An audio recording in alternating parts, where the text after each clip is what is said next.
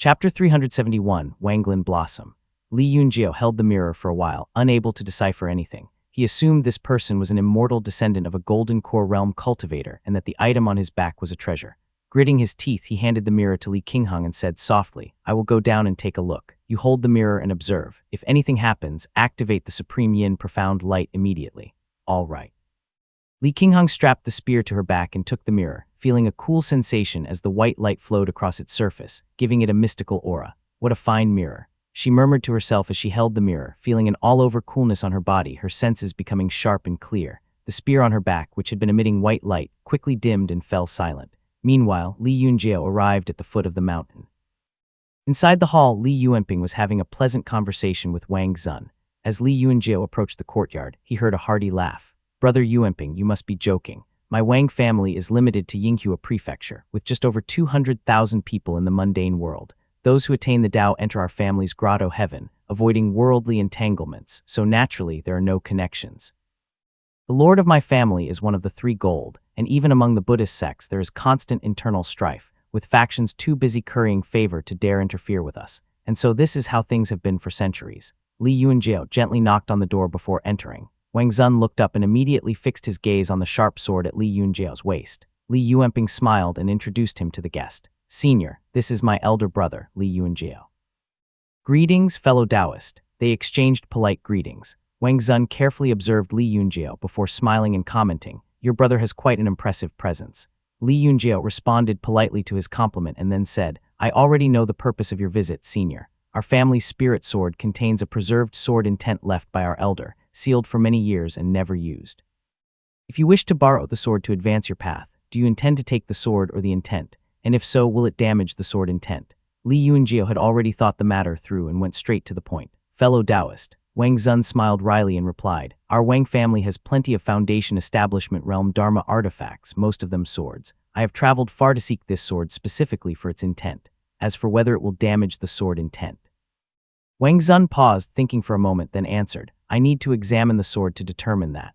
Li Yunjiao nodded slightly, removed the sword from his waist, drew it from its sheath and solemnly presented it. "Please take a look." The young man was overjoyed and carefully took the sword, admiring the green-white blade with the elegantly inscribed characters, Qingch. Wang Zun could not help but praise, 4 qi and 5 kun long, forged from 7 qi of Qingaming copper. Although the materials are average, the craftsmanship is exceptional. The sword has been nurtured by sword intent for years, making it a fine piece. The sword intent within is as clear as water, as white as the moon, and nurtured for 10 years. If this is unleashed, ordinary cultivators would not withstand it. The Li brothers listened attentively. Wang Zun continued, "I only need a sliver of the intent. Based on my understanding of swordsmanship, it would reduce the sword intent strength by at most 20%. He smiled awkwardly and quickly added, "I will not let your family suffer a loss. I can compensate with other items." The brothers exchanged a glance and Li Yunjiao asked, "According to the standards of the Jiangnan Purple Mansion Golden Core Dao, what power would this sword intent retain after the reduction?" Wang Zun pondered for a moment and then replied, "This sword intent is potent. Even if I draw a sliver from it, once the sword is wielded, a Foundation Establishment Realm cultivator at the early stage would surely die. A mid-stage might escape with their life, but even a late stage would suffer greatly if caught off guard." As soon as Wang Zun had finished speaking, he saw the hesitation on the brothers' faces and continued, "Our Taoist tradition mandates minimal worldly ties. We cannot owe favors or intervene for others. However, compensating with spirit items, precious herbs, or pills is acceptable. Fellow Taoist, please use this sword to advance your path." Given Wang Zun's clear explanation and their inability to offend him, Li Yunjiao reluctantly agreed. Wang Zun was overjoyed but remained cautious, saying solemnly, "What compensation would you require? Please do not say anything polite, as it would put me in a difficult position." He stared intently at the two, fearing they would make unreasonable demands after he extracted the sword qi. It was evident that without clear terms he would not proceed. "Allow my brother and I a moment to discuss this," Li Yunjiao replied courteously. "Of course." Wang Zun nodded, examining the sword as the brothers stepped outside the hall to talk. Once outside, Li Yuanping and Li Yunjiao both spoke at the same time. Essence gathering pill, spirit root. Both were momentarily stunned by each other's outbursts and then laughed wryly. Li Yuanping had intended to ask for essence-gathering pills to help his brother and elder sister break through to Foundation Establishment Realm, while Li Yunjiao had considered requesting a spirit root, similar to the snake dragon tree, to alleviate their family's annual financial struggles. Each brother had the family's best interests at heart, one focusing on cultivation, the other on the family's well-being. They shared a knowing smile. Li Yuanping quickly said, "The family can manage. The key is for you and our elder sister to break through. Even though the essence gathering pill only increases the chances of Foundation Establishment Realm breakthrough by 50%, it's still a big help. Besides, since the Wang family is descended from Golden Core Realm cultivators, he might have even more powerful pills." Li Yunjiao thought for a moment and hesitated. "I also feel that everything Wang Zun holds is extraordinary. Although the essence gathering pill is precious, it seems a waste to exchange it for a favor from the Wang family. If he has a spirit root, it would surely be a special one that could sustain our family for centuries to come." Given that Wang Zun promised spirit items and precious herbs, and since the brothers had seen many spirit items but not many treasured panaceas, their best bet was a spirit root. With one such root, they could continuously produce spirit items. After some deliberation, the brothers found themselves in a dilemma. Li Yuanping laughed and said, "Now that we have such an opportunity, it is making us hesitant." Li Yunjiao pondered for a moment and then replied, "Let us ask the senior first. We don't know whether he has something better than the essence gathering pill or maybe no spirit roots on hand. With clear options, we can then compare and decide." Agreed. They then returned to the courtyard and tactfully presented their request to Wang Zun. He nodded in relief as he mumbled thoughtfully, "A spirit root. I do have one which I found by chance in our grotto heaven." He retrieved a red-yellow seed the size of an almond from his storage pouch and said softly, "This is called the Wanglin Blossom. 1,000 years ago, it was the treasured relic of the Wanglin upper sect in Jiangbei. After the spiritual energy waned, it could no longer thrive there, and only a few remain in our grotto heaven. This spirit root blooms every 3 years and withers in 3 days, bearing fruit every 300 years. It is very delicate and requires daily watering with spirit spring water if the spiritual energy is insufficient. Its flowers are a type of spirit item, considered to be of the Foundation Establishment Realm according to the standards of Jiangnan, and can alleviate worries and sustain life." Chapter 372, Generation After Generation I. Whoa. As soon as Wang Zun spoke, the two brothers were stunned, secretly amazed.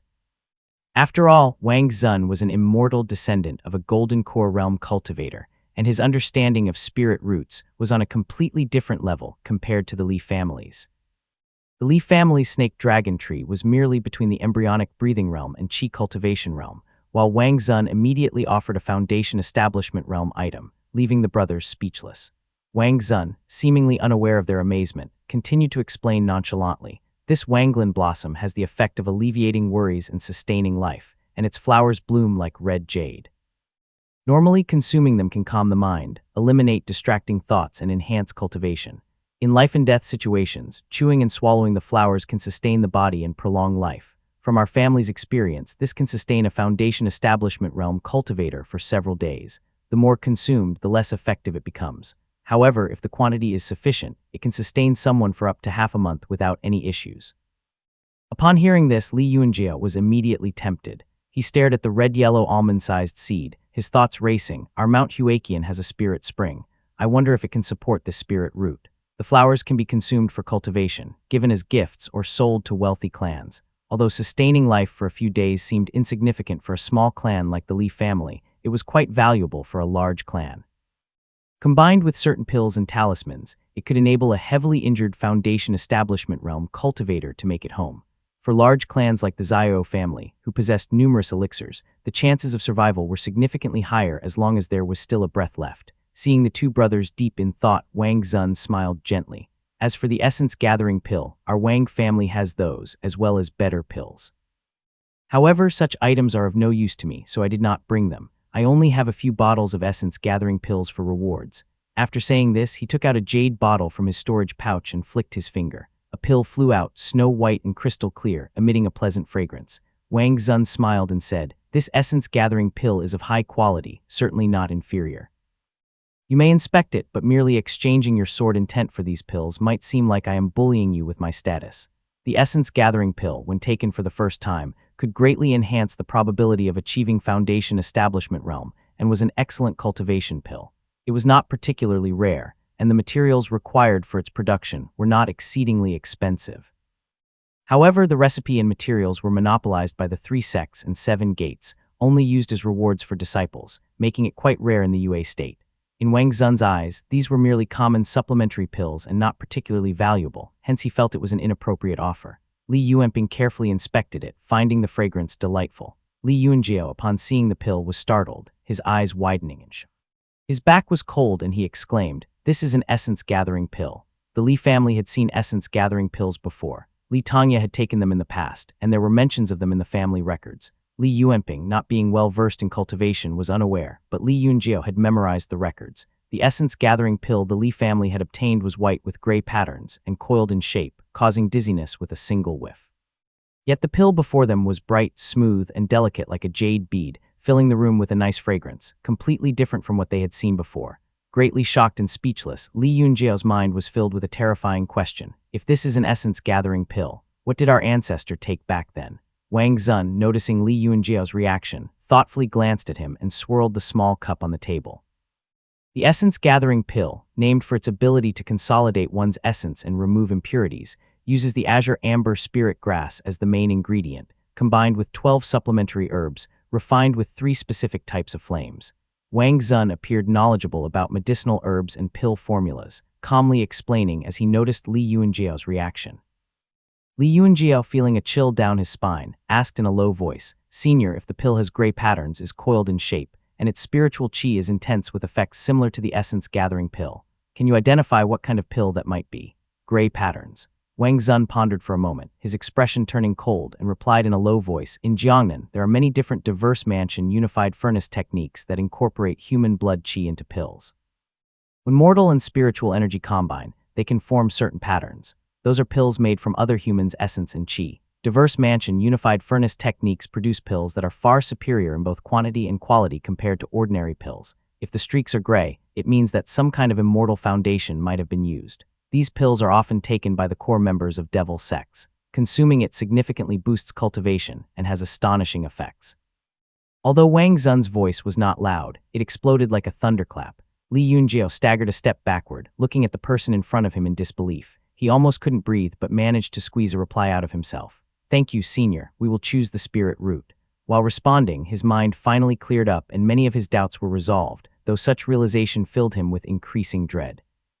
Granduncle once said he thought his talent was mediocre and that achieving foundation establishment realm would be a life-or-death struggle. He hadn't expected it to happen so smoothly. So it was, because of the pills. That's why it was so easy for him to achieve the foundation establishment realm back then. Of course, in order to make my granduncle a bait for Maha, he must succeed in his breakthrough. If he failed and perished, the Maha would simply find another target and the bait would be lost. Wang Zun continued to chat with Li Yuanping while taking out a jade box, placing the spirit root inside and handing it to him. "I will cultivate in this side courtyard for a few days. The family head can stay nearby, so he won't have to worry about me running away with the sword," he reassured softly. Li Yunjiao listened to their polite conversation in a daze and unknowingly walked out of the side courtyard, still in a trance. Wang Zun's words kept echoing in his mind. In Jiangnan, there are many different diverse mansion unified furnace techniques that incorporate human blood qi into pills. When mortal and spiritual energy combine, they can form certain patterns. Those are pills made from other humans' essence and qi. Wang Zun's words were vague, but his eyes and hints were extremely clear. Pills made from humans' essence and qi clearly meant human pills, made from the blood qi and essence qi collected from annual slaughters. He walked in a daze to the main hall, where Li Yuanping, looking worried, called out repeatedly. Li Yunjiao seemed to wake from a dream and hurriedly took off his storage pouch from his waist. With a grave expression, Li Yunjiao gently patted the storage pouch, pouring out several jade bottles that clattered onto the table. He picked up one and poured its contents into his palm. This pill was the most common jade sprout pill, mostly distributed from the Yundan Peak of the Azure Pond sect. The Azure Pond sect's pills were of particularly high quality, favored by rogue cultivators, making them easily recognizable. The jade sprout pill was a pale yellow color, with nothing special visible on the surface. Li Yunjiao scanned it repeatedly with his spiritual sense and finally found faint, curly patterns. The alchemist's skill was exquisite, making these patterns almost imperceptible. They were colorless, blending seamlessly with the pill. Li Yunjiao's eyes reddened, and he quickly poured out all the pills from his storage pouch, searching frantically. Finally, he found the snake essence pill made by Zhao Yuanxi for the Li family last year and hurriedly poured it into his palm. Chapter 373, Generation After Generation, II. This pill was a pale red color, slightly smaller than the previous one, with a smooth and round surface. After flipping it over a dozen times, Li Yunjiao could not find a single pattern on it. I knew it. No wonder the Azure Pond sect collects blood qi and resentment qi every year. Most of them must be used for this. The Azure Pond sect releases thousands of pills annually, sustaining half of the UA state. How many circulate in the market? Li Yunjiao slowly closed his eyes, knowing that even within the Li family, almost everyone had taken these pills. Only a few from the generation of Zion Yue, who had just started cultivating, had not yet taken any. Seeing his brother's inexplicable expression, Li Yuanping grew extremely anxious. Li Yunjiao spoke in a low, deep voice, "Brother Ping, all the pills released by the Azure Pond sect are made using mortal blood qi. Their high-level techniques remove the resentment qi, leaving only the blood qi and essence qi, making it just another ingredient, letting it go unnoticed by people. That pill granduncle took back then was not an essence-gathering pill. The Kai family knew Lord Qijing would never take that pill but would leave it for our family. They used another's immortal foundation to specially refine it. It might have been the boundless ocean." After explaining his deductions in detail, Li Yuanping stood still, staring at his brother, speechless for several moments. He slowly sat down, his face bewildered, muttering, "We have all consumed them. Every cultivator in UA state takes these pills. The Azure Pond sect has existed for 500 years. Rogue cultivators, sect cultivators, clan cultivators, whether they know it or not, have been consuming these pills for generations. I have taken them, my father took them, my grandfather took them, and so did our ancestors. You and I, we have been eating humans, and we are also descendants of those who eat humans." After finally processing this shocking news, he trembled and asked, "In your opinion, do any other clans know?" "I have no idea." Li Yunjiao shook his head slowly, his expression complex, and said, "It is hard to say about the Yuan family, but Zhao Yuanxi is a righteous gentleman and must be unaware of this.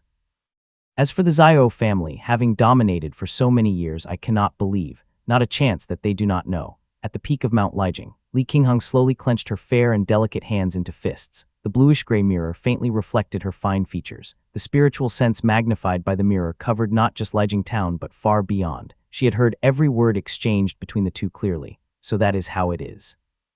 She recalled the few pills she had consumed, wondering how many men, women, children, and elders had contributed their blood qi to those pills. A wave of nausea swept over her. Beside her, Lu Jiangxian was stunned, his heart sinking. The Azure Pond sect. What kind of trickery is this? This means that the entire UA state and even all of Jiangnan have been consuming these pills. For a moment, he was at a loss for words. After all, Lu Jiangxian came from a society that was governed by strict laws. Internally, he drew a line for the Li family. No slaughter, no blood sacrifice. I cannot bear to see that. If the Li family gets involved in this, I might as well use the profound light to destroy them. But now, what should I do? Lu Jiangxian's already limited knowledge was concentrated in the realm of shamanic spells and talismans. When it came to alchemy, his understanding remained at the level of those few alchemical books he had studied. Naturally, he could not identify the issues with these pills. Furthermore, back when Li Tangya took the pills, Lu Jiangxian was just a novice. If Wang Zun had not pointed it out, he would have had no awareness of the problem contained within. Forget it. If they have unknowingly eaten these human meat buns, can it really be considered a crime? He sighed as he focused intently on the mirror, its profound light radiating and clearing the minds of the people below him, waking them from their state of growing inner demons. Seeing the gradually awakening group, Lu Jiangxian felt troubled again. If the Li family knowingly continued to consume these blood qi pills in the future, what then? Logically, past actions cannot be judged, and addressing it now would be too conspicuous. Moreover, these pills, refined from pure blood qi, would not trigger the talisman seed's warnings. It is impossible to monitor the Li family constantly. Lu Jiangxian sighed deeply, shrinking within the mirror's world. He murmured quietly, "The world is filthy. It is impossible to climb up cleanly. Let's take it one step at a time. Now that the Li family has their own alchemist, they have room to maneuver. Let's see how they handle this." The members of the Li family were deeply shaken by the news that had just been revealed to them. Meanwhile, in the side courtyard, Wang Zun gently held the long sword in front of him, hesitating for a moment as he appeared lost in thought. This Li family still adheres to the righteous path, a rarity under the rule of these Jiangnan powers, but I wonder how long they can endure in such a corrupt world. The young man's eyebrows slightly furrowed, showing a hint of compassion. Even his own Wang family could only avoid the world. What more could a mere foundation establishment realm family achieve? The currents of the world were like a torrent, and even his family's true monarch could only protect the clan, let alone consider anything beyond that. The heaven Tao is flawed, and we are powerless. If it were not for my family's teachings of seclusion, we would have been destroyed in that great calamity. Wang Zun brought his two fingers together and gently stroked the green-white sword. The clear, bright sword aura reflected in his eyes, filled with innocence, kindness along with deep pain and guilt. Although he came from a prestigious family, he had traveled the world, but he was unfamiliar with southern customs. Knowing that the Li family dared not offend him, he could have easily given a few pills to appease them and avoid further entanglements. However, as he traveled, he saw only joy and strict laws under the Li family's governance, making him find them endearing. He felt compelled to offer something better, hence he had taken out the spirit root and given it to the Li family willingly. Jiangnan is indeed as described in the books, with various factions pulling strings and everyone being powerless. Only the Yue cultivating sect seems somewhat righteous. With this thought, Wang Zun could not help but feel a sense of doubt and pondered. That true monarch is not a benevolent person, yet the Yue cultivating sect has adhered to the rules set by the immortal lord for so many years without overstepping their boundaries, which is truly puzzling. He mulled over it but could not figure it out. Naturally gifted with an innate connection to the way of the sword, he was not adept at pondering these schemes and conspiracies. He shifted his thoughts and felt the grief and indignation within the spirit of the Qingch sword. That Li family sword immortal has indeed suffered an unjust death. Wang Zun let out a bitter laugh. Having traveled in the north, he found it to be dead and stagnant under the Buddhism rule, with everything remaining the same year after year. The Maha forever remained Maha, and the lowly commoners forever remained lowly commoners, filled with despair. Jiangnan, on the other hand, was constantly chaotic, filled with betrayal and slaughter. Today, someone might break through the Qi cultivation realm and forge an artifact to annex another clan, and tomorrow that person might be killed, resulting in the annihilation of their clan. It was not any better. Placing the Qingch sword on his knee, Wang Zun formed a seal and performed a spell, extracting strands of white sword intent. He sighed as he muttered quietly to himself, "If I had to choose, I would rather be born in Jiangnan. At least there is a path to take." Chapter 374, Eradicating the Pest I. 3 days passed in the blink of an eye. Wang Zun handed the Qingch sword back to the Li family, saying simply, "It is better than I expected. I only took 1/10 of the sword intent. Thank you all." Then he flew away as if escaping, not daring to say another word. The two brothers looked at each other, realizing that this person truly did not want to get involved in worldly affairs and had only spoken more because he had a request. One brother held the sword, and the other carried the jade box. They returned to the small courtyard on the mountain in the rain where the rest of the Li family was already waiting. Raindrops pattered down, and the courtyard was silent. On the smooth and simple table were several jade bottles, large and small, green and white, emanating spiritual qi. On the other end, there were 5 or 6 lonely jade bottles. Roughly, this is the situation. Li Yunjiao explained the series of events in a low voice. Currently, about 70% of the pills in the market come from the Azure Pan sect, while only 20 to 30% come from the Zhao and Yuan families. Now, consider carefully how we should handle this. All the direct descendants of the Li family were present. Li Qinghong stood silently to the side, holding her spear, while Li Yuanping bowed his head in thought. The younger generation, seated on the lower end, had varied expressions. Seeing that Li Yuanping and Li Qinghong remained silent, Li Yunjiao turned his gaze to the eldest, Li Zicheng, indicating for him to speak. Li Zicheng, who had been lost in thought, quickly straightened up. After thinking for a moment, he said slowly, "In my opinion, these pills, though precious, are made from human lives. Our family has always upheld strict family traditions and prioritized nurturing the people. It is best to abandon these pills." Li Zicheng, who had gained experience managing affairs in Mount Yue, could articulate better now. He clearly suggested that the pills should no longer be used. Li Yunjiao nodded and looked at Li Zijian. Dressed in a white robe with silver edges, Li Zijian appeared more handsome. He said respectfully, "In my opinion, since our family will no longer use these pills, we should sell them in the market at slightly lower prices to convert them into spirit stones, quickly replenishing our family's resources while creating some buzz. Then, we should establish connections with the Zhao and Yuan families to ensure future pill supplies come exclusively from them, avoiding the market." Excellent. Li Zijian, within a few dozen seconds, had provided a complete strategy that made Li Yunjiao's eyes light up in both joy and pride. Finally, Li Ziming spoke softly, "I have not yet broken through to the Jade Capital stage and cannot focus solely on refining pills. We'll have to rely on the Zhao and Yuan families for several years. Eighth Brother's strategy is thorough, but I have one concern about these pills." Li Ziming paused for a moment, then continued, "Pills made from blood qi, as rumored, are created using diverse mansion unified furnace techniques that produce a higher quantity and quality of pills. Are there no side effects or hidden dangers? Perhaps the harm is far greater than people know." His words made the 3 elders raise their eyebrows. Having read alchemy books, Li Ziming understood the risks better than the others. He continued, "My point is, even if we disregard the connection to human lives, we should not consume these pills. Who knows what risks they carry? The pills from the clans might not be as sought after as those from the Azure Pan sect, but they are easier to acquire, so why not?" Indeed. The 3 elders exchanged glances, and Li Yuanping smiled as he said, "You may all leave now." After the younger generation had left and the courtyard gate closed with an isolating formation, Li Yuanping remarked, "The younger ones have truly grown." Li Yuanjiao nodded slightly and said, "Zicheng, although lacking substance, has become less unsophisticated and is willing to learn and improve, which is good. But Zijin is a practical one." Li Zijin's complete strategy delighted the three elders. Li Qinghong, holding the Duruo spear, appeared more relaxed and said gently, "Ziming is thoughtful, Zijin is strategic. It is thanks to your teaching, Brother Ping." Li Yuanjiao began to put away the pills on the table, contemplating on how to acquire the right connections with the Xiao family without indebting them. He thought of seeking help from Xiao Yuanci and said with a smile, "Our family has taught through personal examples and historical lessons for 3 generations while maintaining strict traditions, which is why we have such outstanding descendants." With the profound light of the mirror enhancing their spirits and the encouragement from the younger generation, the 3 elders felt much relieved.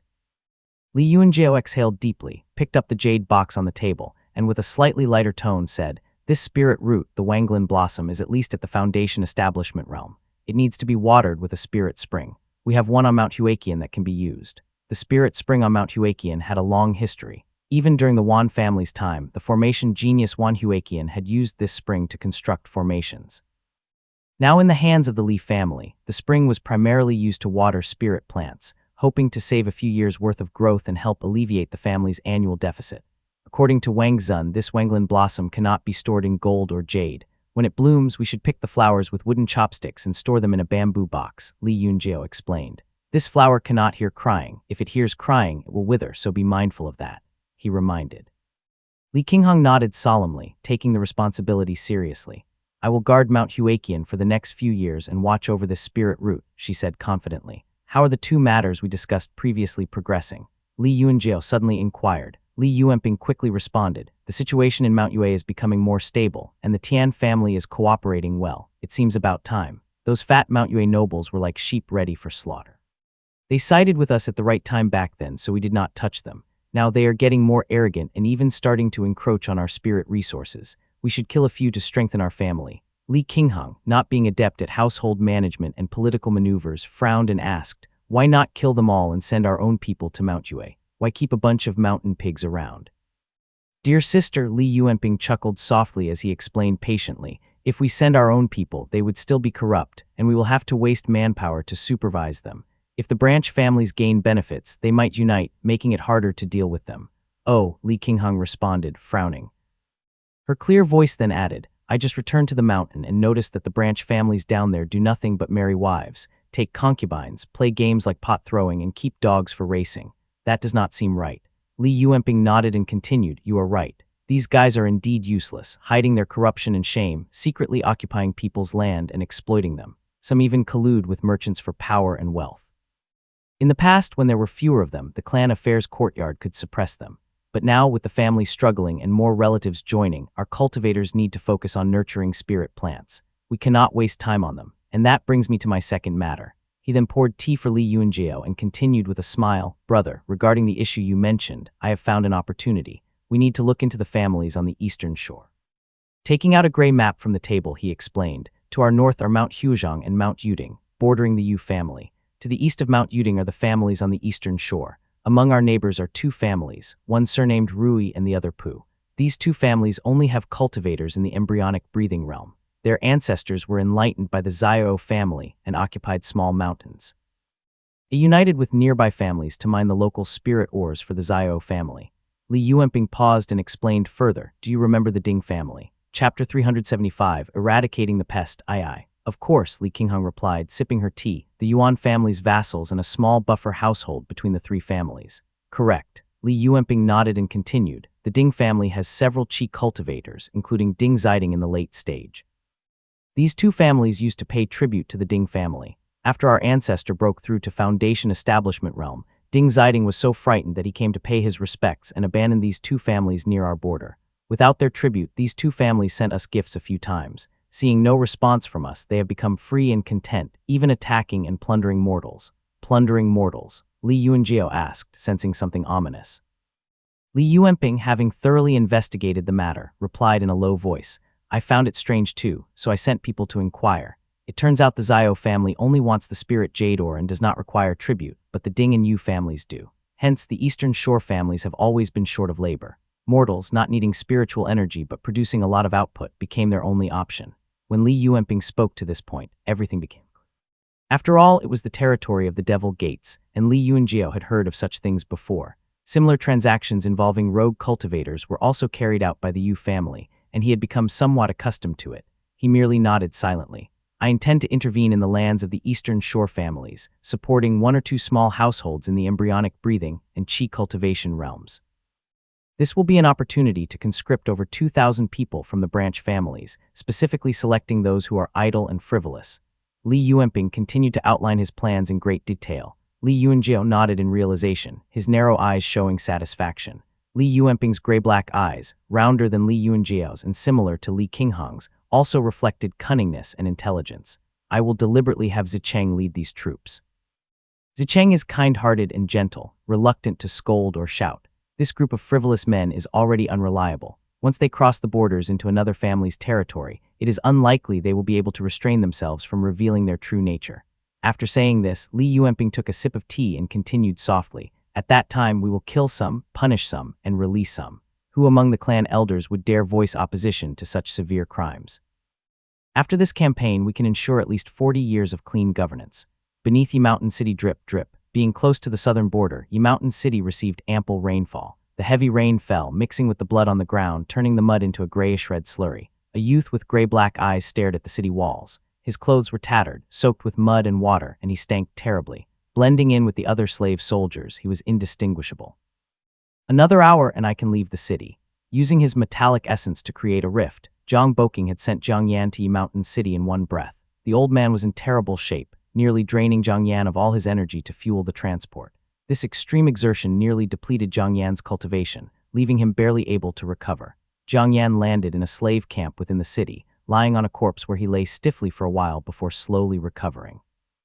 He looked up to see a vast white formation covering the sky, recognizing it as the first city of Jiangnan. Despite his endless confusion, there was no time to ponder. Barefoot and disoriented, he sat in the camp, his heart full of confusion. He deceived my father, killed my mother, all to refine the 2 shamanic talismans in my body. Why does it end like this? With Zhang Boking dead, Zhang Yan felt both sorrow and bewilderment, not daring to think too much. He only knew that if he stayed here, he would be discovered sooner or later. The great formation in Yimountain City was established by an immortal sect and was impossible to break through by force. Zhang Yan had to disguise himself as a slave soldier, waiting in the camp for half a month before encountering a demon beast raid. How laughable. Zhang Yan's gaze swept over the emaciated commoners, immediately discerning the Devil Gate's intention. Coldly he thought to himself, this is not defense, it's merely feeding the beasts. Clang. The tunnel entrance barely opened, revealing an array formation above him. The mind-bewildering formation activated, driving the commoners to madness as they rushed out. Ah! Zhang Yan mingled with the crowd, only to face the gaping maw of a wolf demon. Its sharp white teeth glinted menacingly as the crazed commoners hurled themselves at it, resulting in a spray of blood and flying debris. He took a detour, unable to fly now, and had no choice but to sprint. Unexpectedly, the demon seemed to find him interesting, turning to chase after him. Damn it. Though injured, Zhang Yan was not someone a mere low-level demon could bully. With a simple slap, he had sent the wolf demon staggering. He then flew low to the ground, escaping southward in a sorry state. Atop Yimountain City, Liu Changdi had already gone down to maintain the grand formation. Li Xuanfeng stood with his bow while Fei Yi stood silently beside him, watching the approaching beast horde. The other cultivators either held bows or spears, concentrating and imbuing their weapons with mana which caused them to glow mystically. These cultivators, lacking any family heritage, either trained in swordsmanship or spear techniques, only developing sword or spear aura to attach to their weapons. Longer reach meant greater strength, so naturally they chose spears to increase their chances of survival. At most, they only managed to cultivate sword or spear chi. The latter had a wider range than sword chi, providing them with better chances of survival. Thus, except for a few disciples from prominent clans, most wielded spears.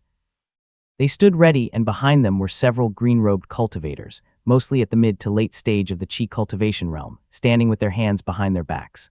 All of them were disciples of Azure Pond's sect, overseeing the formation. Screech. A distant eagle cried, but it did not dare to approach. On the ground lay several corpses being devoured, likely the result of Li Xuanfeng's archery which had killed several creatures, deterring the rest from advancing. After a while, a dozen or so demon beasts gathered together, and finally mustered the courage to charge toward the city walls in a swarm. They are coming. Li Xuanfeng drew his bow, and the other cultivators quickly adjusted their formation to protect him at the center. They wielded spears and cast spells to fend off the attacking beasts. Black demonic arts clashed with the cultivators' spells, creating a cacophony of explosions. Whoosh, whoosh, whoosh. In just a few breaths, golden beams shot out from Li Xuanfeng's bow, each one seemingly sentient, seeking out the beasts' eyes, noses, and mouths with terrifying accuracy. Blood splattered everywhere and fur flew everywhere, prompting the disciples of the Azurpan sect to nod approvingly. One of them whispered to the person beside him, "Senior brother. Without this man, these cultivators would not have lasted this long." The person in front, who seemed to hold a high position, remained silent, his expression grave as he slowly furrowed his brow. "Is that a slave soldier?" His gaze was fixed on the battlefield below, where amidst the bloody chaos, a slave soldier had slapped a wolf demon away and was fleeing at an incredible speed. Surrounding demons quickly converged on him, making him highly conspicuous. Realizing he had been exposed, the slave soldier decided to fly, shooting like a meteor toward a distant forest. The leading Azurpan sect disciple sneered, forming a golden beam of light in his hand, ready to release it. However, the disciple who had spoken earlier chuckled, "Senior brother, why use a sledgehammer to crack a nut?" He waved his sleeve and turned to the person below, smiling brightly as he said, "That Li family archer, shoot that thing down." Chapter 376, Eradicating the Pest, I. The green-robed cultivator, with a shifty and sleazy appearance, boldly stepped forward. At his words, several Azurpan sect disciples turned their gazes toward Li Xuanfeng, who frowned slightly but had no choice but to knock an arrow and draw his bow. These cultivators were mostly disciples of Yunwu Peak, known for their condescending behavior toward Li Xuanfeng's group. Fei Yi and the other cultivators, always submissive, looked nervously at Li Xuanfeng. Thwang. Li Xuanfeng remained silent, raising his golden longbow. With a deep breath, he drew the bowstring, gathering dazzling golden light that formed a radiant white arrow. His eyes mirrored the tattered figure in the distance, the longbow in his hand exuding lethal sharpness. The slave soldier, sensing imminent danger, paused midair and turned to look back. Cultivators possess extraordinary eyesight. Their gazes locked across 100 kai, and Li Xuanfeng saw a pair of eyes brimming with resentment. A wave of familiarity washed over him as his heart stirred, and his grip on the bowstring slackened. The arrow radiated light, streaking across the sky like a meteor, and in an instant it pierced through the slave soldier's back. The slave soldier fell, twisting and turning like a bird with broken wings.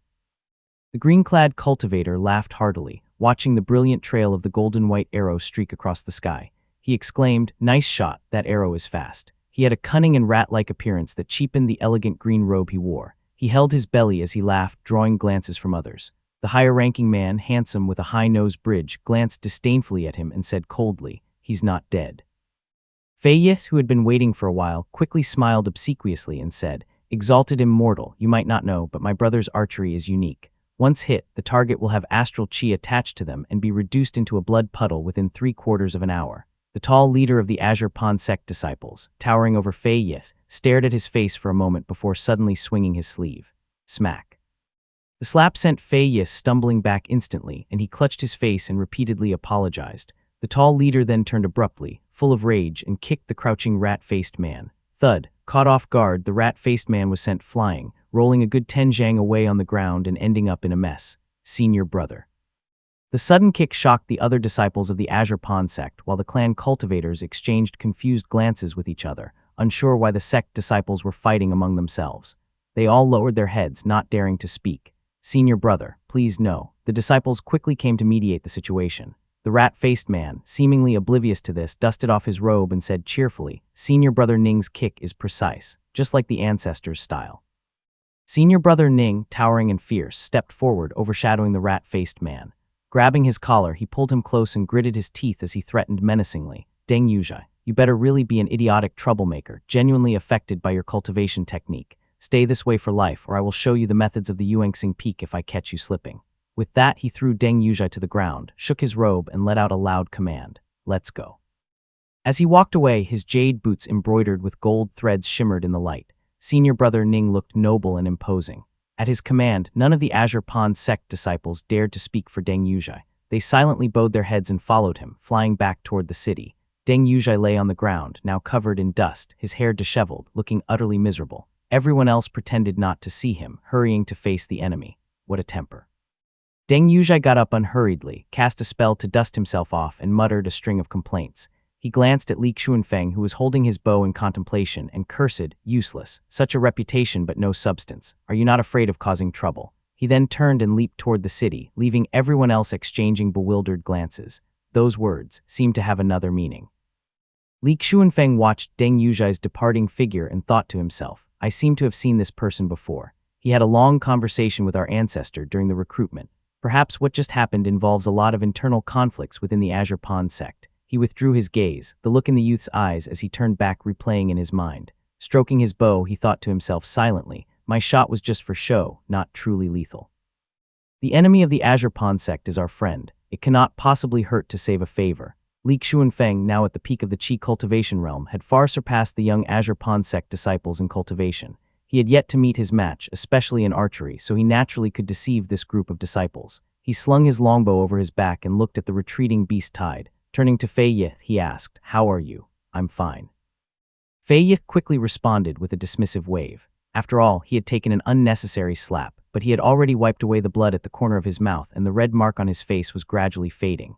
He replied gently, For someone in our position, taking a slap is nothing. No harm done. Eastern Mount Yue. The grand hall of Mulu town was resplendent with gold and jade. The dim lights flickered on the walls, casting dark shadows that leaped like demons and monsters. Tian Zhongqing carefully put away the wooden slips in his hand. A servant rushed in and respectfully reported, Master, the lords have once again submitted a petition to support Li Jimin's ascension. They say the agreed date is approaching and it cannot be delayed further. Bring it here. Tian Zhongqing sighed, took the petition from the servant, and began marking it with his brush. Tian Zhongqing was temporarily in charge of matters in the eastern Mount Yue. The dark red color used for official documents was a recent change, as they were marked with vermilion previously. Since the main Li family used vermilion for their official documents, the clan affairs courtyard used a slightly darker shade to signify their subordinate status. Shamali, hearing this, had his annotations changed to an even darker red, a tradition that continued to this day. Tell them to revise these inappropriate phrases and resubmit in a few days. Finding an excuse to dismiss them, Tian Zhongqing felt a chill run down his spine. It is not me holding you back. It is the will of the main family. How can we let Li Jimin ascend without eliminating a batch of wastrels first? He sighed inwardly, gazing at the grand hall. The opulent decorations gleamed gold, tempting his senses. He had been acting as the temporary ruler for over half a year and was almost becoming fond of this high position. The flickering lights in the inner hall bathed the jade and gold artifacts in a soft and comforting glow. This grand hall was once the palace of Mu Jiaomen, so it was magnificently built.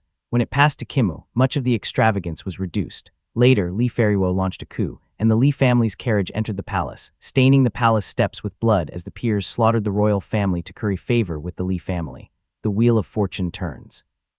Soon the blood of these wastrels will be spilled. Dazed by the sight of the golden red, Tian Zhongqing was jolted awake, shaking off those thoughts hurriedly. Suddenly he heard a clang from outside the hall as a burly man entered. The man, 8 kai tall with thick eyebrows and a robust build, held a giant mace in his hand. He looked like a bandit ready to crush Tian Zhongqing with his weapon. Chapter 377, Eradicating the Pest, IV. Tian Zhongqing quickly jumped down from his seat and hurried to greet him with a smile. Brother Wen, what brings you here? Is the family head here too? Uncle Tian, you have misunderstood. Despite his fierce appearance, Li Wen had a gentle disposition and replied in a low voice, the Jade Court guards have already been deployed throughout the city. The family head said it is time to close the net, so he sent me to oversee things. Good, good, good. Tian Zhongqing laughed obsequiously and asked, Brother Wen, does the family head have any other instructions? Li Wen nodded and replied, the family head has agreed. If this matter is resolved, the Tian family's descendants can return to the 12 towns. That's great, Tian Zhongqing responded, clearly overjoyed. Ever since the Tian family was sent to eastern Mount Yue to control the situation, they had been increasingly looked down upon by the people of the East, who saw them as allies of Mount Yue. This disdain was particularly hard to bear in a society that revered the East. In the eastern Mount Yue, the Tian family had a high status, but in Lijiang Town, they were treated as inferiors. Despite having 2 Qi cultivators, they lacked the backing of the main family and were often looked down upon in secret. His eldest son had once gone to Lijiang Town, and not knowing the local drinking games, was mocked and came back depressed for 3 months, causing Tian Zhongqing to sigh deeply. Moreover, being far from the main family in the eastern Mount Yue, and being the most powerful among the external families, Tian Zhongqing felt like he was walking on a tightrope every day, constantly on edge. Now, with Li Yuanping's promise, he was overjoyed. All the frustrations of offending Li Jimin and the lords by acting as Li's enforcer dissipated. He thought coldly to himself, I was worried about how to establish myself in eastern Mount Yue, but now, let's kill, let heads roll. I'll just wipe my hands clean and leave. Who cares about a few local tyrants? He immediately gave the order, and the soldiers in the palace began to move. The clanging of weapons resounded, and the palace gates swung open. Carriages and horses drove out right away, riding on the newly built roads. Rumble. The noise echoed like thunder between the streets, waking the residents of Mount Yue from their sleep, leaving them bewildered and unsure of what was happening. In another corner of Mulu town, there was a lively banquet with songs and laughter. Li Jimin sat at the head of the table with a sour expression, watching the lords sing loudly, feeling frustrated. Barbarians, what rubbish is this? There was no drinking game, pitchpot, or poetry competition. All the tricks Li Jimin had learned were useless here. They just sang songs and gulped down wine, making him very uncomfortable. As he was lost in his thoughts, a drunken lord staggered up to him, grinning and slurring, "Great king, do you not think Li Yuanping always looks so pale as if he is at death's door? Does that not suggest a change might be coming?" Li Jimin's expression changed abruptly. He was familiar with the Main family and often took pride in it. He was also deeply grateful to Li Yuanping for sparing him and held him in the highest respect. How could he possibly tolerate such talk? Moreover, he vividly remembered how the Tian family had exploited him. Fear and anger surged within him all of a sudden. HMPH. Li Jimin threw his cup at the man's face, smashing it and causing him to fall with a thud, blood streaming down his face. Li Jimin cursed, "You scoundrel." The hall fell silent. Li Jimin quickly stood up, as if explaining to someone, and shouted, "That is the majesty of a tiger feigning illness, an eagle seeming to sleep. How could lowly people like you understand?" As soon as he had finished speaking, everyone fell to their knees. Even the music stopped, and the hall became so silent one could almost hear a pin drop. Li Jimin strained his ears and felt a chill run down his spine instantly. Why do I hear the sound of weapons clashing? As he spoke, the people below looked at each other in confusion. Suddenly, a scream pierced through the air. Bang! A group of soldiers in white armor burst through the door, wielding weapons with stern expressions. They filed in, ignoring the lord's protests. Some even jumped up, shouting, "Who are you? Do you know where you are? How dare you act so brazenly here?" However, the white-armored soldiers ignored the demands of the lords and simply continued barging through the crowd. Those with cultivation tried to resist but were quickly subdued by the leader. Watching his allies being taken away, Li Jimin stood in shock, unable to believe what was happening. "Jade Court guards," he murmured in disbelief. The hall was filled with the sounds of subdued grunts and pleas for mercy. Before Li Jimin could ask further questions, the captives were already being marched out. He stood there, dumbfounded, suddenly left all alone. The leader of the Jade Court guards showed a bit of courtesy, lightly cupping his fist in salute. "Apologies, young master. This is..." Li Jimin stammered, feeling as if he had been stripped of everything he owned in broad daylight, taking several moments to find his words. The leader of the Jade Court guards respectfully cupped his fist again, his eyes bright as he gestured for his men to withdraw, leaving only 2 behind.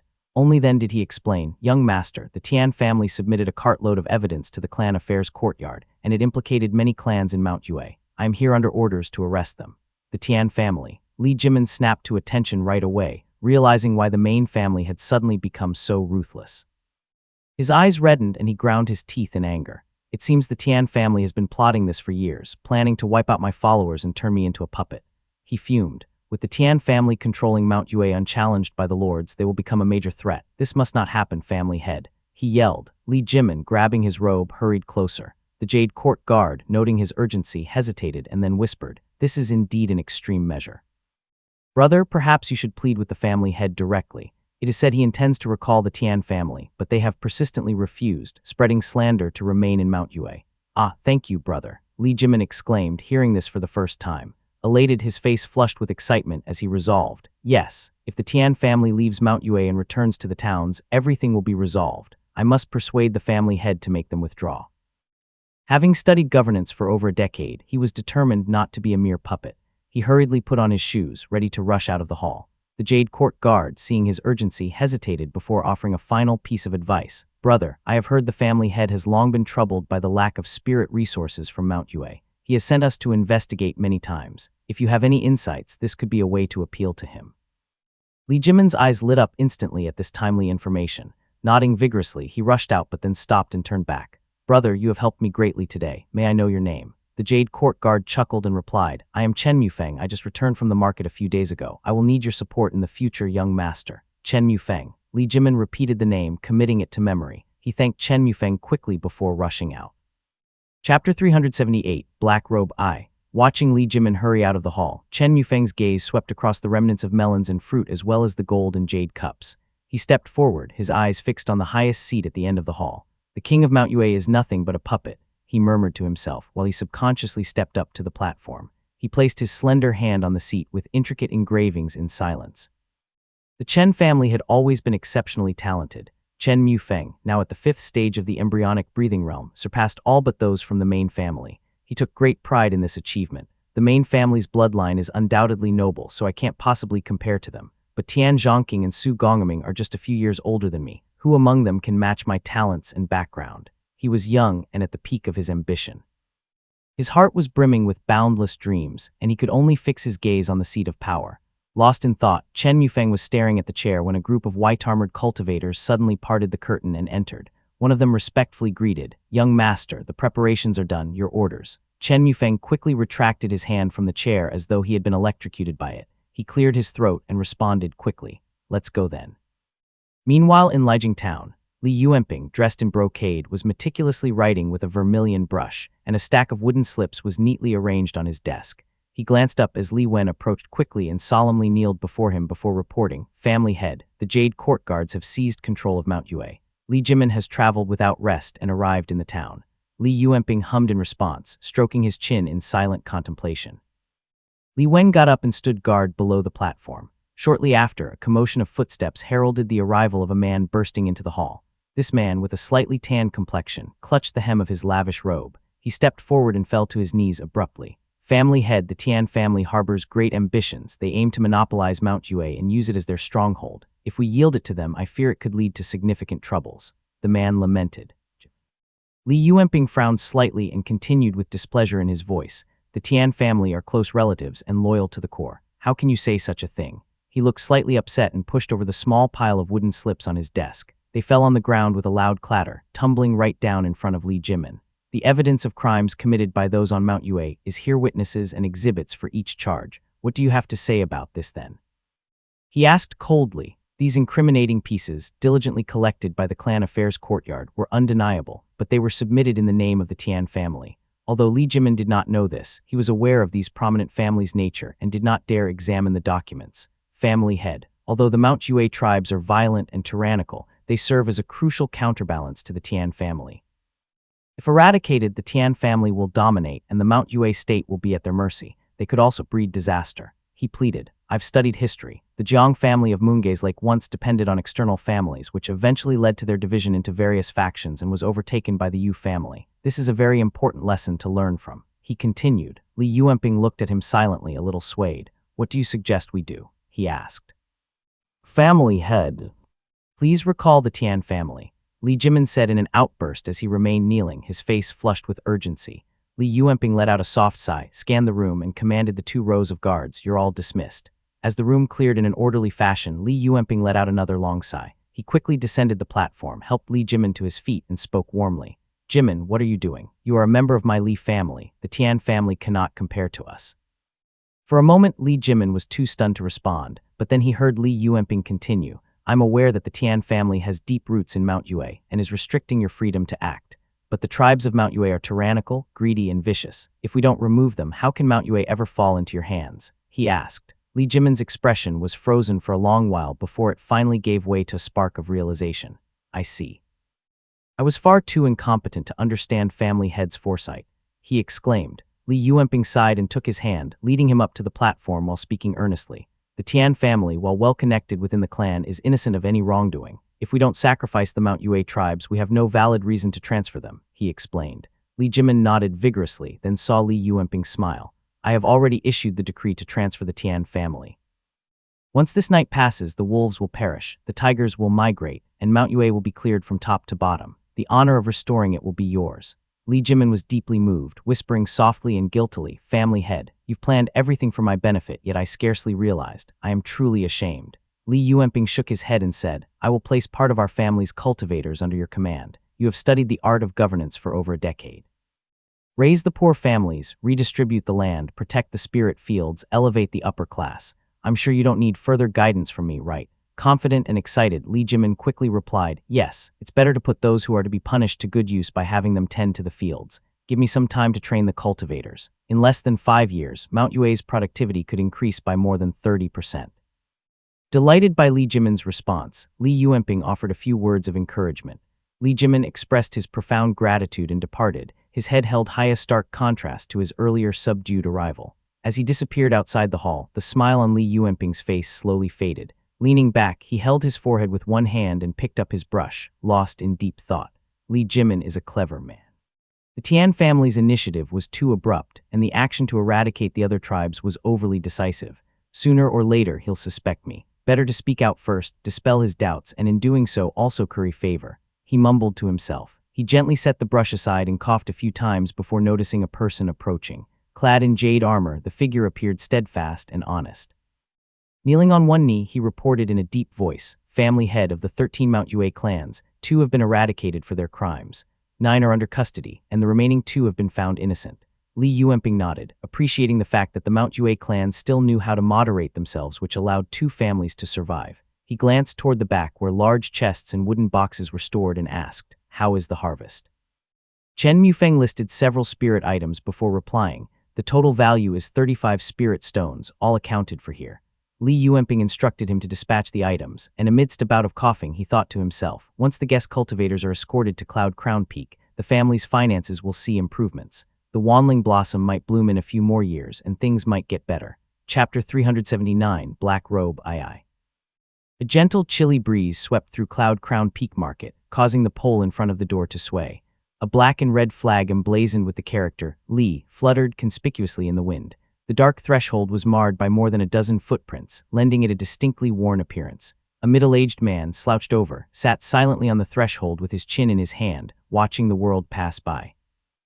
Cultivator clad in gray paused briefly before him and asked, "Brother Yun, do you still have any pills in stock?" A few days ago, the Li family store had released over a dozen bottles of high-quality pills at a reasonable price, attracting a large crowd and selling out in less than a day. As a result, passing cultivators frequently inquired about them. Li Yunian looked up and drawled, "Already sold out long ago."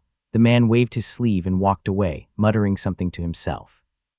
Li Yunian knew this person well, a regular embryonic breathing realm cultivator at the market. Since he was not highly skilled, he could not afford to provoke the Li family. Despite being immortal, Li Yunian still belonged to the main family's lineage, which usually earned him some respect. As a result, he was bold enough to show his bad mood in the cultivator's presence openly. After the cultivator left, Li Yunian continued to sit on the threshold with a somber expression. Now in his 30s and showing his age, he now appeared even older since the death of his father, Li Xuanling, a direct descendant, yet relegated to such menial tasks. He muttered bitterly. Li Yunian once held a great appreciation for the clan rules that governed his fellow clan members. Now that these rules were directly applied to him, he no longer felt the same way about them. He sat silently, staring at the passers-by, feeling utterly at a loss. After a while, a black-robed cultivator stopped in front of him, causing the wind chimes at the door to tinkle softly. Recognizing the signs of a Qi cultivator, Li Yunian quickly straightened up and respectfully invited the man, "Senior, please come inside." The cultivator grunted hoarsely. His bamboo hat obscured his face and his voice was deep and Li Yunian could not help but look up, but at the cultivator's dismissive snort, he quickly lowered his head again and followed him inside. From a corner, Li Keqiang hastily looked up and greeted the visitor with a respectful smile. "Senior seems unfamiliar. May I ask what brings you here today?" When Li Yunian heard the tone in Li Keqiang's voice, he could tell that the man was likely at the late stage of the Qi cultivation realm, perhaps even at the peak. Li Yunian stepped backward discreetly. The black-robed cultivator nodded slowly, his gaze fixed on Yunian for a moment before surveying the room, appraising the merchandise. He was dressed in an unusual attire, his face obscured by a black veil. "Take a look at this." With a flick of his fingers, he sent a dark jade pearl flying toward Li Keqiang, who caught it and inspected it closely. The pearl was about the size of a fist. As Li Keqiang held it, a slight tingling sensation passed through his hand. The object was rather heavy and opaque, revealing nothing of its contents. Li Keqiang scrutinized the pearl for a bit but could discern no details. He extended his spiritual sense, probing the object briefly, then expressed his confusion. "Senior, this is my first time seeing such a rare pearl. Our store doesn't usually accept spirit items though, and I hope you will forgive my ignorance." "But is this a spirit item of the Qi cultivation realm?" "Ha ha ha." The black-robed cultivator laughed harshly, smacking his sword on the counter with a resonant clang that startled both Li Keqiang and Li Yunian. His voice raspy, he chided, "To run a family store with such a lack of knowledge about spirit items. Is this the standard of the Lijing's Li family? Ridiculous." Kiyang's expression darkened, anger flaring within him. Looks like this guy is here to make trouble. Despite knowing that the man came with ill intentions, he restrained himself and replied calmly, "Please give me a moment, Senior. I'll consult the owner. He's very knowledgeable and will surely be able to identify this item." With a respectful gesture, he handed the pearl back to the man. The black-robed figure calmly put away the item before dismissing Li Kiyang with a wave, arrogantly saying, "Get out of my sight." Biting back his frustration, Kiyang departed. The black-robed cultivator continued to eye the various leather and spirit items displayed around the shop, his murmurs filling the air. Li Yunyan cowered in a dark corner and watched silently, too fearful to speak. Shortly after, Li Xuanxuan quickly descended from upstairs with a smile and said, "Forgive me for the lack of welcome. I am Li Xuanxuan, the owner of this modest establishment." The cultivator glanced at him and placed the mysterious pearl on the counter, asking curtly, "Do you know what this is?" Li Xuanxuan hurriedly took the jade pearl and carefully studied it. A sense of familiarity washed over him as if the memory was sparking within him.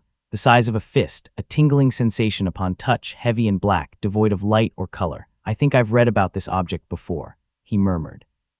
As he searched his memory, a shock ran through him like an electric jolt. His heart pounded as realization struck him. "So this is the item," he muttered quietly through gritted teeth. This jade pearl had haunted Li Xuanxuan's dreams countless times, as vivid as if he had read its description repeatedly. In his dreams, he had tried to stop Li Pingyi time and again, only to wake up in agony, his grip crushing the edge of the bed. Despite its harmless appearance, this object had claimed the life of his most cherished eldest son and plunged him into a lifelong despair. Although he had never seen it before, he was able to recognize it right away. "Hey, you!" The raspy voice of the black-robed cultivator jolted him back to reality. Covered in a cold sweat, Li Xuanxuan realized he had been standing frozen to the spot, a chill spreading through his body as he regained his senses. He wiped his face with his sleeve, suppressing the urge to smash the pearl. With a forced smile, he gently placed it on the counter. The cultivator found his reaction quite suspicious. He peered at Li Xuanxuan intently from beneath his bamboo hat, his gaze piercing as he repeated his question. "So, do you know what this is?" Li Xuanxuan straightened up, hesitating to speak as thoughts raced through his mind. "Why is this person here? He seems to know what it is. What's going on? What is the meaning of this? Who would dare to cause trouble in the Zhao family's market?" He exhaled slowly before replying in a calm voice, "Truth be told, I don't recognize it. HMPH. The cultivator smacked the counter and was about to react harshly, but paused when he saw Li Xuanxuan hesitate and open to speak once again. "But," Li Xuanxuan began. "But what?" The tension was palpable as the cultivator's voice grew strained, his impatience. "If I am not mistaken, this pearl holds a mysterious technique that could unleash both thunder and fire. It's likely an extremely powerful object." "Oh," the black-robed cultivator appeared slightly surprised, pausing for a breath before his voice deepened with interest. "You have keen eyesight." Adjusting the edge of his bamboo hat, he watched Li Xuanxuan with an amused expression. Li Xuanxuan, noticing the small gesture, felt a growing sense of alarm and said in a low voice, "Of course, my family possesses a unique secret technique. Mastering this skill would allow one to discern spirit items easily. Tell me more." The black-robed cultivator's eyes glinted with a hint of greed as he stared at Li Xuanxuan, who quickly responded, "Just a moment, Senior." He moved to close the door properly before quickly peering outside. As he expected, several nearby shops were embroiled in heated arguments with cultivators inside, each one at the late stage of qi cultivation. The confrontations had escalated, already turning physical, with two individuals vandalizing a nearby store. With a chill in his heart but a smile on his face, he turned back to find the black-robed cultivator staring at him intently. Li Xuanxuan hurriedly whispered, "Senior, you may not be aware, but my family has a superior perception technique known as spirit eye perception. I would be willing to impart it to you discreetly for a fair price." "I see." The black-robed cultivator was delighted. He knew that such a secret technique was hard to come by as they were usually only memorized within the family. He thought to himself, no matter the cost, I must acquire this technique first before I deal with these people. With only an unrefined qi cultivator and an early-stage qi cultivator, they're as good as dead. Chapter 380, Chaos in Cloud Crown Peak Market I. Li Xuanxuan glanced at the man sideways, then seated himself before a desk. Stroking his beard, he said bluntly, "This secret technique is a rare perception technique. 300 spirit stones and it's yours, Taoist." This exorbitant price was clearly inflated, but knowing that he had to finish up soon and leave, the man in black was in no mood to haggle. He rudely snapped, "That's fine. Just hand over the technique. Don't waste my time." Seeing that the man was uninterested in bargaining, Li Xuanxuan agreed readily. With this, his suspicion that this cultivator harbored ill intentions increased from 70 to nearly 90% in certainty. Smiling, he proposed, "Your generosity is impressive, Taoist." Let us proceed to the Zio residence to formalize this agreement and complete the transaction. The black-clad cultivator's demeanor shifted suddenly. His voice turned icy and he narrowed his eyes as he demanded, "What agreement?" Li Xuanxuan feigned confusion and explained, "Is this your first visit, senior? When it comes to transactions involving significant amounts, it's customary to involve the Zio family for validation and to draft a deed. This safeguards against any discrepancies, preventing any potential losses for you." The cultivator, clearly impatient, retorted gruffly, "There's no need for that. Just deliver the secret technique and that will suffice." Li Xuanxuan nodded, still smiling, and reassured the man once more. "Since you're ready to pay generously, I'll have my assistants fetch the deed from Zio residence. It won't be much trouble." He gave Li Keang a meaningful look, and Li Keang quickly exited the store. The cultivator in black grunted coldly and clapped his storage pouch, causing an array of Dharma weapons to clatter out. An assortment of Dharma weapons, each glowing faintly with mana, tumbled out with a clatter. Among them were swords, axes, and halberds. Some were in poor condition, while others were fairly usable. All of these were smeared with dried blood that crumbled and scattered as they hit the floor. These Dharma weapons are either of the embryonic breathing or Qi cultivation. Do they cover the cost? As his words hung in the air, dark brown dust drifted gently in the sunlight. Li Xuanxuan inhaled quietly and pretended to calculate, though thoughts were racing through his mind. This man must be a devil cultivator from the north. The thought of such a group lurking here in the Cloud Crown Peak Market is unsettling. That thunder pearl he carries is far too potent for use against someone of my low stature. It's likely intended to destroy the market's formation. His gaze lingered on the assortment of Dharma weapons, knowing deep down that there was no way he could save this store. At least he had already sent Li Keang away. He trusted Keang was sharp enough not to misinterpret his intentions. "What's happening? What's wrong with you all?" Quiet, no fighting in the marketplace. The commotion outside grew louder, marked by the roar of mana collisions and the metallic clanging of Dharma weapons. It seemed imminent that the group would soon make their move. Li Xuanxuan's anxiety flared, and he softly said, "This doesn't come close to the agreed 300 Taoist. Not enough." The black-robed cultivator, increasingly impatient, waved dismissively and reached again into his storage pouch. Li Xuanxuan, feigning greed, sharply instructed Li Yunian, who was lingering nearby, "You, get out of here." Li Yunian, along with a few apprentices of the store, quickly vacated the premises, easing Li Xuanxuan's worry somewhat. He then called out, "Taoist, may I take another look at that exceptional item you showed earlier? I've been in this business for years, and it's the first time I've seen something so precious. Such a rare item could definitely fetch a handsome price." "Oh," the black-robed cultivator paused, then burst into hearty laughter as if he had just heard the funniest joke. Regaining his composure, he pulled the black jade pearl from his sleeve and chuckled. "You have quite the eye. Here, take it." He tossed the thunder pearl toward Li Xuanxuan, who clumsily caught it. The cultivator then demanded coldly, "Now hand over the secret technique." "Of course, immediately." Li Xuanxuan gazed at the precious pearl with a greedy glint in his eyes while retrieving a jade slip from the storage pouch at his waist and handing it over nonchalantly. As the black-robed cultivator delved into the jade slip with his spiritual sense, Li Xuanxuan seized the opportunity to act. With a swift sweep of his sleeve, he sent the pile of Dharma weapons scattering and cluttering loudly across the floor. Amidst the ensuing cacophony of clanging, he quickly burst through the door and made his escape. The cultivator surnamed Q was enraged upon realizing the jade slip contained nothing more than trivial travelogues and cultivation notes. Such audacity, he cursed angrily. Furious, he stamped his foot, causing a burst of white vapor to rise that rattled the building. He lunged at Li Xuanxuan, his palm wind transforming into clouds of white Qi currents that surged toward his target. Li Xuanxuan's expression darkened as he quickly activated the shimmering golden talisman that was already in his hand, unleashing a burst of golden light that enveloped him. As a thick aura of blood-red light erupted, he retreated swiftly like the wind. Boom! Li Xuanxuan's golden shield barely withstood a few breaths against the onslaught of the white Qi currents before shattering like a fragile eggshell. He could not dodge in time, and part of the skin and flesh on his hand were scoured away, leaving a sight of his white bones exposed to view.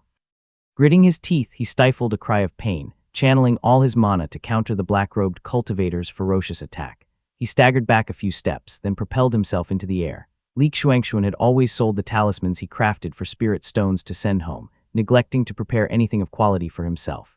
Feeling secure within the market, the talismans he retained were all only of the Qi cultivation. The moment the shield was effortlessly shattered by a simple palm strike, he deeply regretted his lack of preparation. GAHHH. The apprentices, all mere cultivators in the embryonic breathing realm, were caught completely off guard. One moment they were chatting idly outside the door, and the next they were screaming in agony as white Qi enveloped their bodies. The upper torso of the apprentice closest to the door instantly evaporated, leaving only the lower half of his body behind two stark, white thigh bones grotesquely standing on the floor. The others met similarly gruesome fates. Some were beheaded, while those who retained their heads managed only a few cries of despair before collapsing. Li Yuanian, who was watching the commotion on the street, was unaffected by the white qi, but was drenched in cold sweat from fright and screamed in terror. He was horrified by the sight of an apprentice, who had lost his lower body, crawling toward him with blood-red hands, leaving a trail of crimson on the ground behind him. In his terror, he jumped up and fled without looking back. Before Li Xuanxun could even assess his injuries, the cultivator surnamed Qiu was already advancing toward him at a rapid pace. His bamboo hat was raised high, revealing a face marred by scars. His eyes glinted fiercely as he bellowed, "How dare you deceive me?" Li Xuanxun, heart racing, hurled the dark jade pearl like a lightning bolt toward the cultivator's face. At the same time, he activated the blood escape technique, vanishing in a trail of crimson. The cultivator sneered, "Ridiculous." The thunder pearl required a specific spell and mantra to detonate it, which was why the cultivator surnamed Qiu had dared to hand it over to Li Xuanxun without a hint of fear. When he saw Li Xuanxun throw the pearl without any incantation, he merely gave a cold snort and continued to advance undeterred.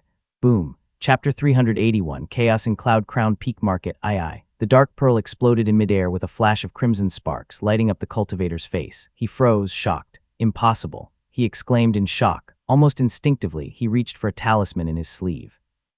As he prepared to launch the talisman, he fought the impulse suddenly, stepping back and watching the black jade pearl as it fell, producing only a few tiny sparks. Phew. The cultivator wiped the cold sweat from his brow and then retrieved the jade pearl. He chuckled coldly. Noting that the crimson light was already too far off for him to catch up to it, he muttered, "What a clever man. He stuck a piece of talisman on this pearl and nearly fooled me with it.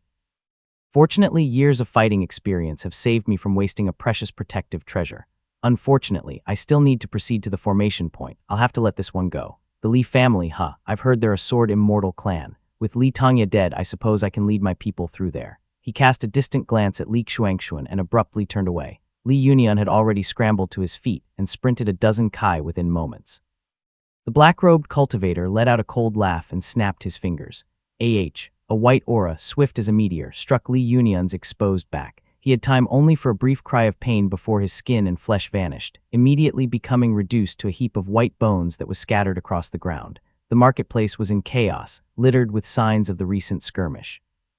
In the pulsating light of the white formation, the cultivator surnamed Qiu let out a hearty laugh and flew toward the formation point where he was supposed to be heading to.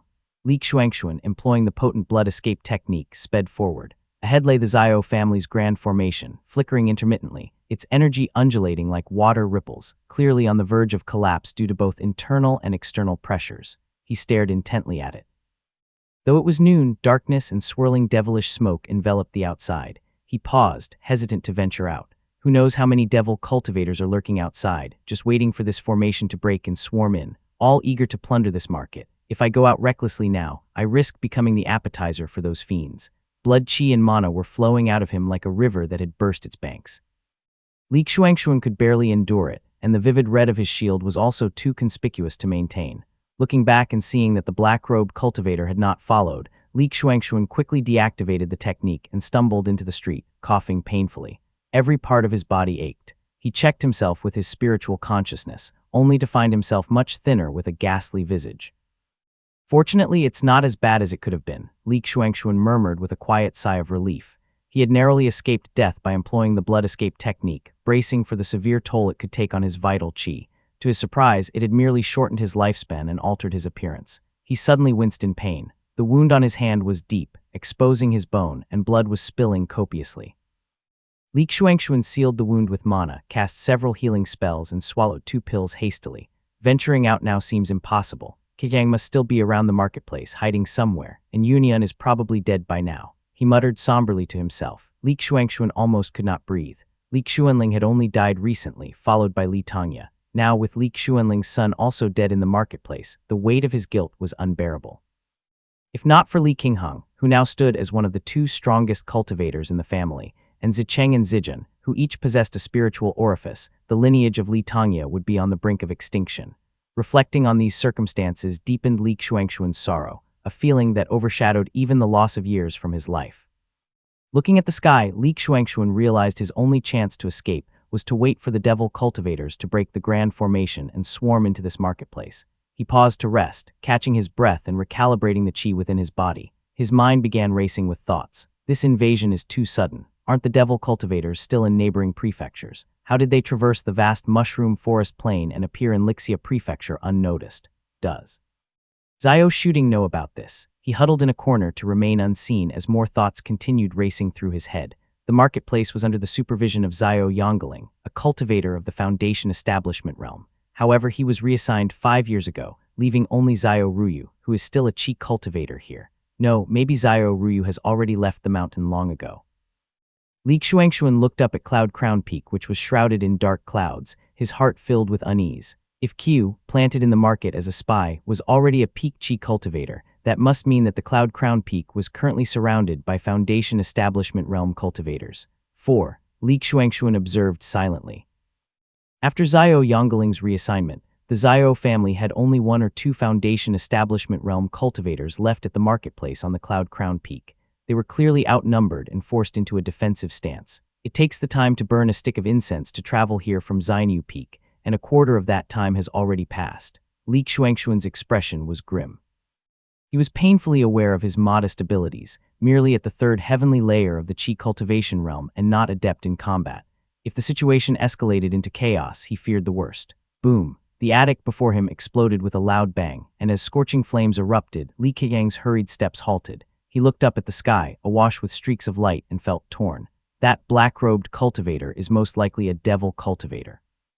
Brother Xuan probably sent me out to seek help from the Zhao family, but given the current situation, the Zhao family can hardly protect themselves, let alone assist others. The marketplace sprawled around Cloud Crown Peak, crowned by a grand formation that enveloped the entire area. Numerous nodes were scattered throughout the market. Amidst the dark clouds looming over the peak, Li Keyang spotted several black-robed cultivators. It was then that he realized that seeking help by ascending the mountain would be futile. As the angry shouts of the other black-robed cultivators that were wreaking havoc in the marketplace filled the air, a sense of foreboding grew within Li Keyang.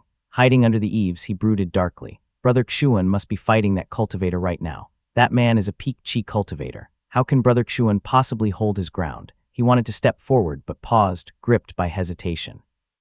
But I am just an unrefined chi cultivator. I'd be killed instantly by the devil cultivators as soon as I stepped out. How can I even stand a chance to help Brother Xuan? Outside, the battle raged with cries of pain and splattering blood.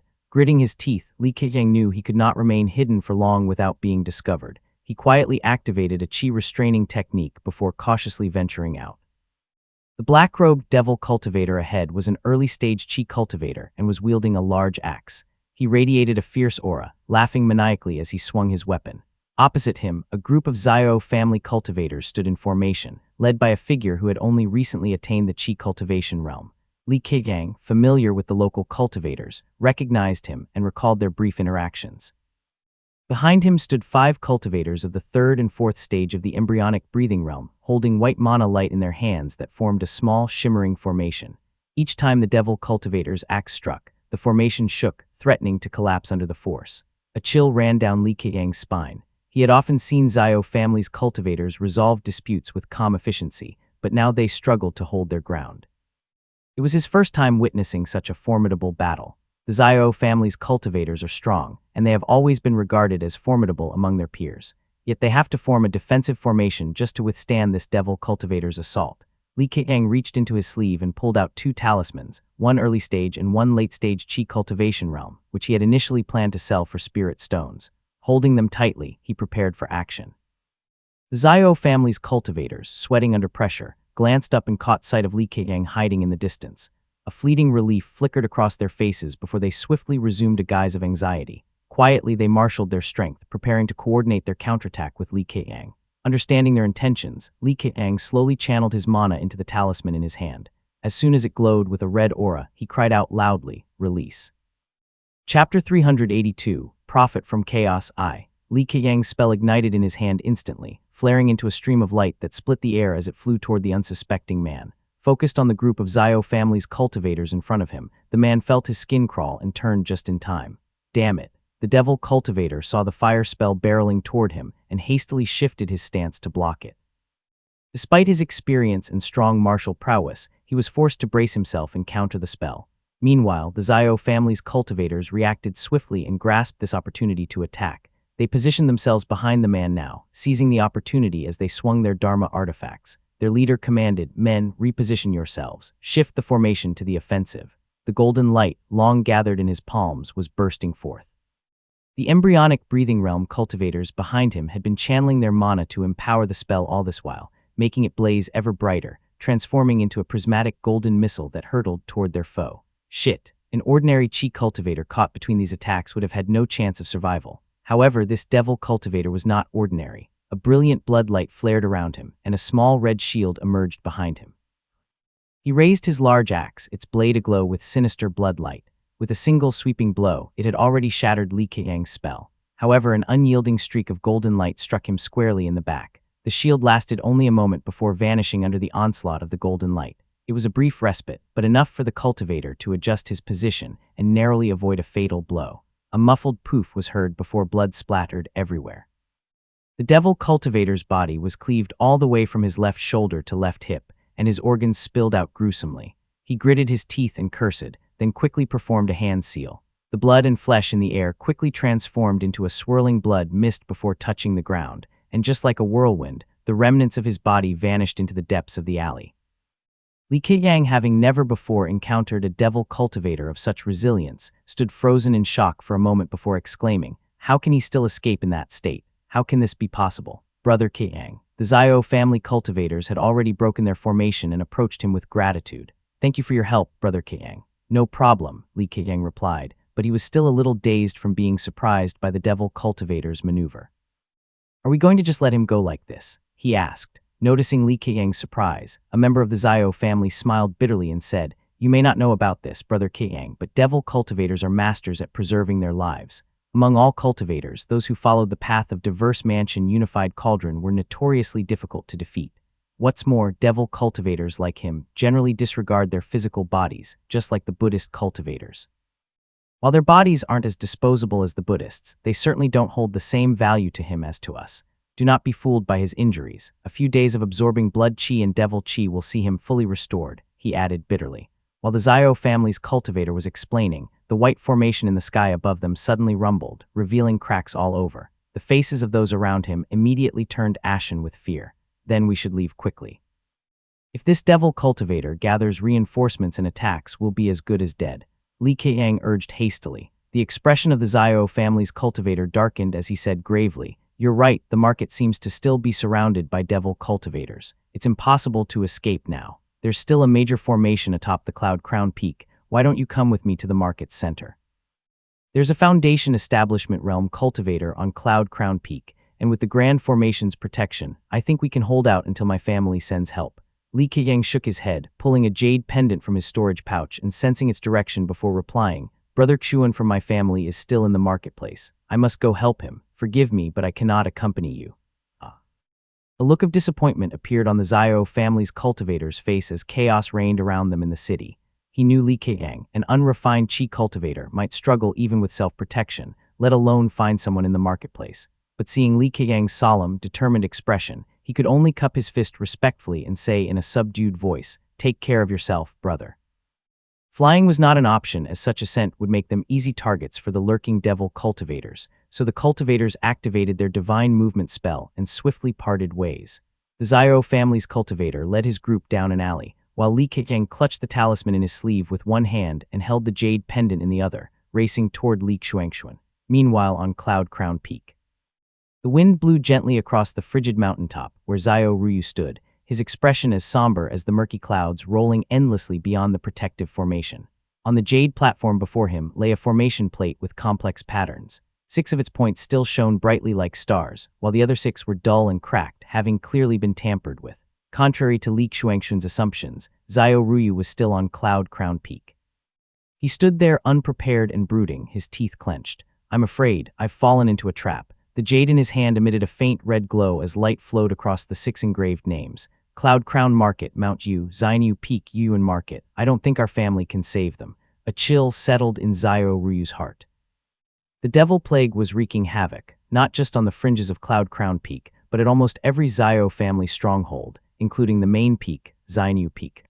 "The old ancestor has been gone for months, and with the devil plague intensifying, I fear my family will suffer great losses." Boom. Lost in his grim thoughts, Zhao Ryu did not immediately notice two more points on the formation plate flicker and die. Clutching his Dharma artifact, he looked up to find several black-robed cultivators outside the formation, silent yet clearly hostile, leaving him puzzled.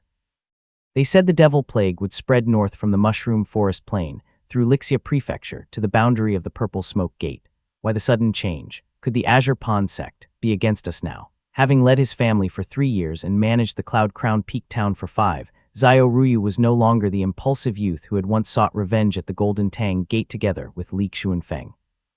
His knowledge of hidden secrets and his tactical acumen had evolved immensely. Impossible. How could the Azure Pond sect turn against us now, with at least 50 years until Taoist Master Shang Yuan breaks through?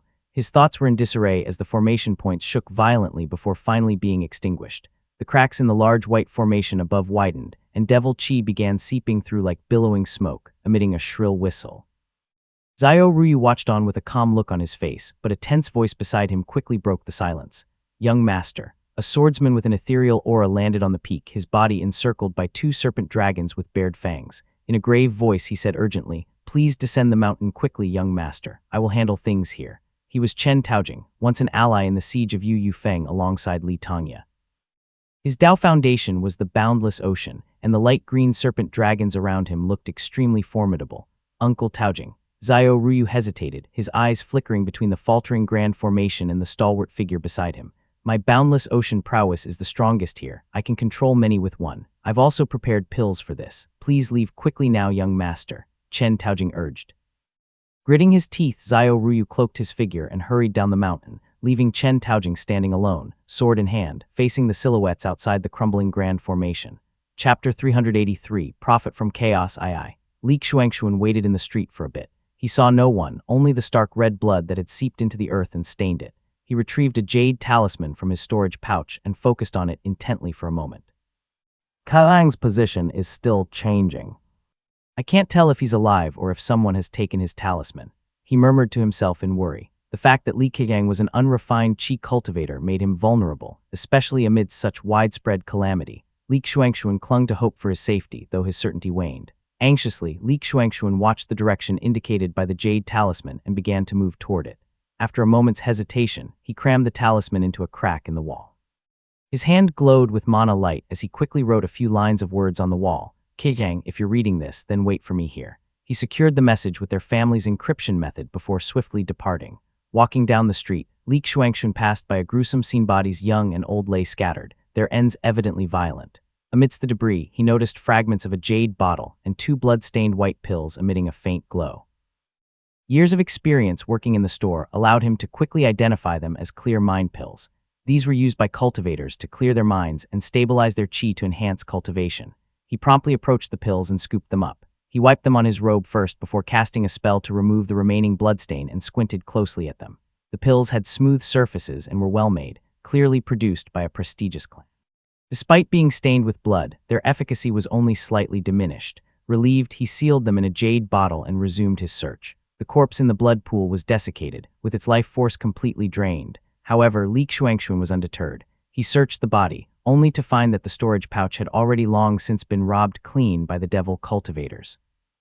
He rubbed the sleeve of the clothes that the corpse was wearing and realized that it was made of high-quality spirit cloth, suggesting that the deceased cultivator had a notable background. Without hesitation, he stripped the robe from the body and stowed it in his storage pouch. After looting the corpse, Li Xuanxuan looked up and saw a shiny store sign across the street that read Elixir Pavilion. His heart surged with excitement. Staring at the deserted entrance which reeked of blood, a greedy thought crossed his mind. The devil cultivators must have raided this place in haste. Perhaps they left something behind. Elixir Pavilion was owned by the Yu family of Cloud Crown Peak. Just days before, Li Xuanxuan had purchased various items there. The selection of elixirs was extensive, and he could have easily spent all day browsing through their offerings. Snapping back to reality, Li Xuanxuan immediately cast an aura restraint technique on himself before quietly approaching the pavilion. At the entrance, a cultivator dressed in brocade kneeled with his head drooped downward. Blood flowed down the steps from his hollowed chest. His heart had been stolen. Recognizing the man as the Yu family's shopkeeper, Li Xuanxuan shuddered at the sight. If I hadn't recognized that thunder pearl and acted swiftly, my family's store might have suffered the same fate, or worse. Li Xuanxuan moved past the corpse and quickly searched the counter. Despite a thorough search, the grim reality was that it had been completely looted. The devil cultivators, fond of spirit stones, had evidently taken them all, leaving nothing behind. The elixir pavilion was shrouded in darkness, littered with broken fragments of jade bottles and bloodstains. Using his spiritual sense, Li Xuanxuan managed to salvage 5 robes and 7 pills, 6 of embryonic breathing, and 1 of qi cultivation realm. He glanced back at the disrobed corpses. Feeling a twinge of remorse and guilt, he decided to cover them up with other fabric he found in the store before stepping into the pavilion's backyard. The backyard was even dimmer and partially collapsed. The bare stone slabs underfoot glowed a dark red. Though they were not hot, the pungent smell of the smoldering ground was sharp and acrid, stinging his nostrils. Warm yet not searing, it's a fire vein. The Yu family must have been planning to build an alchemy room, so they had drawn the fire vein here. Li Xuanxuan murmured thoughtfully. Although the Li family did not have an alchemy room, Li Xuanxuan was able to identify the baleful flame used in one. The devil cultivators had likely ransacked the area and stolen the furnaces. Without the furnaces and their suppressing formations, the fire vein had erupted, scorching the ground around it. Casting a protective spell over his nose and mouth, Li Xuanxuan cautiously advanced, pushing aside the debris of a pillar to reveal the smoldering dark red flames beneath it, confirming his suspicion that the furnaces in 2 rooms had indeed been stolen. What was left behind was only the fiery veins that were exposed and glowing intensely. What a waste, he sighed. The Yu family must have expended many spirit stones to harness these fire veins, as it required a lot of work. As he turned to leave, a faint groan caught his ear. He paused, listening intently. Following the sound, he spotted a furry arm poking out from beneath the rubble. A hand with sharp, black nails was struggling to push aside a boulder.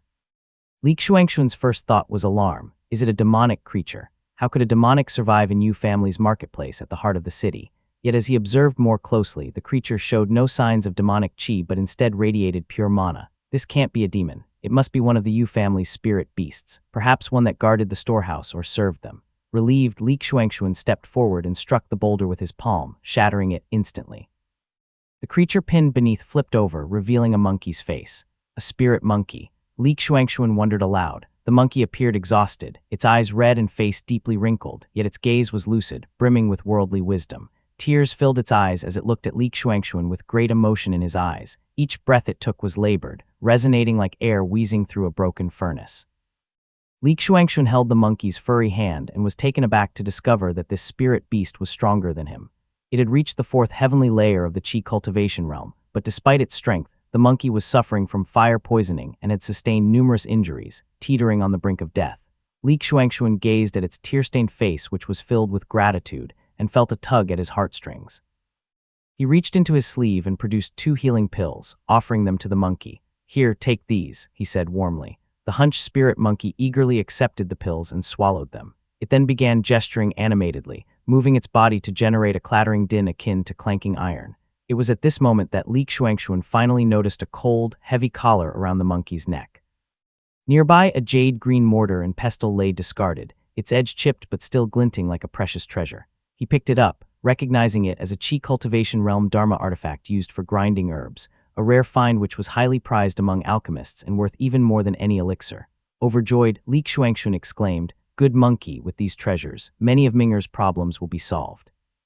Trying to contain his excitement, he carefully stored the dharma artifacts into his storage pouch. The monkey kneeled and parted its charred fur, revealing several puncture wounds of varying sizes. The wounds oozed black blood, presenting a startling and grim sight. Realization dawned on Li Xuanxuan as he quickly retrieved a bottle of ointment and applied it to the wound, then cast 3 spells to heal the monkey's wounds. Looking at the creature, he speculated, this spirit beast likely tended to the Yu family's fires. I wonder where it was hiding during the devil cultivator's attacks. Its survival is nothing short of miraculous. As he tended to the monkey's blistered skin and singed fur, horror struck him at the realization of what it had endured. It must have hidden itself in the fire vein. Such a smart and resilient monkey. Its mental fortitude is impressive. The fire vein, fraught with toxic flame and chaotic energy, could disrupt spiritual senses. It was a perilous hideout, yet the monkey had endured the suffering silently. Still in disbelief, Li Xuanxuan watched as the monkey dug through the debris, retrieving a charred body. From the sleeve pocket of the corpse's robe, it pulled out a shiny jade piece. Click. In just the space of 2 breaths, the monkey had used the jade piece to unlock the spirit iron collar around its neck. Presented both items to Li Xuanxuan, then crouched on the ground and began to meditate. Li Xuanxuan had only taken a brief look at the items when the monkey's eyes suddenly snapped open. Its ears twitched as fear flickered in its eyes. It began making silent gestures, miming the motions of pounding herbs. Sensing the urgency, Li Xuanxun quickly stowed the items and retracted his spiritual sense as much as possible as he huddled in the corner, not daring to move. The monkey anxiously alternated between bowing and miming the action of pounding herbs, but did not dare to make any noise. Li Xuanxun watched it quietly for a moment before taking out the mortar and pestle from his storage pouch and handing it back to the monkey. In an instant, the creature gratefully grabbed the Dharma artifacts and disappeared into the ruins like a wisp of smoke. Chapter 384, Profit from Chaos III. Meanwhile on Wudu Peak. Li Yunjiao exhaled deeply. The scale pattern of the longsword named Dragon Coiling Pillar in his grip shimmered with an azure sheen as it caught the light. With his other hand, he held a light purple-colored manual titled The Law of Celestial Moon. Now 33, Li Yunjiao stood at the 6th heavenly layer of the Qi cultivation realm, just a step away from achieving the 7th heavenly layer. His progress, fueled by the flowing Qi swallowing spirit talisman and the considerable resources of the Li family, was already regarded as extraordinary. By comparison, Li Tongya was already 50 when he reached the 7th heavenly layer, and Li Xuanfeng was nearly 40. Li Yunjiao's rapid ascent definitely positioned him as an exceptional cultivator among the other disciples of the Li family. I should break through to the 7th heavenly layer by the end of the year. The late stages of Qi cultivation realm are about accumulation. With 7 or 8 years of effort, followed by a talisman pill, I should be ready to attempt a breakthrough to the most difficult 9th heavenly layer. Just 2 more years, and I might attempt to build the immortal foundation. If everything went according to plan, Li Yunjiao should be able to seclude himself to break through to the foundation establishment realm in his early 40s. He stowed the manual away and retrieved a white jade slip, titled The Law of Sexagenary Cycle Sword Manual, a commentary written by Li Tongya. Compared to the complicated Law of Celestial Moon, it was much easier to understand.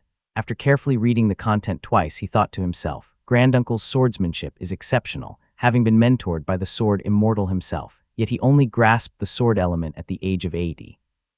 That shows how difficult it is to master the art of killing. I wonder how many swordsmen and sword immortals there are in Jiangnan. Currently, only I can match my granduncle in sword talent. King Heng and Zicheng prefer spears, and the next best swordsman in our family, Zhir, has gone to the sect. Zijin shows promise, whereas Ziming treats his sword merely as a tool, lacking the true spirit of a swordsman. Deep in thought and stroking his chin, Li Yunjiao was interrupted by a middle-aged man with slightly tanned skin, high eyebrows, and huge eyes. He approached and cupped his fist. Peak Master, there's been an incident on Gili Road. He was none other than Shamali, a Qi cultivator of the 4th heavenly layer who had given up on ruling Mount Yue State and now cultivated alongside Li Yunjiao. Despite being an unrefined Qi cultivator, he consumed spiritual Qi that had been mixed with water and purified. Skilled in the Purple Thunder secret origin technique, he stood on par with regular Qi cultivators. Taken aback by the news, Li Yunjiao rose on the winds. As he ascended, he saw smoke billowing from Gili Road, drawing cultivators from various families who also rose to investigate. Several white lights stayed in the air, signaling hesitation. Something happened at Cloud-Crowned Peak. Thanks to the Zyro family's efforts in renovating Gili Road, complete with station cultivators at newly established relay posts, news from Cloud-Crowned Peak reached them swiftly. Li Yunjiao's expression darkened. Oh no, how could this happen? Father and the others are still at the marketplace. Let's go. He quickly descended, summoning Li Qinghang and Njayan, along with other seasoned Qi cultivators before flying eastward together.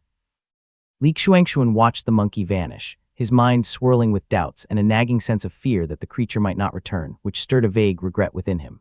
Splat! Before he could dwell on these thoughts, a subtle flipping sound set off alarms in his heart. Unfortunately, the baleful flames in the backyard from the fire veins suppressed his spiritual sense, confining it to a mere few inches around him and preventing any investigation of his surroundings. After waiting in the fire-enshrouded backyard for some time, Li Xuanxun finally glimpsed a tall, dark figure with a halo of red light around him emerging from the baleful flames. While Li Xuanxun was waiting, he already had the most powerful fire talisman in his clutch. His eyes were fixated on the figure, carefully contemplating his next move. Dressed in black and exuding blood qi, he must be a devil cultivator. I need to strike first. Even if I can't defeat him, I can at least escape.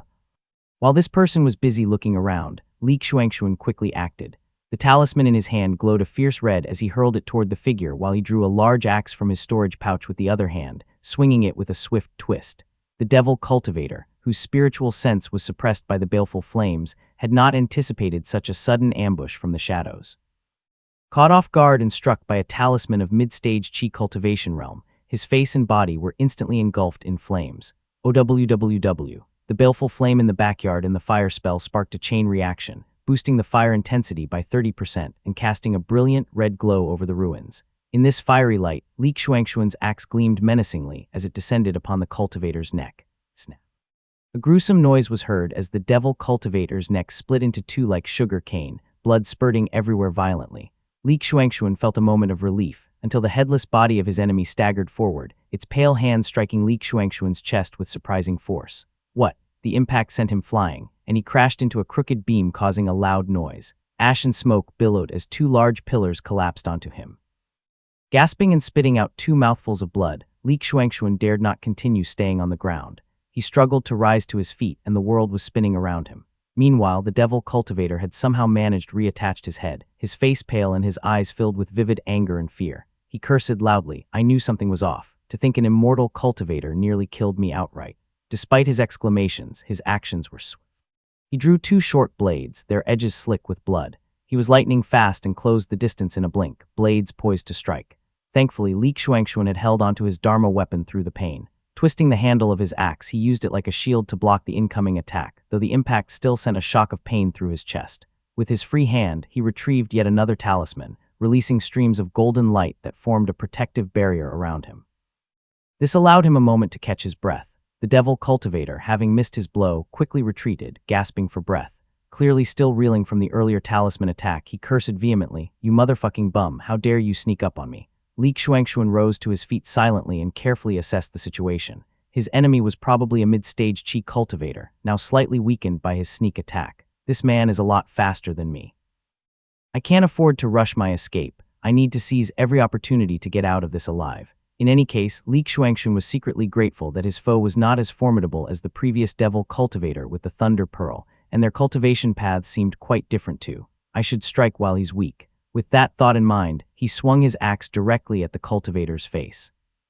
The devil cultivator glared at him furiously and quickly crossed his blades in response to block the axe. He then moved his lips and spat out a mist of blood qi. This blood qi mist was most likely some vile technique from devil cultivation. Unfamiliar with such means, Li Shuangshuan could only grit his teeth and back down. What should I do? Li Shuangshuan was not adept in combat and lacked powerful strategies. The Dharma axe that he wielded was more ornamental than practical, chosen only because it was an unused weapon in his family. The devil cultivator began slicing away chunks of flesh, leaving a bloody, gaping wound in his thigh. As Li Shuangshuan watched the devil cultivator regain his composure and use his superior speed to fight, anxiety gripped him. With gritted teeth, he pulled out a dozen talismans from his sleeve, muttering quietly to himself, "I'm reluctant to use these. But my life depends on them." Chapter 385, Profit from Chaos, IV. The devil cultivator's expression paled at the sight of Li Shuangshuan reaching for another talisman. Scrambling about desperately, he managed to produce only 2 talismans of his own. Meanwhile, several talismans in Li Shuangshuan's hands were already glowing fiercely before being hurled straight toward the devil cultivator. Such madness. In the narrow confines of the backyard, the combined might of the talismans was overwhelming. The devil cultivator emitted a sharp whistle as half of his body transformed into a cloud of blood mist. In the pitch darkness of the courtyard, they stood merely 3 or 4 kai apart when Li Shuangshuan issued a command. Release. The talismans burst into brilliant red light. Li Shuangshuan had selected fire spells since the room was filled with baleful flames and could be used to his advantage.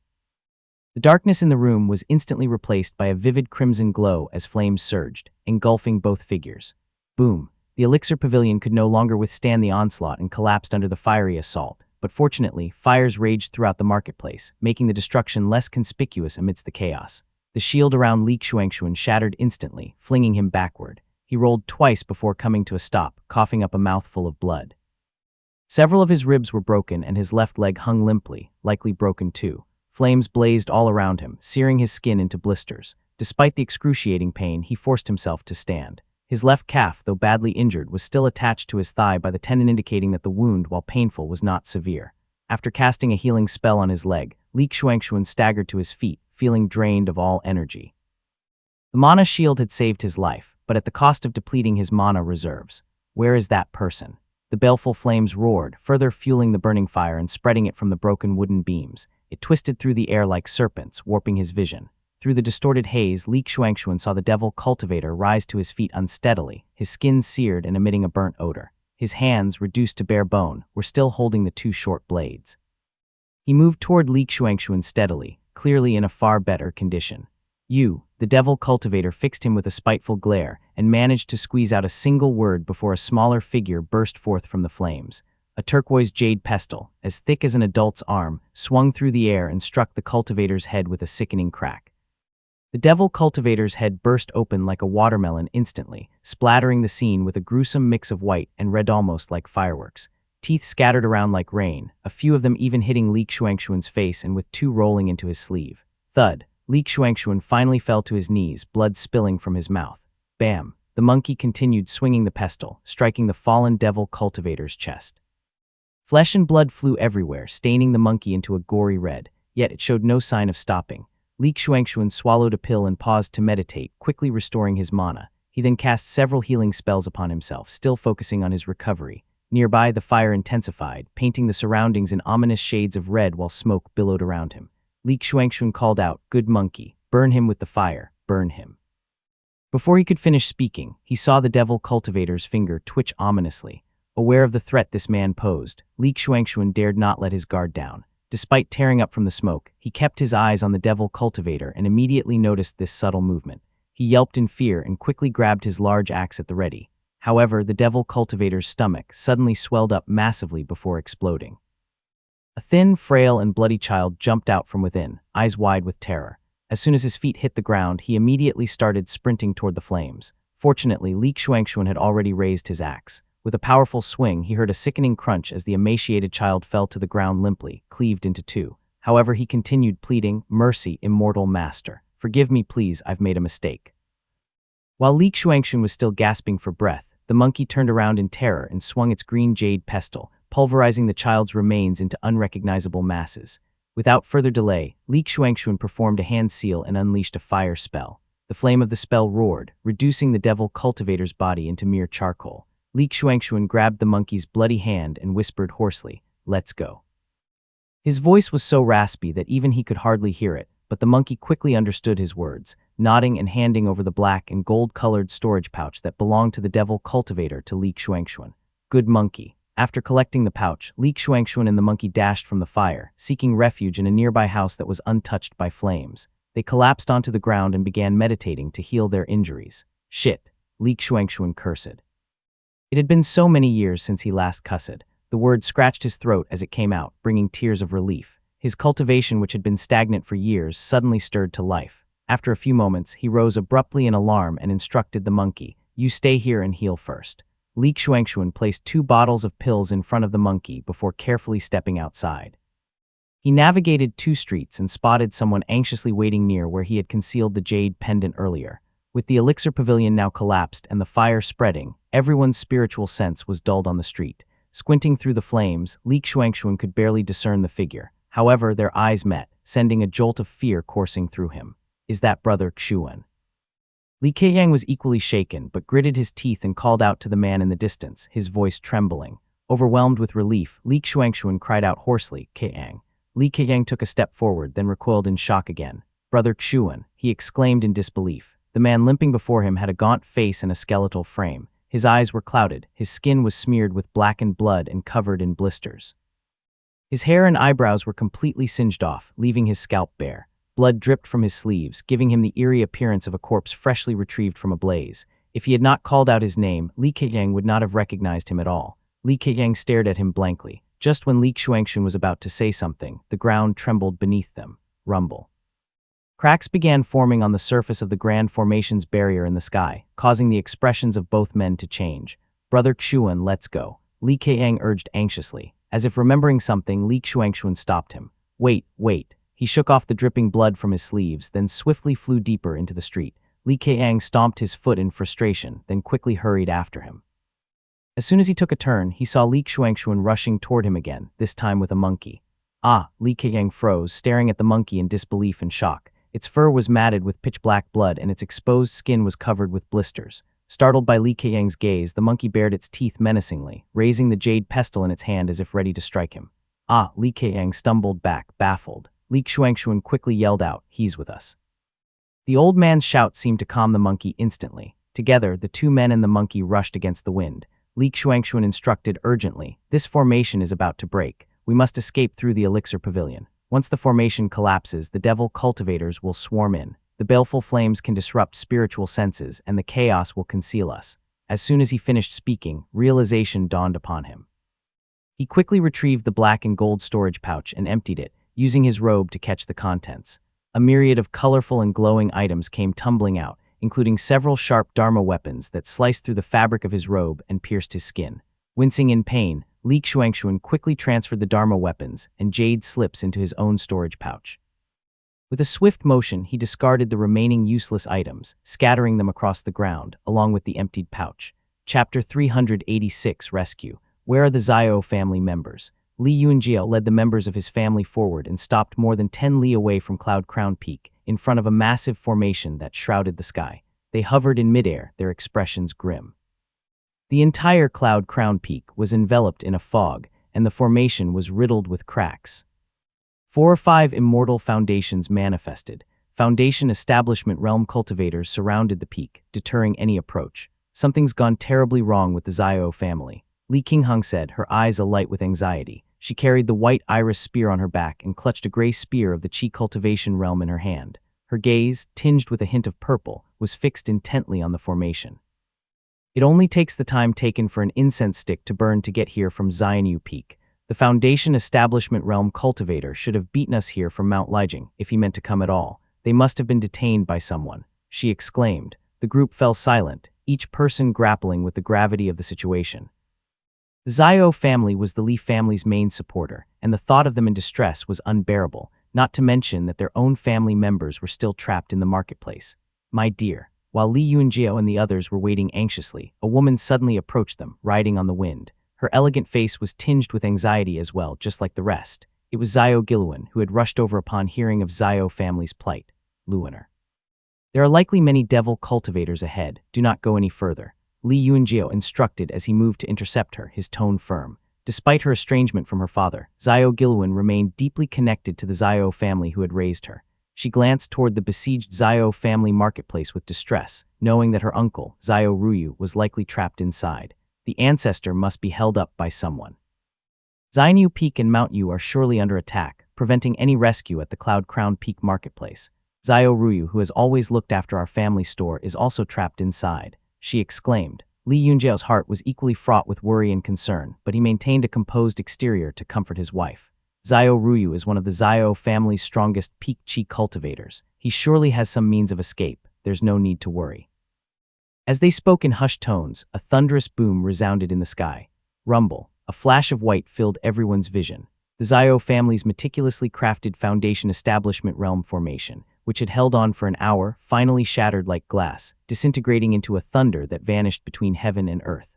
A swarm of devil cultivators then rode in on a cloud, descending upon the marketplace in a frenzied looting spree. As chaos ensued, the Xiao family cultivators at Cloud Crown Peak knew defeat was inevitable and descended the mountain in a desperate bid to escape. Unfortunately, Cloud Crown Peak had become the focal point of the devil cultivators' siege, and it was uncertain how many would make it out alive. Go. As the devil cultivators flooded the marketplace, several onlookers exchanged glances and began to close the distance. After covering a few li, they heard a bellowing cry. Chen Taojing of the Xiao family is here. Don't think you can act as you please. In the sky above Cloud Crown Peak, a brilliant white light flashed, revealing 2 pale red serpent dragons, their fangs and claws bared in a ferocious display against numerous adversaries. Both serpents had 4 streams of black qi in their clutches. It appeared that Chen Taojing had either consumed a powerful elixir or performed some kind of secret technique.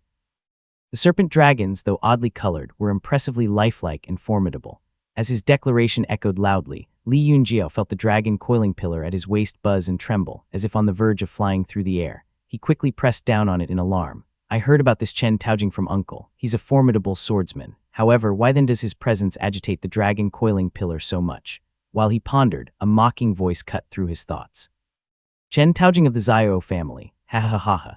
A female devil cultivator's laughter rang out shrilly as if she had just heard the funniest joke. After a pause, the voice softened to a taunt. I heard that the Xiao family used to be the lapdogs of Lingyu Gate's Chen family. How amusing that the roles have reversed in a mere 100 years, and now it's the Chen family who bows to the Xiao. Chen Taojing paused in the air as if trying to identify something before sneering coldly. Here I thought what sort of devil plague this was, Turns out it's just something that crawled out of the tower. Shut up. The female voice, now furious, let out several shrill screams. The black chi in the air grew restless, quickly encircling Chen Taojing and muffling his words. Seeing that the Foundation Establishment Realm devil cultivators in the sky were entangled and immobilized, Li Yunjiao saw an opportunity. He turned to the group behind him and whispered, "Master and I have the highest cultivation realm here. We will approach and assess the situation. The rest of you wait here." Upon hearing the instruction, Zhayan stepped forward. Behind him, Li Qinghong pursed her lips, quickly grasping Li Yunjiao's intent. She drew the white iris spear from her back and said softly, "Big brother, my thunder technique is highly effective against demons and devils, and it should also work well against devil cultivators. Why don't you stay here and watch over the group while Master N and I go ahead to investigate?" Li Qinghong spoke convincingly, prompting Li Yunjiao to reconsider his options. Realizing that both he and Li Qinghong could not risk danger simultaneously, he nodded reluctantly and replied with a sigh, "Fine, but retreat immediately if the situation worsens. Do not risk your life." With that, the two hastened toward the Cloud Crown Peak Market. Driven by urgency, Li Qinghong and Zhayan moved swiftly, reaching the market outskirts in mere moments. They stopped just outside the forest surrounding the market. The ground was stained with blood, and inside, the fire blazed fiercely with smoke billowing everywhere. Zhayan shivered slightly but secretly reassured himself. With her beside me, we should be able to escape unscathed as long as we don't encounter a Foundation Establishment Realm cultivator. Li Qinghong had bested most of the Li family cultivators in duels. Those in the early stages of Qi cultivation realm could not match her, and only those in the middle and late stages could challenge her. Zhayan himself could only trade a few hundred blows with her before being inevitably overwhelmed by Li Qinghong's spear. The only people who possessed the strength to suppress her were Li Yunjiao and Chen Dong, who was now away from home. However, should a battle ensue, the outcome would be uncertain, especially considering that Li Qinghong wielded the White Iris Spear, a Foundation Establishment Realm Dharma weapon. Zhayan had just breathed a sigh of relief when Li Qinghong tightened her grip on her spear, her face turning slightly pale. The devastation around the market was a grim reminder of the peril facing her uncle, Li Xuanxuan, and her clan uncle, Li Keiyang, not to mention her mortal brother Li Yuanyuan. Still harboring a sliver of hope, she quickly retrieved a jade pendant from her storage pouch. This pendant could locate others from the main family and their aides within a li or two. Upon sensing with her spiritual sense, Li Qinghong was relieved to see two pendants moving together, steadily heading away from the chaos of the market. Overjoyed, she exclaimed, "Clan Uncle Keiyang and Uncle Xuan are together and close by." Zhayan nodded, relieved at their safety. As they descended toward the market, he thought to himself, "I only hope that Li Xuanxuan and Li Keiyang haven't fallen to the same enemy or had their pendants taken." This woman's wrath would be a force of nature summoning thunder that could obliterate her enemies, leaving no trace behind. Chapter 387, Benefits I, Brother Xuan. Li Keiyang flew close to the ground with Li Xuanxuan beside him, whose face was ashen. He was dragging the scorched monkey along, occasionally pulling out a talisman from his sleeve and tossing it behind them. Boom. The talisman barely emitted a glow before a blood-red hammer, Shadow, crushed the spell into countless fragments. The man holding the hammer laughed heartily. "You must be from a rich family, so full of treasures," he mocked. They chose a path shrouded in infernal fire to escape, but Li Xuanxuan's luck was never good, and they soon ran into a devil cultivator. This one, wielding a large hammer and seeming to be quite powerful, appeared to be in the middle stage of the Qi cultivation. Li Xuanxuan and the monkey were already in terrible shape, and Li Keiyang was only an unrefined Qi cultivator, making them no match for this opponent. They immediately turned to flee for their lives. Fortunately, this guy's techniques are broad and slow, unlike the previous devil cultivator. "This gives us a bit more time," Li Xuanxuan said as he touched the jade pendant in his sleeve, formulating a plan in his mind. Although his internal mana was almost depleted and he could not increase his speed, he used the river crossing torrential step to dodge left and right, managing to hold on. The devil cultivator chased them on a rolling black cloud, brandishing his hammer and toying with them like a cat would with mice. Occasionally, he would speed up, forcing Li Xuanxuan to use talismans to fend off his attacks. This devil cultivator was clearly more experienced in combat than the previous dual-wielding one, methodically depleting their mana and forcing Li Xuanxuan to exhaust his talismans. "Brother Xuan, this is not working. Let me cover the rear," Li Keiyang whispered through gritted teeth to Li Xuanxuan, whose face looked ghastly. "No need." Though his mana was nearly depleted, Li Xuanxuan gripped the jade pendant inside his robe tightly, boiling with anger as he thought to himself, "According to this pendant's guidance, Qinghong is just a li away. I'll show you the consequences of bullying a Li family member." Seeing Li Xuanxuan's determined tone, Li Keiyang silently followed him. Qi cultivators were extremely fast. They had been running for only a few breaths before a woman appeared ahead. The woman seemed to be in her late teens, clad in bright white jade armor that shimmered with an azure light.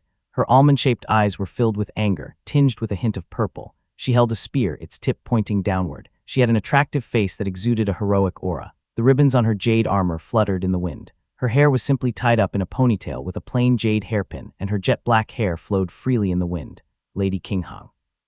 Li Keqiang, seeing hope and despair, was overjoyed. He finally understood the source of Li Xuanxuan's confidence earlier. They staggered to her side, breathing a sigh of relief. The devil cultivator's face darkened, intimidated by Li Qinghang's imposing presence. He slowed down, but upon realizing she was only a mid-stage Qi cultivator, he laughed mockingly. Damn, these cultivators look prettier one after the other, with weak cultivation but such grand airs. One might think she is an immortal general. He sneered. Noticing her impressive artifacts, he remained unafraid. He had killed many and knew that the cultivation methods of Jiangnan's families and rogue cultivators were mostly rubbish that did not use pure qi and not worth worrying about. His own cultivation came from techniques passed down by powerful devils, comparable to grade 4 immortal techniques of Jiangnan. He sneered and shouted, "Little female cultivator, you!" Before he could finish, Li Qinghang lunged forward, her jade armor jingling. A bright purple spear shadow flowed like a dragon, striking in an instant.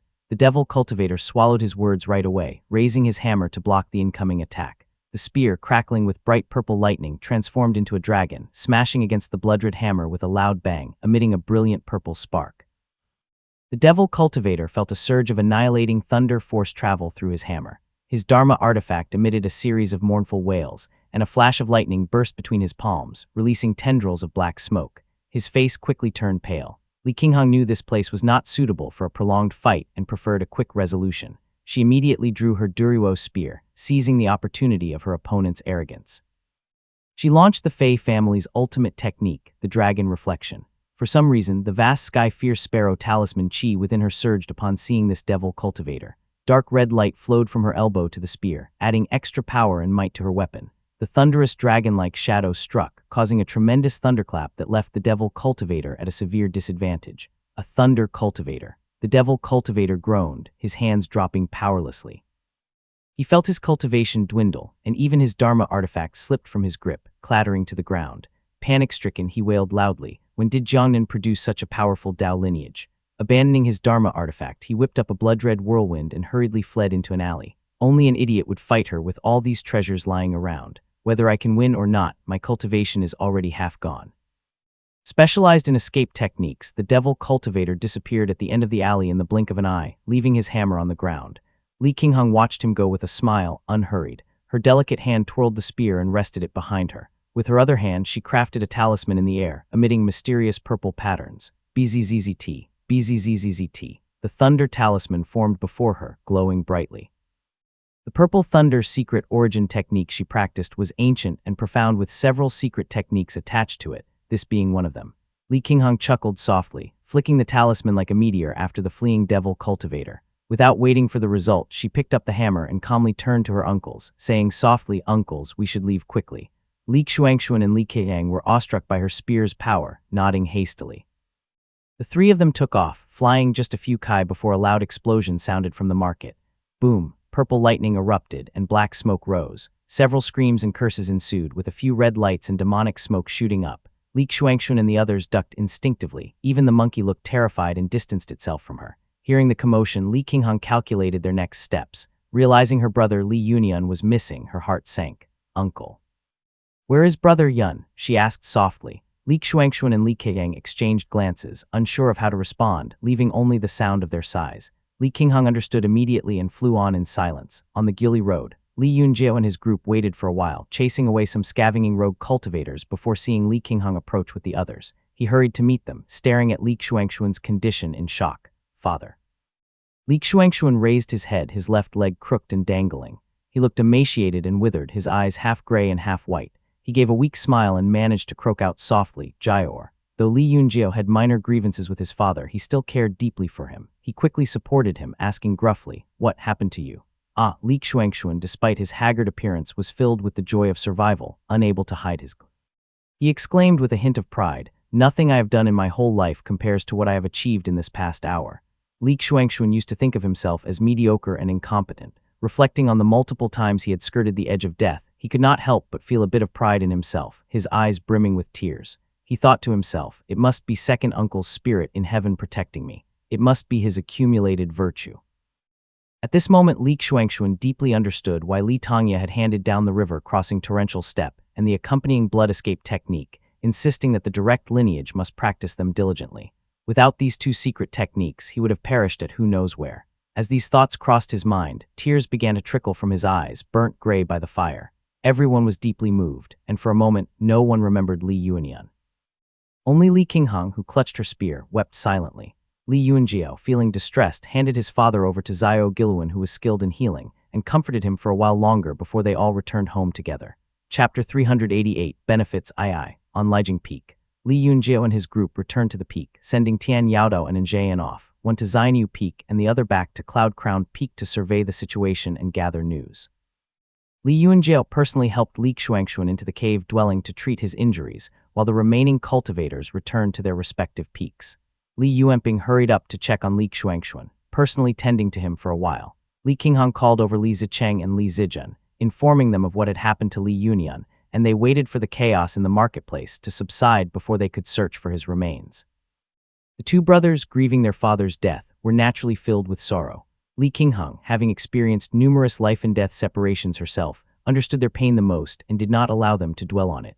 She gave them heavy and tedious tasks to occupy them before hurrying down the mountain. The greatest loss in the disaster at Cloud-Crowned Peak's marketplace was naturally borne by the Xiao family. As Li Xuanxuan lay unconscious and recovering, Li Yunjiao and Li Keang estimated that the Xiao family had probably lost dozens of embryonic breathing realm cultivators and about 10 qi cultivators. The loss of these 10 qi cultivators was not significant, as most were external and guest cultivators of the Xiao family, with few true Xiao family members. However, the loss of those dozens of embryonic breathing realm cultivators, including some true Xiao family heirs sent down to gain experience, was substantial, and it was uncertain how many had escaped. As for the Foundation Establishment Realm cultivator, Chen Taojing, who fought against 4 opponents, although protected by the boundless ocean, it was easy for him to defend himself but hard for him to escape, thus he was likely dead. Next were the various families of Lixia Prefecture and the rogue cultivators in the marketplace. Most of the families in Lixia Prefecture were vassals of the Xiao family, also suffering losses in this disaster. The Xiao family had a significant influence, controlling 2/5 of Lixia Prefecture. Most of the remaining families were directly or indirectly controlled by the Xiao family. Even the families on the eastern shore of Moongaze Lake, bordering Lixia Prefecture, were mostly under the Xiao's control, and many had suffered losses in the marketplace attack. As for the rogue cultivators, this disaster might have severed many lineages. Li Yunjiao sighed inwardly, puzzled. But the Xiao family is an important ally of the Azure Pond sect, and the Devil Plague is said to be the dogs of the Azure Pond sect. How could the Xiao family be caught off guard and bitten so hard by the devil cultivators? He continued, muttering to himself. He stroked his sword at his waist, murmuring quietly, either the Azure Pond sect has fallen out with the Xiao family, or the devil cultivators have gone rogue, or perhaps someone from the 3 sects and 7 gates interfered, altering the overall situation. Recalling the hints given by Yuan Tuan when she visited the Li family, Li Yuanjiao dismissed these speculations. If the devil cultivators spread out in Lixia Prefecture, it will be our Moongaze Lake that suffers, he mumbled, understanding the situation. Feeling anxious, he wondered whether to take another pill to break through to the 7th heavenly layer of the Qi cultivation realm when the stone door in front of him rumbled open, interrupting his thoughts.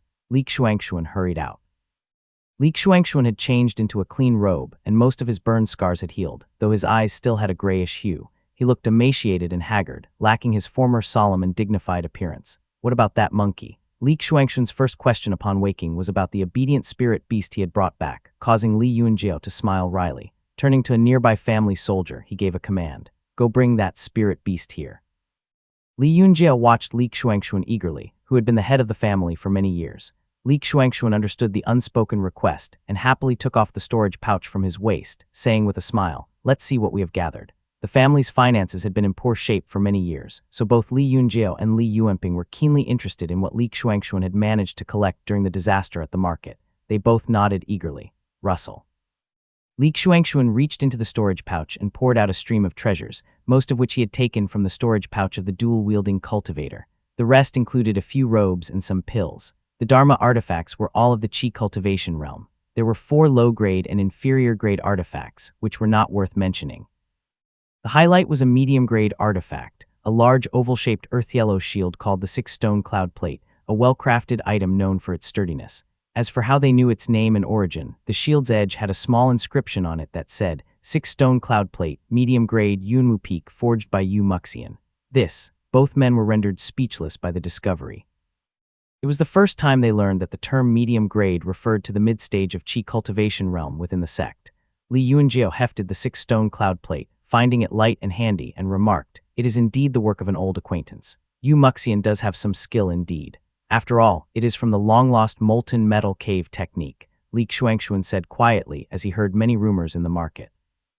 He stored the 6-stone cloud plate away and brought out a pair of twin blades.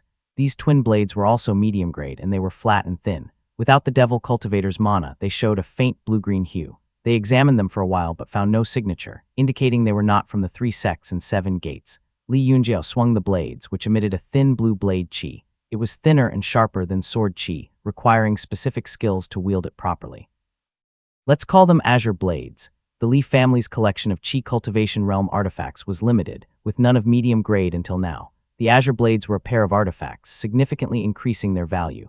Naturally, Li Yunjiao carefully noted them down and stored them away, considering their potential future use. The form of each Dharma artifact determined the reach and range of its qi and aura, each with its own characteristics. Having a variety of different weapons in the family's repertoire was greatly beneficial. There is also the large hammer that King Hung has. I wonder what grade it is, Li Xuanxuan said thoughtfully. After sorting through the Dharma artifacts, he set aside the pills and picked up a jade slip from the table, marveling at it. It is strange that this devil cultivator carried his legacy so openly. Perhaps he had no fixed residence and nowhere else to store it, he mused. Li Yunjiao scoffed and offered a different perspective. If not for this, how could devil cultivators grow so rapidly in Jiangnan? They probably copied countless copies and spread them widely. It is no wonder they have several copies in their storage pouch. Li Xuanxuan found this explanation reasonable. He had seen the bizarre resilience of devil cultivators with their numerous backup plans, unafraid of damaging their bodies or their cultivation. Many rogue cultivators, unable to resist temptation, naturally turned to the devil cultivation in droves. He placed his spiritual sense into the jade slip, and a few large characters appeared in his mind. Blood Dharma Manual. Annotated by Anonymous, Part 1. Li Xuanxuan dared not delve deeper, merely noting the title mentally. He was puzzled and mumbled, Blood Dharma Manual. Why does this name sound so familiar? Chapter 389, Benefits II. Blood Dharma Manual. Li Xuanxuan pondered for a moment and vaguely remembered hearing Li Tongya mention this cultivation method before. It seemed to be a method from the Golden Feather sect, with the first volume marked as Grade 4, containing only the Qi Cultivation Realm section. It appears that even among the devil cultivators, they use cultivation methods to control and threaten each other. After all, devil cultivators are selfish. Without such control over their cultivation paths, they would have scattered long ago. It should be more than that. Li Yunjiao paused slightly and contemplated for a moment. Not all devil cultivators had hopes of breaking through to the Foundation establishment realm. There must be other connections or methods of control among these devil cultivators. It is not surprising that the 3 sects and 7 gates have devil cultivation methods. Finding a Golden Feather sect method on a devil cultivator within Azure Pond sect's territory is interesting. Could it be that Azure Pond's devil cultivators have secretly defected to the Golden Feather sect? Li Xuanxuan was filled with doubt, and he murmured, or perhaps, the devil plague was something both the Golden Feather sect and Azure Pond sect tacitly approved of or even intentionally facilitated. But if that is the case, what good would that do? Li Yunjiao asked.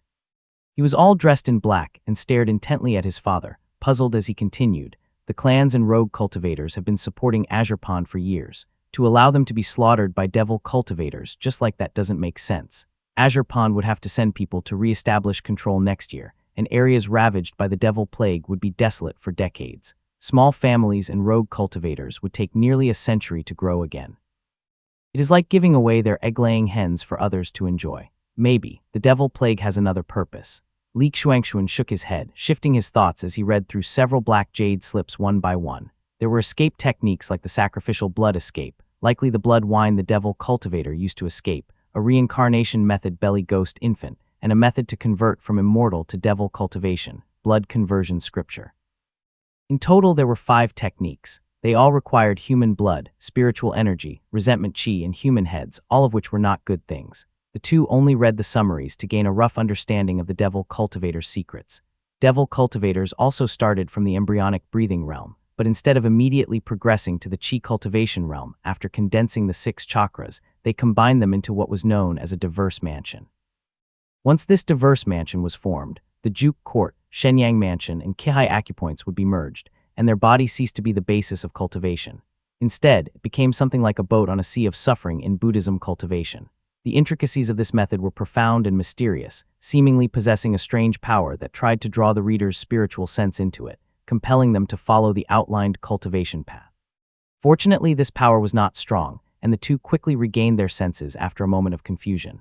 Li Xuanxuan, knowing he did not have strong willpower, did not dare delve deeper and quickly released his grip on the jade slips. The diverse mansion. So the term diverse mansion unified furnace technique refers to this. Li Yunjiao had also heard about it when Mu Rongxia ventured south, mentioning something about nurturing a human head in the belly, though it was slightly different. In any case, cultivation paths varied greatly, making it hard to fully comprehend them. Just recently, when I went to Cloud Crown Peak Market, the 4 foundation establishment realm Devil Cultivators surrounding it radiated the glow of immortal foundations. What does that mean then? As Li Yunjiao was busy pondering these thoughts, Li Xuanxuan silently picked up the black jade slip titled Blood Conversion Scripture. Crack. With a squeeze, Li Xuanxuan crushed the jade slip and put away the remaining 4. He turned to Li Yunjiao and instructed, store these in a secret chamber. Having these methods as references will ensure our younger generations won't be caught unprepared when facing Devil Cultivators. Li Yunjiao nodded, then picked up a jade bottle from the table, examining it carefully. The bottle was slightly larger than a typical pill bottle and was pale blue in color. Using his spiritual sense to probe inside the bottle, he found it contained clear, cold spirit water with a faint black hue, about half a bottle's worth. It swirled as if it were a single entity, emitting waves of coldness that made Li Yunjiao shiver. He murmured softly, "Spirit water of heaven and earth." Li Xuanxuan took it from him hurriedly and shivered from the cold. Though he had seen many spirit items in the market over the years, he had never encountered spirit water of heaven and earth. Perhaps it is, or maybe it is some special kind of spiritual chi of heaven and earth. He wondered aloud. Seeing Li Yunjiao carefully storing it away, he quickly added, "Better place it in the clan's vault just in case." The remaining pills were scattered and few were usable. There were 2 blue bottles, one containing blood chi and the other containing resentment chi, roughly the essence of over 1,000 people. There were also some heads and organs of chi cultivators, used for spellcasting, which they quickly buried. Not knowing how to handle the 2 blue bottles, they decided to store them away for now. The 30-odd spirit stones were the real prize, bringing Li Yunjiao great relief. The Devil Cultivator's loot was quite substantial, considering that typical chi cultivators carried only 5 or 6 spirit stones. This one had 35, which was enough to keep the Li family afloat for the next 5 years. It is a shame we cannot keep the storage pouch. It must be quite valuable with such a large space. The Devil Cultivator did not seem that powerful. I wonder where he stole it from. Li Xuanxuan lamented. Storage pouches were the easiest to tamper with, and even the pouches of the direct Li family members had traps set within them. Given the urgency of the situation, he had not considered the pouch's quality and did not dare to keep it. After dividing the spoils, both were in high spirits. Some clan guards arrived, followed by an old monkey about 5 kai tall, with a face full of wrinkles and intelligent eyes, silently bowing and looking up at Li Xuanxuan gratefully. The old monkey had healed and was now free of the fire poison. Li Xuanxuan noticed its advanced age now that it was clean and groomed well enough. Washed clean of soot, its fur was snow white. It was short and only reached up to Li Xuanxuan's chin. "If I may, I ask." Li Xuanxuan hesitated, unsure whether to address it as a fellow Taoist or senior. He noticed that the monkey's throat seemed damaged and was only able to make sounds. He asked gently, "What is your name?" The old monkey shook its head, pointed to Li Xuanxuan and then to its own forehead. Li Xuanxuan seemed to understand and asked, "Fellow Taoist, would you like to stay with us, the Li family?" The old monkey nodded repeatedly. Li Xuanxuan was overjoyed. This monkey, a chi cultivator at the 4th heavenly layer who likely understood medicine and spirit plants, was a valuable addition to his family. "Well then, you shall be part of our family from now on and take our surname," Li Xuanxuan said tentatively. Chapter 390, Benefits IV. The white monkey nodded, opened its mouth and spat out a jade pestle. Li Yunjiao, watching Li Xuanxuan accept it, was also delighted and commented, "The Wanglin blossom on Mount Huaqian has yet to sprout. Maybe it could help." Li Xuanxuan agreed and explained the situation to the monkey, then ordered a guard to escort it to the mountain. Turning back to Li Yunjiao, he smiled and said, Do not be fooled by those flashy Dharma artifacts. This old monkey is far more valuable than them. Tomorrow we will have it learn to write, record its knowledge and techniques, and our clan will gain another legacy. That's a brilliant idea, Father, Li Yunjiao praised. He also had the same idea. He picked up the green jade pestle and mortar, both low-grade artifacts but valuable as a set. He thought for a moment before saying, "These shall be named the jade pestle and jade mortar." Li Xuanxuan's mouth twitched, realizing his son's lack of creativity in naming for the very first time. He shook his head and remarked, "I'm sure Gilwen is the one who named Zijia, yes." "Yes," Li Yunjiao replied, puzzled by his father's sudden question. Li Xuanxuan merely smiled and continued shaking his head in amusement. Li Xuanxuan recuperated in the cave dwelling for several days. While waiting for news from Cloud Crown Peak, Li Yunjiao decided to stay on Mount Lijing and learn about family matters from his father. Li Xuanxuan started from the death of his father, Li Changhu, speaking for 2 full days. Just then, a clan guard reported that Tian Yaodou and Njayan had returned. Tian Yaodou, who broke through to the Qi cultivation realm at 60, now looked like an old man, dressed in a gray robe. He was sent to check on the situation at Cloud Crown Peak. Cupping his fist solemnly, he reported, Chen Taojing fought against 4 enemies, holding out for half a day before finally dying of exhaustion. Before his death, he shouted, "The great Ling Dao lineage is no more," shaking the heavens with his voice. Li Xuanxuan and Li Yunjiao exchanged glances, both feeling a sense of foreboding. Tian Yaodou continued in a serious tone. With his death, the green water floated over Cloud Crown Peak like rain and mist. The smoke rolled southward, carrying a group of devils with it. Southward, they both relaxed slightly. As long as the devils did not scatter across Lixia Prefecture, it was a good thing. Li Yunjiao whispered, "Southward probably means toward places like Mushroom Forest Plain." This made the actions of these devil cultivators particularly suspicious. Originally gathered from places like Mushroom Forest Plain, they attacked the Zhao family's market and then immediately returned home, clearly showing that they were targeting the Zhao family. After Tian Yaodou finished his report and left, Njayan hurriedly approached. Though his personality was still rather carefree despite experiencing great ups and downs, he spoke in a brisk, fiery manner, reporting to the family. The great formation on the Zhao family's Xianyu Peak was active for 6 days, isolating them completely and making us wait anxiously. When the formation finally lifted, the Zhao family members only came out to lead us inside. We met with young Master Gidu, who said that despite the attack, the Zhao family suffered no major losses, only losing 2 Foundation Establishment Realm cultivators. The Taoist Master has returned to the peak, so there is no need for concern.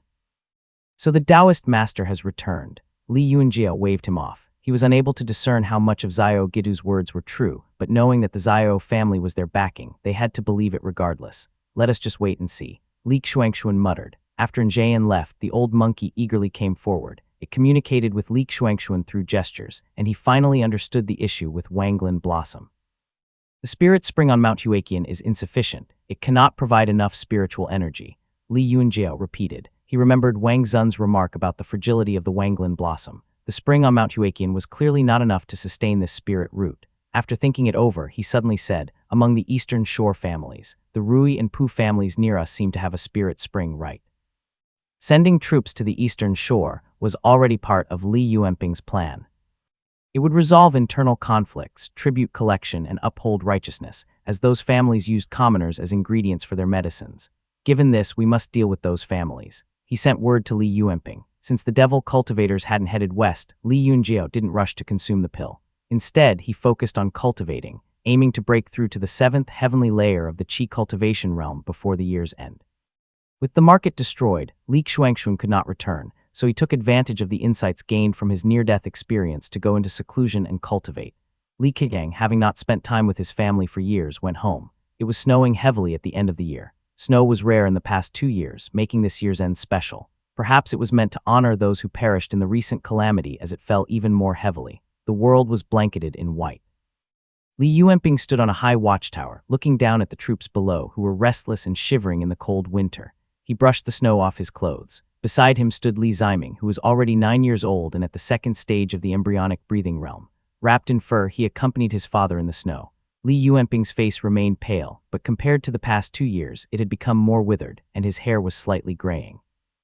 He had dyed it black on purpose, which made him look a bit younger at least. As the devil cultivators came and went, countless lives were lost along the way. It took the Li family several months to gather information. Some said these devil cultivators had wandered to the territory of the Purple Smoke Gate, while others said they roamed the Mushroom Forest Plain. It is the Yuan family who should be worried, Li Yuanping thought to himself. Having dealt with the affairs of Mount Yue recently, he took the opportunity to settle the matters at home, while the devil cultivators had yet to march toward Moongaze Lake. This included his long-contemplated plan to deploy troops to the eastern shore and bring order to the chaotic families there. Family head, it is time. A youthful voice brought him back to reality. Before him stood Li Zicheng, clad in armor and holding a long spear. The experiences of recent years had matured him, making him more capable in both speech and action. Yes, Li Yuanping nodded, looking down once more at the troops below. They had been standing in the heavy snow for a while, appearing lethargic. The other 4 contingents had already set out, leaving only this one to depart. Having received the order, Li Zicheng hurried down from the high platform and mounted his horse. The heavily armored horse beneath him had a cultivation level higher than his own and stood quietly in the snow. Haya, cold snowflakes scattered as he spurred his horse forward, leading the group of young soldiers through the snow-covered forest. He could not shake the confusion in his heart. The Eastern Shore families are weak. With just 1 Qi cultivator and a few embryonic breathing realm cultivators, it would be an easy task. Why bother using the clan's younger members as soldiers? Isn't it unnecessary? This time, the Li family mobilized over 5,000 people, divided into 5 groups. The other 4 groups were composed of clan soldiers, but due to a lack of manpower, Li Zicheng's group included young members of the clan led by himself. Maintaining a steady pace through the forest, Li Zicheng could not understand the clan's intentions. The snow fell softly, and his thoughts wandered. The family head said it was to rectify the clan's customs, hence using the clan's young members as soldiers. But there had been no prior training, and suddenly we are marching through the snow at night. What use could it serve? The more he thought about it, the more puzzled he became. This recruitment felt abrupt, almost like rounding up criminals, forcefully dragging the young members along. Most of them had bad records. Suddenly, realization dawned upon him. Looking back at the soldiers trailing a dozen steps behind him, he gulped silently. Perhaps they are not needed at all. Chapter 391, The Rui Family I. Li Zicheng wandered in the forest for a whole day. The clan soldiers complained endlessly, feigning illness and refusing to move. Li Zicheng continued on his own, with only about 40% of the troops remaining, until they finally reached the hills bordering the Li family's territory. These hills contained a Qi cultivation realm spirit jade mine, jointly controlled by 5 embryonic breathing realm families who mined for the Xiao family, known as the 5 spirit jade families. A few more Li brought them into the territory of the Rui family, which bordered the Li family. There they saw 2 small fields of spirit patties. The remaining soldiers immediately scattered, jumping into the fields to pull up the patties, leaving only 100 or so following behind him. These are spirit patties, one of the soldiers shouted jubilantly. The 4 previous groups of clan soldiers had passed by without touching the spirit patties, but now it was being trampled on and destroyed in the blink of an eye. Li Zicheng reined in his horse and shouted a few reprimands. Although Li Zicheng cherished the talented members of his clan and often provided them with money and food, he had no sympathy for these wastrels who tarnished the family's reputation. He continued riding along the narrow path, thinking to himself, the lazy and foolish ones already ran off on the way here. Now we have gotten rid of a batch of greedy and foolish ones, and what remains are. As he was contemplating, a group of soldiers came forward, respectfully reporting, "Young master, the formation has been broken. Please ascend the mountain." Li Zicheng nodded and surveyed the terrain, then spurred his horse forward, wondering aloud, with such a large spirit jade mine, why is the local earth vein and spiritual energy so impoverished? The spirit fields here were so poor that even the humblest Li family member would not bother planting them. Yet the Rui family used them for growing spirit patties. It was evident that the spiritual energy here was severely lacking. Li Zicheng thought to himself, this land probably takes 7 or 8 years to mature a single crop. No wonder the 5 spirit jade families haven't produced a single Qi cultivator in all these years. At Rui Family Peak. The grand formation on Rui Family Peak had long since collapsed, not even broken by the Li family. Chen Yufeng had symbolically attacked a few times, shouted out the Li family's name, and the Rui family had hastily opened their formation. Li Zicheng, remembering his family's instructions, first went to check the spirit spring at the mountain's peak. The spirit spring on Rui Family Peak was a pool of green jade. It was slightly chilly, and the spiritual energy content here was slightly lower than that of the Li family's Mount Huaqian. He filled a small jade bottle with it to take back for examination. After handling the most important matter, Li Zicheng finally crunched through the snow and entered the Rui family's main hall. Before him stood a young man clad in armor, holding a long halberd. It was Chen Yufeng. After breaking the mountain's defenses, he had been waiting here for Li Zicheng obediently, standing in the main hall with 2 rows of clan soldiers, their drawn swords glinting coldly. Chen Yufeng was a junior relative of Chen Dong and Li Keyang's son-in-law and disciple. Although the Chen family did not have many descendants with spiritual orifices, those who did possessed outstanding talent. At 27, Chen Yufeng has already condensed the Jade Capital Chakra and reached the 5th stage of embryonic breathing realm. Though he had only recently broken through, and his cultivation was not yet stable, he had a 30% chance of reaching the Qi cultivation realm in the future. The Li family valued him highly, and he was considered a rising star within the clan. As soon as Li Zicheng entered, the Rui family members scrambled down hastily to kneel before him, some rolling and some crawling. An old man with white hair, holding a jade seal high, bowed his head and said, "The Rui family respectfully welcomes the great family's commander. We humbly present the Azure Seal, willing to serve as your loyal dogs and horses, forever at your service." This old Rui family head appeared to be the strongest cultivator in his family, at the 4th stage of the embryonic breathing realm, even lower than Chen Yufeng. They dared not offend the Li family, which had a foundation establishment realm cultivator and many Qi cultivators. Hence they surrendered the Jade Seal, inscribed with under the governance of Azure Pond sect. Chen Yufeng, who had once served as a servant in the market and later led troops to slaughter the lords of Mount Yue, had become a general. With his rich experience, he watched the Rui family head's lip service with disdain, remarking, "Your words are pretty, but..." Li Zicheng sighed but did not respond to him immediately. He looked around and saw 2 small piles of spirit patties set aside, presumably as offerings. The amount was pitiful, even less than the Li family's regular tributes.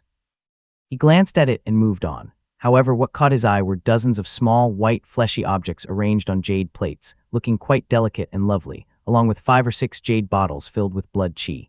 Having spent a few years in the eastern Mount Yue, Li Zicheng had learned about various spirit items but had little exposure to the clandestine transactions among cultivators. He asked with some confusion, "What are these?" The old head of the Rui family brought them over to him hurriedly. The pinkish, fleshy items looked cute and delicate. He respectfully said, "These are called rice meat, something the Yu family demanded as tribute in the past." Li Zicheng stared at them, feeling a vague sense of unease. He waved them away, and Chen Yufeng, who already knew what it was, whispered with a grim expression, "This so-called rice meat was made from those who were fed rice, likely mortals refined through a secret method. Blood slices are just a refined term for blood qi." Li Zicheng's face turned pale, though he maintained his composure. The old head of the Rui family, seeing their expressions, realized his flattery had backfired. He quickly stammered, "I did not know that your esteemed clan disdains these items. I beg your pardon. My name is Rui Qiangquo. My ancestors were enlightened by the Zhao family." Rui Qiangquo was trying to align himself with the Zhao family for protection. Chen Yufeng merely threw him a glance and ignored his existence. The Rui family and the other families around the Spirit Jade Mine were early vassals of the Zhao family, mining for them. Though called vassals, they were more like mining slaves. Hence, surrendering to the Li family was nothing to be ashamed of. Even though the Zhao family had not issued any official certificates, the Li family would not annex its own supporters' vassals. Chen Yufeng, seeing Li Zicheng remain silent, also stood still. Rui Qiangquo was getting nervous. He knew about the attack on the Zhao family but did not know their current status. He thought to himself, the Li family is also supported by the Zhao family, so maybe there won't be any problems. As he was thinking this, another person arrived outside the hall. Rui Qiangquo, who had not developed his spiritual sense, heard Chen Yufeng respectfully address the newcomer as master, indicating the person was likely a Qi cultivator. He quickly bowed his head in silence. The newcomer was Li Keyang. Since these small families only had embryonic breathing realm cultivators, it was not necessary for a Qi cultivator from the main family to come, so Li Keyang was sent instead.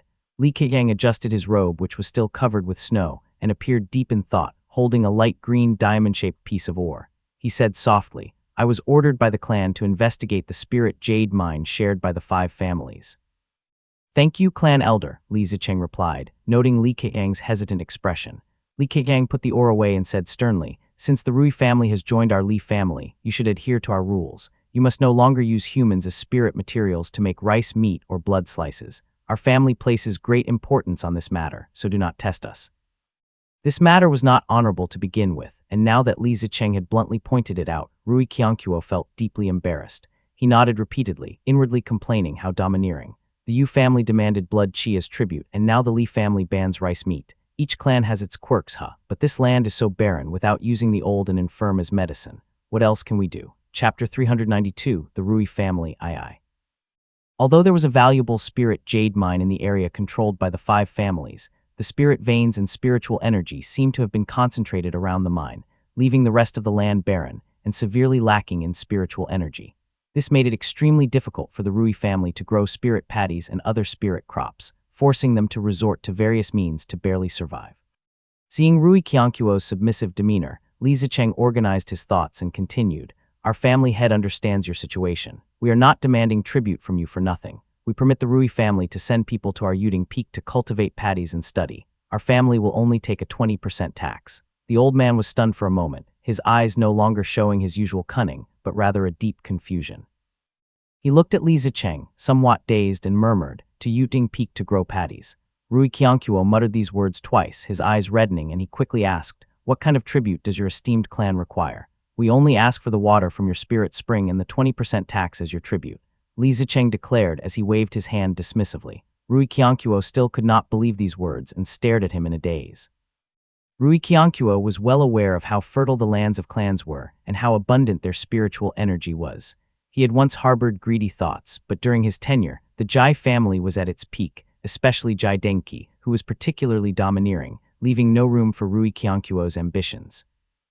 Later, when the Jai family was replaced by the family, and then the Li family came, with their white jade fist and celestial moon sword, they were even stronger, capable of obliterating the Rui family with a mere breath.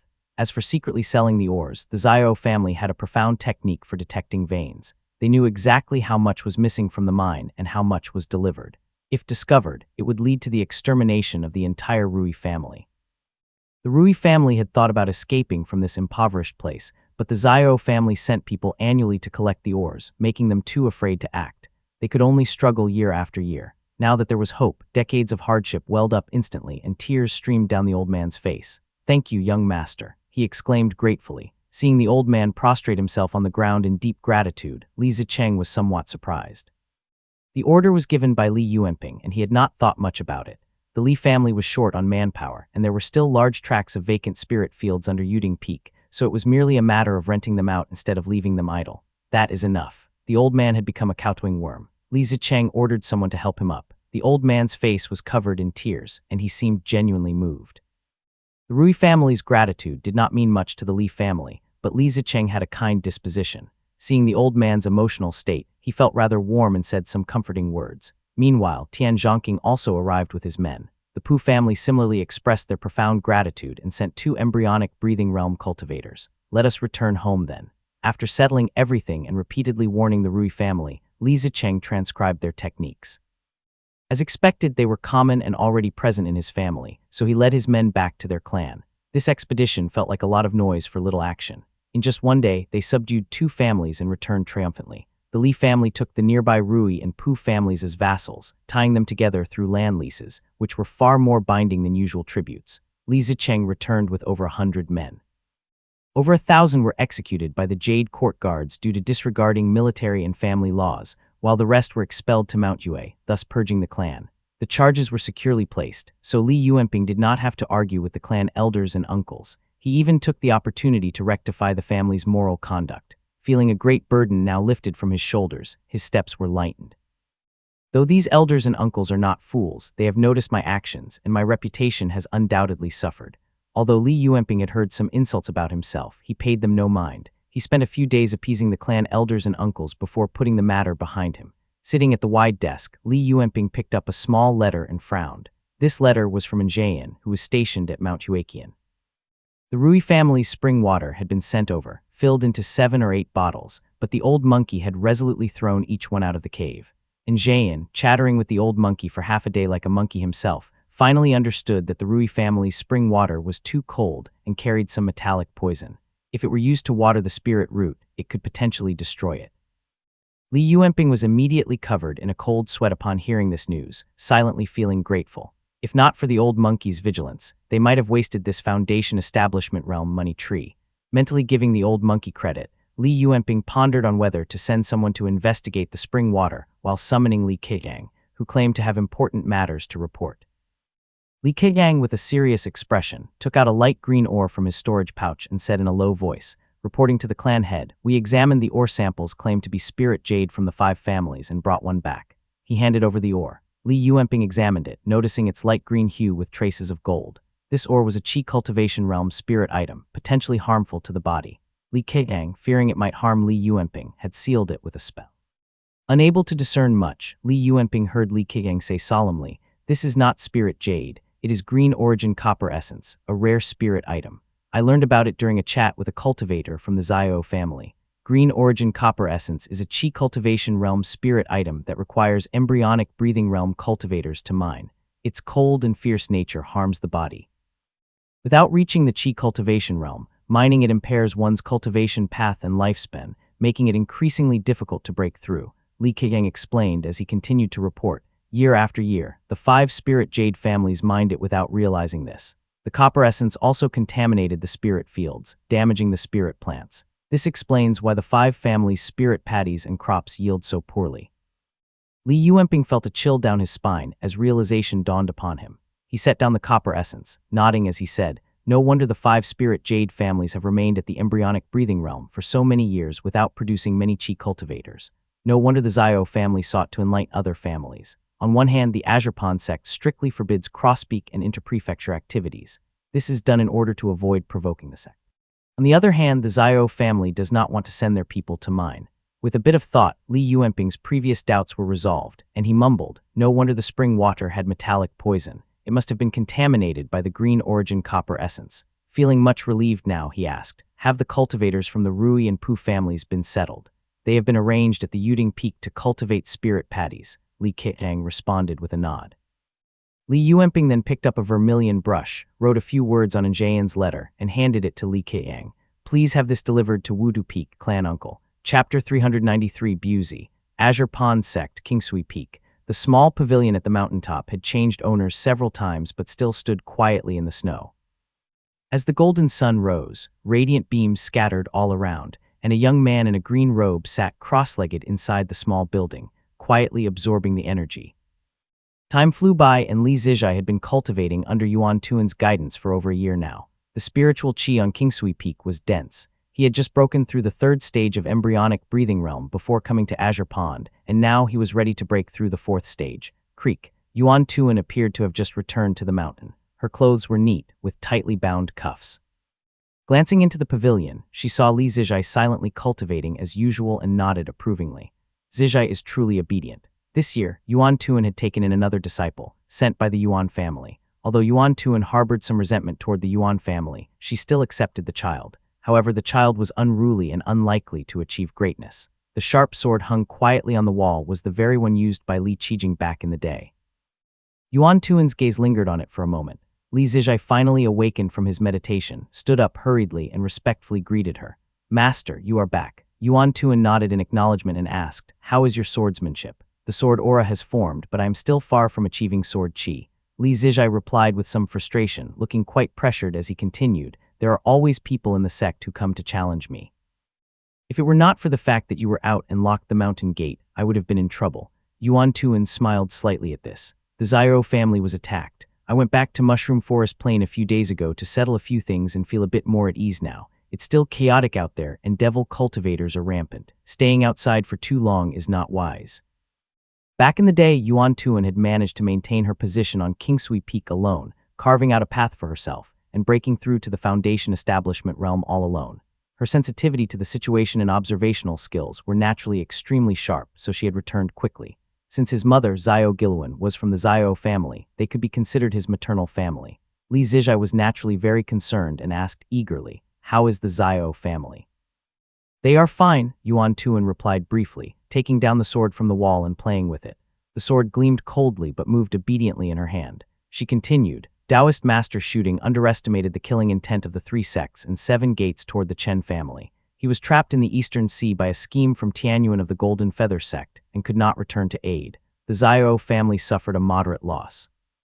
The Xiao family is a shield for our Azure Pond sect. Taoist Master Shooting's man on Creek is very crucial, so they dare not act rashly. This elaborate effort was merely to kill Chen Taojing," she added. Yuan Tuan's words were startling. Li Zijai silently took note of this, wanting to say something, but Yuan Tuan changed the subject and smiled. "Your Li family should be fine.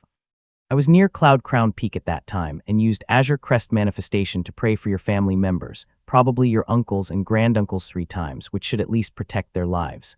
Li Zijai was overjoyed and repeatedly expressed his gratitude. "Thank you, Master. No need to be so formal." Yuan Tuan's lips curled into a smile as she continued, This is just a Tao foundation, not a divine ability. At most, it offers some small assistance and cannot be considered a significant help. Li Zijia obediently said some words of praise, and Yuan Tuan seemed to be in a very good mood, enjoying the flattery. Suddenly she asked, "Is Li Tangya no longer around?" Li Zijia, still overjoyed, was caught off guard by the question and his body stiffened. He responded almost immediately, "I have not heard." His reaction was swift, but his body could not lie. Yuan Tuan knew immediately, staring straight at him and sighing. What a pity. Li Zijia silently lowered his head, trying to suppress his unease. He was just a boy of 14 or 15 and could not deceive Yuan Tuan. Realizing this, Yuan Tuan mourned for 2 breaths before saying, "If Li Tangya is not dead and joined forces with Chen Taojing, they might still be able to protect Cloud Crown Peak. From now on, more and more flaws will be revealed.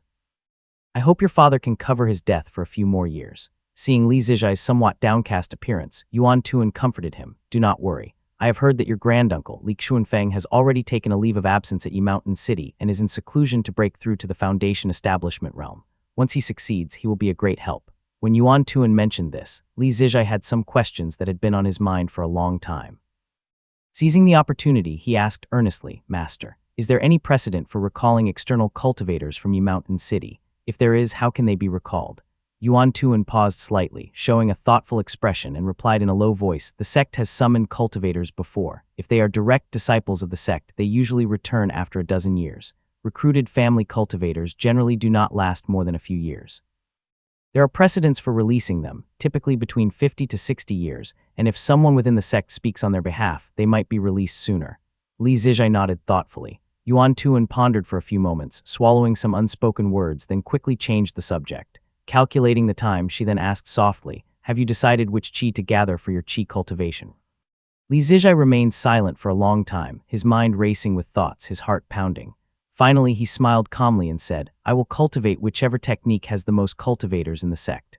"Oh, why is that?" Yuan Tuan asked as she looked at him deeply. Li Zijia replied, "With more people cultivating it, the path might be smoother." Creak. Before Yuan Tuan could respond, they heard a creak, the sound of the outer courtyard gate slowly opening. Both their expressions changed. Li Zijia frowned, while Yuan Tuan's face filled with shock. Li Zijia, having not yet developed a spiritual sense, assumed it was a junior disciple from the Yuan family visiting. However, Yuan Tuan's Foundation establishment realm's spiritual sense swept over their surroundings and discovered that there was no one in the snow-covered courtyard. How is this possible? Yuan Tuan's heart shook. There could only be one type of person who could completely escape her detection and move freely on Kingsui Peak, as if walking in their own backyard. A Purple Mansion Realm Taoist master. Yuan Tuan's face changed, her shock overwhelming her like a tidal wave, momentarily causing her entire body's mana to stall. Her mind raced with thoughts. Their expressions varied, and the footsteps outside moved like the wind. In a few strides, the person reached the front of the pavilion, casually removing their shoes and stepping inside. Swish. The bamboo curtain of the pavilion was suddenly lifted, and a handsome cultivator walked in, with a jade ornament hanging from his waist. Despite the smile on his face, his eyes were cold, staring directly at Li Zijia.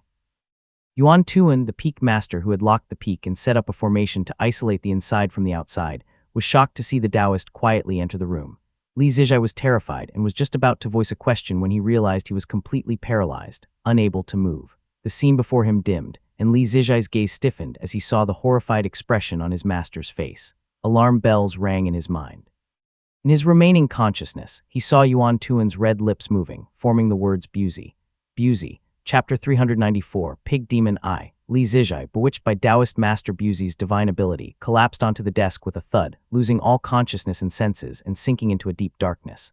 However, the talisman seed in his Qihai acupoint stirred, allowing him to vaguely break free from the divine ability's restraint and hear some sounds. Yuan Tuan's voice was gentle and warm. "Junior pays respects to the Taoist master." Yuan Tuan lifted her gaze, forcing herself to remain calm as she greeted the man. The green-robed Taoist in front of her simply glanced at her sideways, then sat cross-legged and picked up a jade teapot. Gurgle, gurgle. Emerald green tea flowed into the cup. Taoist Master Buzi did not respond immediately, but poured himself some tea before saying, "Azure Crest Manifestation is indeed a high-grade ancient technique. You have wasted so much time on it. We did not expect you to break through to the Foundation establishment realm, so it seems you have your own fortune. Not bad. Thank you for the praise, ancestor," Yuan Tuan replied obediently. Gentle breezes blew into the pavilion as the Taoist and the female cultivator sat facing each other. Taoist Master Buzi rolled up his sleeves, took a sip of tea, and continued, "What did you gain?" Yuan Tuan's heart skipped a beat. She feigned ignorance, frowning as she asked, "What do you mean, Taoist Master?" Taoist Master Buzi chuckled, his gaze sharp and his voice turning cold. "Did you not secretly go to Cloud Crown Peak to seek a Tao scripture? I'm just wondering which Tao scripture the Yuan family wants. Is it the Heavenly Night Badger scripture or Clear Cloud's scripture?" He squinted at Yuan Tuan's submissive demeanor, pondering to himself, Azure Crest manifestation protects the mind and spirit and dispels disasters. I wonder how much my divine ability can influence her. Yuan Tuan, being in the Foundation establishment realm, was not as easy to manipulate as Li Zijai beside her. Taoist Master Buzi stared at her and said in a low voice, "It certainly cannot be aged Courtly Path Scripture or River Mountain Sutra, which are beyond the Yuan family's capability. Do not bring trouble upon yourself." Taoist Master Buzi's words were full of warning, causing Yuan Tuan to hurriedly bow her head in apology. She was about to speak, but Buzi abruptly interrupted her. "But the former two are also acceptable." He swirled his jade cup gently and said in a warm tone, "Your ancestor Yuan Licheng was brought up by me. If he could find the Clear Cloud scripture, he may re-enter the sect as the master of Kingsui Peak and become a Taoist master of the Azure Pond sect after breaking through to the Purple Mansion realm." That was how Tang Yuanwu and Si Boxu rejoined. Having Yuan Licheng follow, their path won't a problem. This is the sincerity of our Azure Pond sect. Buzi put down the jade cup and, seeing Yuan Tuan's contemplative look, smiled as he continued, "Not everyone can be as resourceful as Zyro Shooting, walking along the edge of a cliff day and night. Look, despite his strength, how well has the Zyro family been doing these past few years? Thank you for the guidance, Taoist Master." Yuan Tuan responded. Only then did Taoist Master Buzi turn his gaze to the unconscious Li Zijai, speaking in a low voice, a member of the Li family. "Indeed," Yuan Tuan answered. Hearing her affirmative answer, Buzi looked at Li Zijai with interest with an unreadable smile on his face. "There is one more thing. Years ago, Si Yunbai claimed he himself obtained the Tao of the Supreme Yin Moonlight and gave it to his disciple Li Qijing. We thought he was foolish for not using such a valuable thing himself, but could not question him because of Si Boxu. Thinking about it now." Taoist Master Buzi paused as he stared coldly at Li Zijai and spoke softly. "Si Yunbai may be honest, but he's not stupid. It should be the Li family that obtained the Supreme Yin Moonlight and decided to give it to Li Qijing with Si Yunbai's help to cover it up." His long fingers beckoned, and the collapsed Li Zijai suddenly sat up, dazed and vacant-eyed. Taoist Master Buzi asked softly, "Where did the Li family get the Supreme Yin Moonlight?" Li Zijai seemed bewitched by his divine ability, stammering out a story about how the Li family had gained access to a cave dwelling on Mike Peak, obtained the Supreme Yin Moonlight, and let Li Qijing bring it back to the sect. The logic was seamless, making Taoist Master Buzi nod slightly. That makes sense. A small family getting one Supreme Yin Moonlight is fortunate enough. How could they have a second one? Taoist Master Buzi, needing this Supreme Yin Moonlight for alchemy, tried his luck and sighed regretfully upon hearing this, murmuring quietly, "Maybe I will find another opportunity to search Moongaze Lake. Perhaps there might be more." He rose from his seat, brushed his sleeves, and adjusted his shoes and socks under the curtain by the entrance before leaving on his own. Yuan Tuan remained silent by the desk for a long while before slowly exhaling. She then awakened Li Zijai, speaking gently, "Zijai." Li Zijai pretended to be confused, but with the talisman seed protecting him, he had been awake for a while. He had deliberately revealed some information, having heard the Azure Pond sect's promises to the Yuan family, and silently noted it in his heart. The Li family Wudu Peak. Li Yunjiao let out a long breath, his cultivation gradually stabilizing. After months of seclusion last year, he had successfully broken through to the 7th heavenly layer of the Qi cultivation realm. Now, after half a year of silent cultivation, his progress was steady. With a few more years of accumulation, he could easily break through to the 8th heavenly layer of the Qi cultivation realm. With the help of the talisman pill, the Foundation establishment realm was within reach. The past 2 years had been relatively stable, though there were still some devil cultivators in Mushroom Forest Plain. The number was not large, but the Purple Smoke Gate north of Lixia Prefecture began to suffer attacks from devil cultivators. The rumors seemed true. The group of devil cultivators who previously besieged Cloud Crown Peak feared the Zio family's retaliation and dared not stay long, mostly moving north. Many had died in Mushroom Forest Plain, but since it was the Yuan family's backyard, they could not allow any devil cultivators to wreak havoc. Yuan Licheng, the Peak Foundation establishment realm ancestor of the Yuan family, personally led 4 Foundation establishment realm cultivators to sweep out the devil cultivators, driving out the rest, and bringing stability back to Mushroom Forest Plain. The Li, Yu, and Fei families behind Moongaze Lake, nestled between Lixia Prefecture and Mushroom Forest Plain, were shielded by the Xiao and Yuan families and thus suffered no losses. They even gained considerable benefits. First, rogue cultivators, fearing the devil cultivators, retreated to Moongaze Lake or to Mount Dali to establish their own Dao lineages, or temporarily resided among the various families scattered around Moongaze Lake. Some rogue cultivators, after fleeing, grew tired of wandering and submitted to the Li family as guest cultivators. Second, the destruction of the Cloud Crown market left many rogue cultivators without a place to trade their materials. With devil cultivators rampant, travel became unsafe, forcing them to sell their goods cheaply to the nearest clans. Li Yuanjiao's half-year seclusion saw many changes in the family. Li Yuanping visited Mount Wutu to sort out the family's affairs, reporting, in eastern Mount Yue, there are 65 embryonic breathing realm cultivators in total. They tend to the spirit fields, yielding 1,400 jin of spirit patties annually, valued at about 20 spirit stones along with other spirit items. Our own Lijiang, Huaqian, Huizhang, and Yuding peaks have over 70 embryonic breathing realm cultivators. After deducting wages, they produce 1,600 jin annually, valued at 25 spirit stones with other spirit items. Li Yuanping, looking very pleased, continued with a smile, our family now makes a yearly profit of 45 spirit stones. Over 5 years, that is 225 spirit stones, enough to cover the tribute to the Azure Pawn sect. Li Yuanping, who had racked his brains to balance the family's income and expenses, was pleased to finally see the accounts balanced. His complexion looked much healthier now. After all, the Li family was now a large and prosperous one, and the expenses needed to maintain it were astronomical. This wave of rogue cultivators fleeing to them had helped alleviate the burden somewhat. Li Yunjiao also showed a hint of joy, and Li Yuanping continued, there are 10 unrefined Qi cultivators of Mount Yue who do not possess much combat strength. They mostly handle transportation and errands within the clan. 5 family cultivators and external unrefined Qi cultivators have also been assigned to various positions. As for the Qi cultivation realm, we have an additional guest cultivator, also surnamed Li, named Li Qilang. He is at the second heavenly layer of the Qi cultivation realm. Originally, he was running errands in Mushroom Forest Plain, but upon hearing about the Li family at Moongaze Lake, he came over to join us.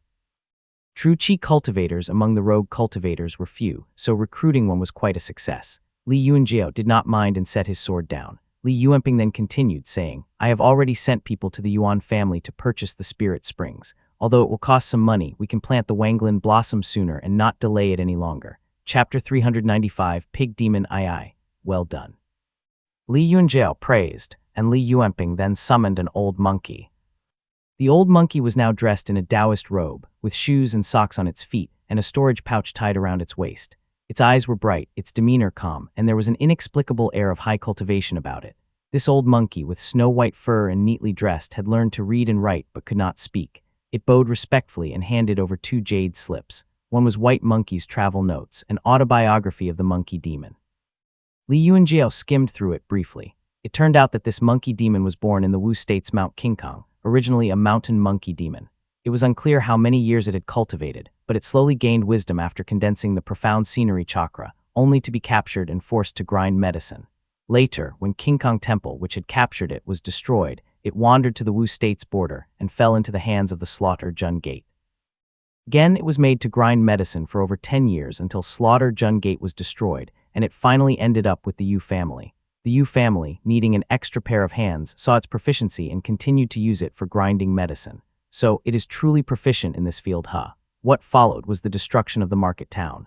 Li Yuanjiao skimmed through this part and then picked up the other jade slip. This one, titled Medicine Grinding Notes, recorded the properties and conflicts of over 1,000 spirit herbs.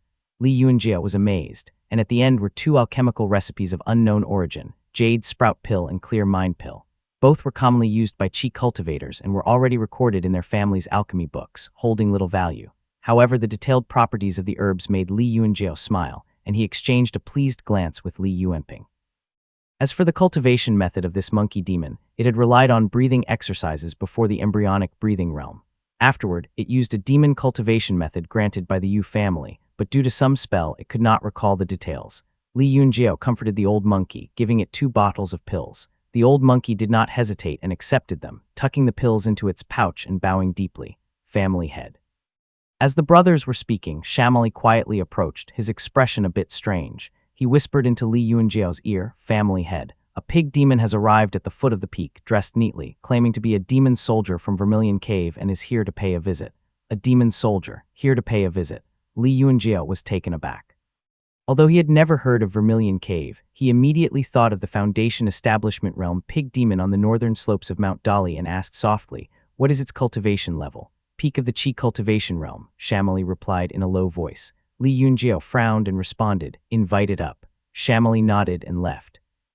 Li Yuanping, pondering thoughtfully, then said, "It must be that the pig demon has something to discuss but does not dare to come personally due to our ancestors' reputation. So it sent a lesser pig demon as a messenger." Indeed, Li Yunjiao agreed as he gripped the hilt of his sword, speculating quietly, "I have heard some rumors.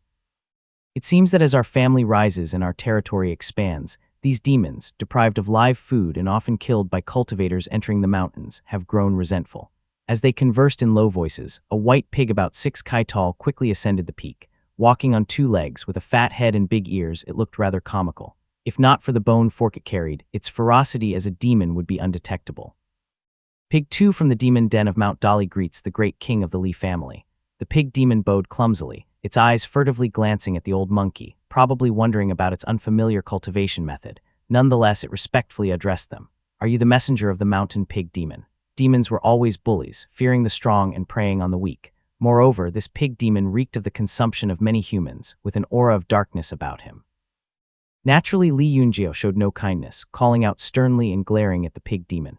Yes, I am." Despite the pig demon's high cultivation level, it was terrified of Li Yunjiao. It moved its large head nervously, not knowing how to soften its words, and said hurriedly, "Your esteemed den has monopolized hundreds of thousands of live sacrifices from the mountains below. My lord has not had a proper meal in years." It turned out that although the demon den of Mount Dali forbade its demons from leaving the mountain to consume humans, this restriction only applied to demon generals and those registered in the cave. Lesser demons and ordinary beasts were generally never controlled. Although this pig demon was registered in the den and forbidden from leaving the mountain to consume humans, it could still send minor demons out to capture some people for occasional meals. The demon den of Mount Dali was far from human governance and wouldn't strictly enforce its rules. After all, with so many demons coming and going, it was unlikely that demons passing through human territories would not eat a person or two. However, with the rise of the Li family, the pig demon's live sacrifices had dwindled, naturally leading to discontent. Seeing the pig demon's fearful and cowardly demeanor, Li Yunjiao glared fiercely. The pig demon, scared out of its wits, spilled the rest of its complaints like beans from a bamboo tube. "Your esteemed den is the master of this land, monopolizing all the live sacrifices from the mountains below. It is understandable that our den members are not allowed to scavenge, but your esteemed den has repeatedly slaughtered my lord's soldiers lately. This is simply unreasonable." Hearing this, Li Yunjiao and Li Yuanping exchanged a glance and immediately understood. It seems rogue cultivators entered the mountains and indiscriminately killed demons, harming this pig demon's subordinates in the process. The lesser pig demon, still trembling, kneeled on the ground and said in a low voice, "My lord hopes for some compensation in live sacrifices, just 100 strong men." Li Yunjiao frowned upon hearing this and said, "There have always been rogue cultivators entering the mountains. They come for profit, kill demons, and flee. How can this be blamed on my family? Your lord is just looking for an excuse to extort us." He then let out a cold laugh, drawing his sword with a clang. The scales of the dragon coiling pillar sword glimmered as he cursed. "Does he really think my family can be bullied so easily?" Before the words had fully left his mouth, the celestial moon slash technique flashed, slicing down toward the pig demon. Being at the peak of the Qi cultivation realm, the pig demon was quick to react. It ducked and summoned a thick black mist to enshroud itself. Clang. The Li family's sword technique had a fierce start. The pig demon, having been caught off guard, suffered a minor loss. The moon-white sword Qi pierced through the black mist forcefully, cutting a small chunk of flesh from the greasy face of the pig demon. Pig 2 screamed, clutching its face and retreating several steps, saying hurriedly, "Misunderstanding. It is a misunderstanding." Li Yunjiao, contemplating leaving the pig demon to perform a sacrificial ritual for the mirror, refrained from further action given the demon's background. Nonchalantly, he picked up a cloth from the desk to wipe his sword, the dragon coiling pillar, and said harshly, "Tell your great king that if he has the guts, let him send someone else to test us. But he should beware of using his pig head to test the sharpness of my ancestors' treasured sword." "Yes. The pig demon replied sheepishly as it kowtowed repeatedly. Li Yunjiao then commanded in a stern voice, "See the guest out." Li Yuanping quickly escorted the pig demon away, speaking kindly, "Escort brother pig down." After Shamili led the pig demon away, the old monkey also took its leave. Only then did Li Yunjiao sheath his sword, speaking softly, "This pig demon has grown suspicious and came to test our family. We cannot hesitate at this moment. Demons always bully the weak and fear the strong." Li Yuanping agreed, saying in a low voice, "Regardless, this pig demon is restrained by the demon den and cannot descend the mountain. Even if it wants to trouble our family, it will at most send a few Qi cultivation realm demons, which would fall right into our hands."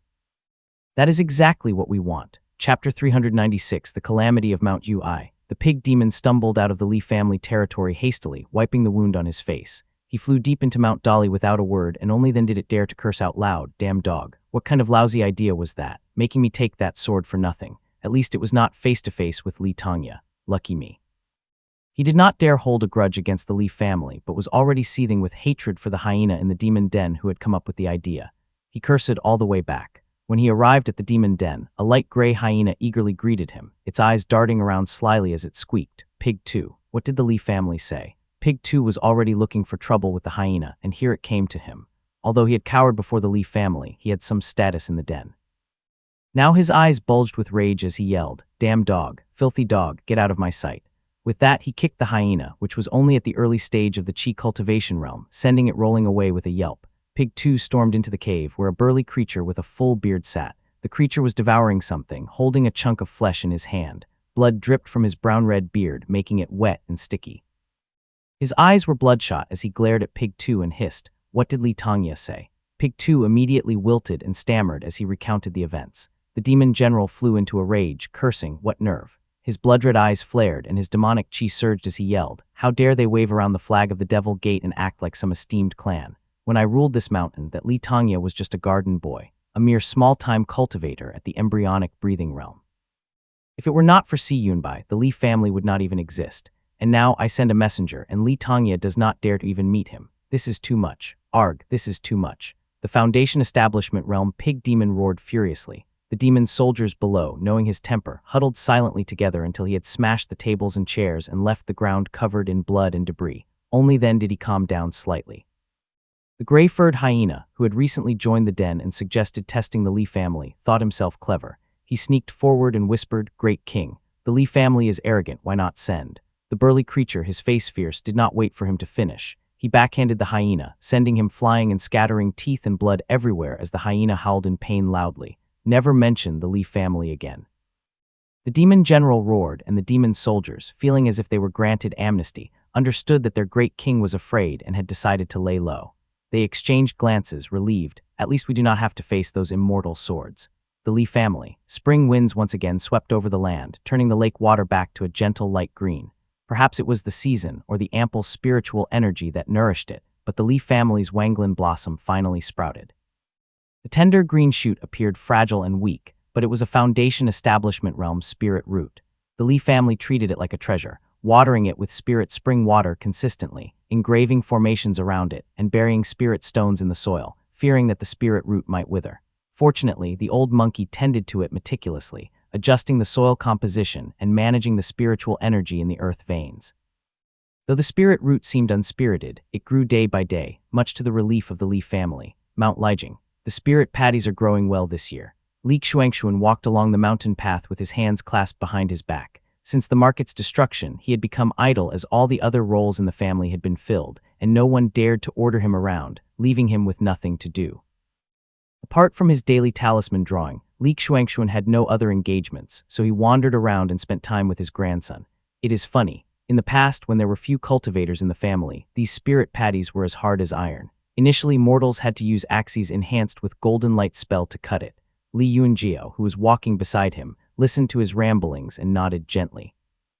Although Li Xuanxuan was his biological father, he had grown up under the care of his elder brother Li Yunxiu and had little to no direct contact with Li Xuanxuan. Because of Li Yunjiao's background, Li Xuanxuan was also not very close to him and harbored a silent guilt toward his son. Now, as he babbled on, Li Yunjiao noticed a trace of nervousness in his father's demeanor, so he remained silent. This life-and-death crisis had finally propelled Li Xuanxuan to break through to the fourth heavenly layer of the Qi cultivation realm, but his progress was as slow as a turtle's.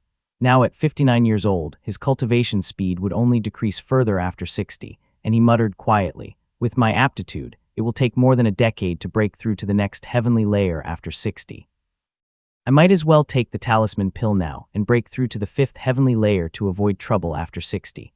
As he was thinking about this, a cheerful voice called out from behind them. Grandfather, clan uncle. Li Xuanxuan turned around to see two young boys, about 12 or 13, walking up the mountain path. The one in front, at the 3rd stage of the embryonic breathing realm, had a radiant smile that made one feel like a spring breeze. He wore a brocade robe with a green jade bead tied to his wrist, swaying as he walked. The other, taller and more handsome with a sword on his back, appeared more reserved. He smiled and greeted. Zijin greets granduncle and clan uncle. Good, good. Li Xuanxuan happily took the hands of the two juniors, warmly asking about their cultivation progress. Li Yunjiao watched with a smile as they chatted and laughed, making their way to the small courtyard on the mountain. Li Yuanping sat in his seat, silently reading the letters in his hand. The Li family had received 2 letters this month. One was from Chen Dong to the west, stating that devil cultivators had also appeared in the territory of the Golden Feather sect, with 1 dead and 1 injured among the 2 unrefined qi cultivators who accompanied him. The Li family currently had many unrefined qi cultivators from Mount Yue, so Li Yuanping decided to send 2 more loyal ones over.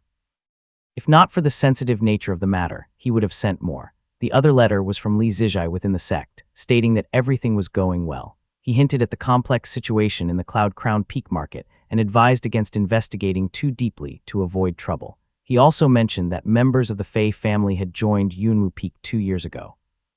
A female cultivator named Fei Qingyi, though not skilled in smithing, had good talent in cultivation and had gained the favor of Yu Muxian. 2 years ago, Li Yuanping sighed softly. The Fei family had been quiet for the past 7 or 8 years, and their joining of the sect had been tightly covered up. If not for the letter from within the sect, there would have been no news on the lake, indicating their fear of interference from the Li family. Pinger, Li Xuanxuan called out. Seeing his aged face appear at the courtyard entrance with the 2 youths cupping their fist respectfully beside him, Li Yuanping quickly welcomed them in, handing the letter to Li Yunjiao. Chapter 397, The Calamity of Mount Ui. Li Yunjiao read the letter and silently pondered to himself. Li Yuanping then said, The Fei family has been silent these years, rarely communicating with us. Their disciples only cultivate on the peak. Li Yunjiao nodded and replied, How could our family obstruct the recruitment of disciples? If they were open about it, it would be fine. Sneaking around only shows their own guilt. Clearly, this is Fei Tongyu's doing, cautious and fearful like a busy white mouse preparing for winter. He handed the letter back to Li Yuanping and said, Do not worry about it. Li Yuanping nodded and put away the letter, smiling as he said, Brother's description is quite apt. Li Xuanxuan, on the other hand, was reading Chen Dong's letter with a frown. It is troublesome for Dong to handle this alone. Let me go and help him, he said finally. Li Yuanping shook his head and replied, That pass is large, but 3 people collecting qi is already the limit. Speaking of qi collection, Li Yuanping had considered sending people into the mountains to gather the mountain's spiritual qi. It would take 7 or 8 years to collect 1 portion of minor pure spiritual qi. Minor pure spiritual qi required a vast mountainous area, and the Li family, backed by the expanse of Mount Dali, could accommodate 3 or 4 people collecting qi simultaneously. Moreover, minor pure spiritual qi was useful not only for advancing true qi cultivators, but also in alchemy, smithing, and talisman drawing. Each portion was worth about 30 spirit stones. Unfortunately, though this qi was common, it was very troublesome to collect, requiring 7 years of leaping through the mountains, delaying one's own cultivation. Once we have more unrefined qi cultivators, we can send them into the mountains, bringing in additional income each year. Li Yuanping was calculating the profit after deducting the salaries and subsidies for these cultivators when someone hurriedly approached them. He respectfully reported, Clan head. Madame Qingxiao has returned to visit her family, but Qingxiao quickly let her in. Li Xuanxuan called out repeatedly, then stopped abruptly, seeing the hesitant expression on the clan soldier's face and asked in confusion, But what? The soldier dared not hide anything and answered, Madame is dressed in mourning clothes. Everyone in the courtyard was startled as they heard this. Li Yuanping paused for a moment before exclaiming, In mourning clothes. Li Yunjiao also turned pale and quickly reacted, asking urgently, Is it Zhao Xian or Zhao Jiyuking? The clan soldier rushed away, leaving everyone with grim faces. Li Xuanxuan clenched the armrest and said in a deep voice, It must be the devil plague. After a while, Li Qingxiao indeed arrived in mourning clothes. Now her face was much thinner than when she left, her eyebrows lighter, and her lips were pale. She looked exhausted, with a faint scar on her wrist. She seemed like she had been through hard times. Li Qingxiao had left as a charming young girl, but in less than 10 years she had returned as a frail woman. Her face was pale, her eyes slightly red, and as soon as she entered the courtyard, she fell to her knees with a thud. Please, save my family, clan brothers. She cried out desperately. She looked ashen, tears streaming down her face like broken beads. Li Yuanping could not bear to see this, hurriedly stepping forward to help her up. However, Li Qingxiao remained kneeling stubbornly. What happened? Li Xuanxun asked with a pained voice. Li Qingxiao, her voice mournful as she wept, began explaining. My Mount Yu is located at the northernmost part of the Xiao family territory, adjacent to the Purple Smoke Gate. We suffered heavy losses during that devil plague. My husband's clan uncles and clan brothers died in battle, and many were injured or lost cultivation path. Later, when the devil cultivators moved north toward the Purple Smoke Gate, they passed through Mount Yu. My husband and father-in-law were cleaning up the aftermath when they encountered the devil cultivators. She wept bitterly, pressing her delicate fingers against the stone tiles, closing her eyes in pain as she wept. When the clan members arrived, both my father-in-law and husband were dead, along with more than 10 relatives, their bodies never found. Damn it. The Li family members all mourned silently, helping Li Qingxiao up and offering her comfort and tea, though she was not in the mood to drink.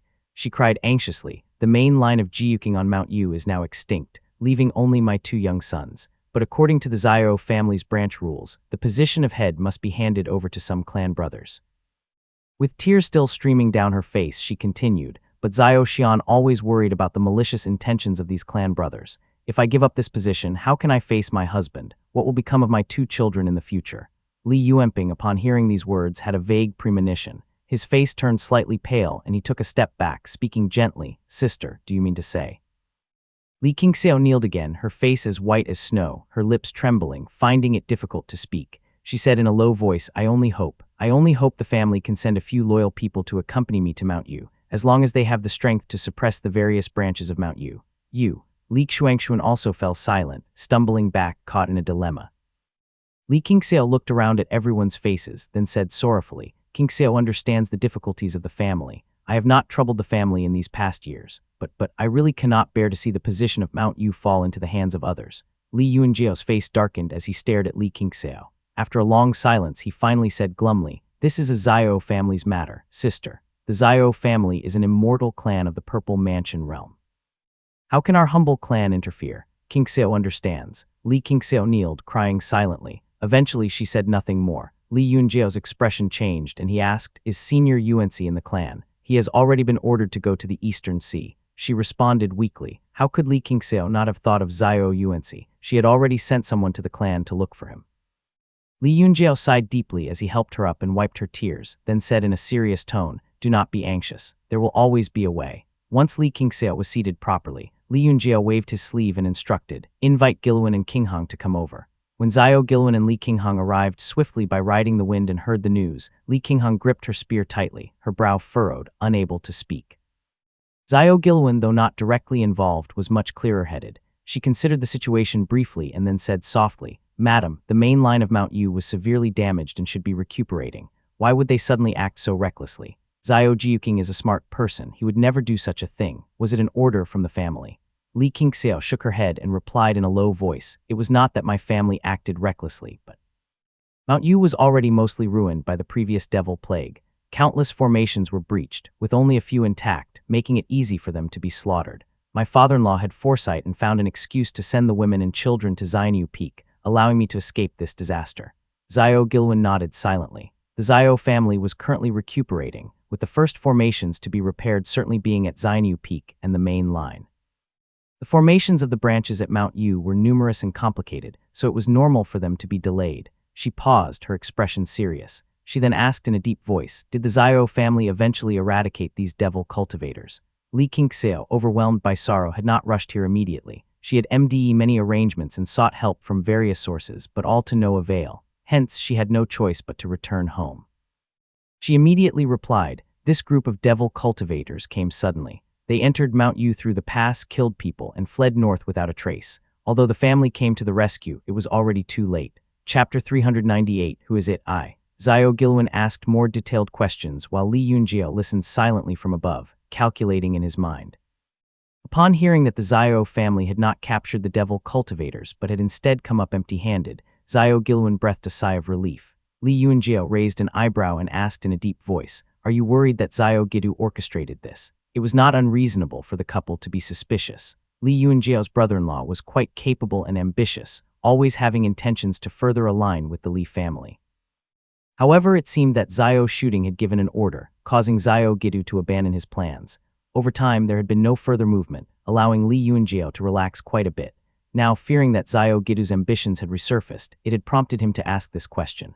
Once it was out of his mouth, everyone's expressions changed immediately. Li Zijun, who was deep in thought, gradually relaxed his sharp eyebrows and cupped his fist before speaking. I also think that this might be Xiao Gidu's doing. He might be trying to lure our family into taking action, giving him an excuse to intervene. If we set a precedent, the Xiao family could interfere in our affairs whenever there is turmoil. His straightforward explanation laid bare the suspicion, surprising both Xiao Giluan and Li Qingxiao.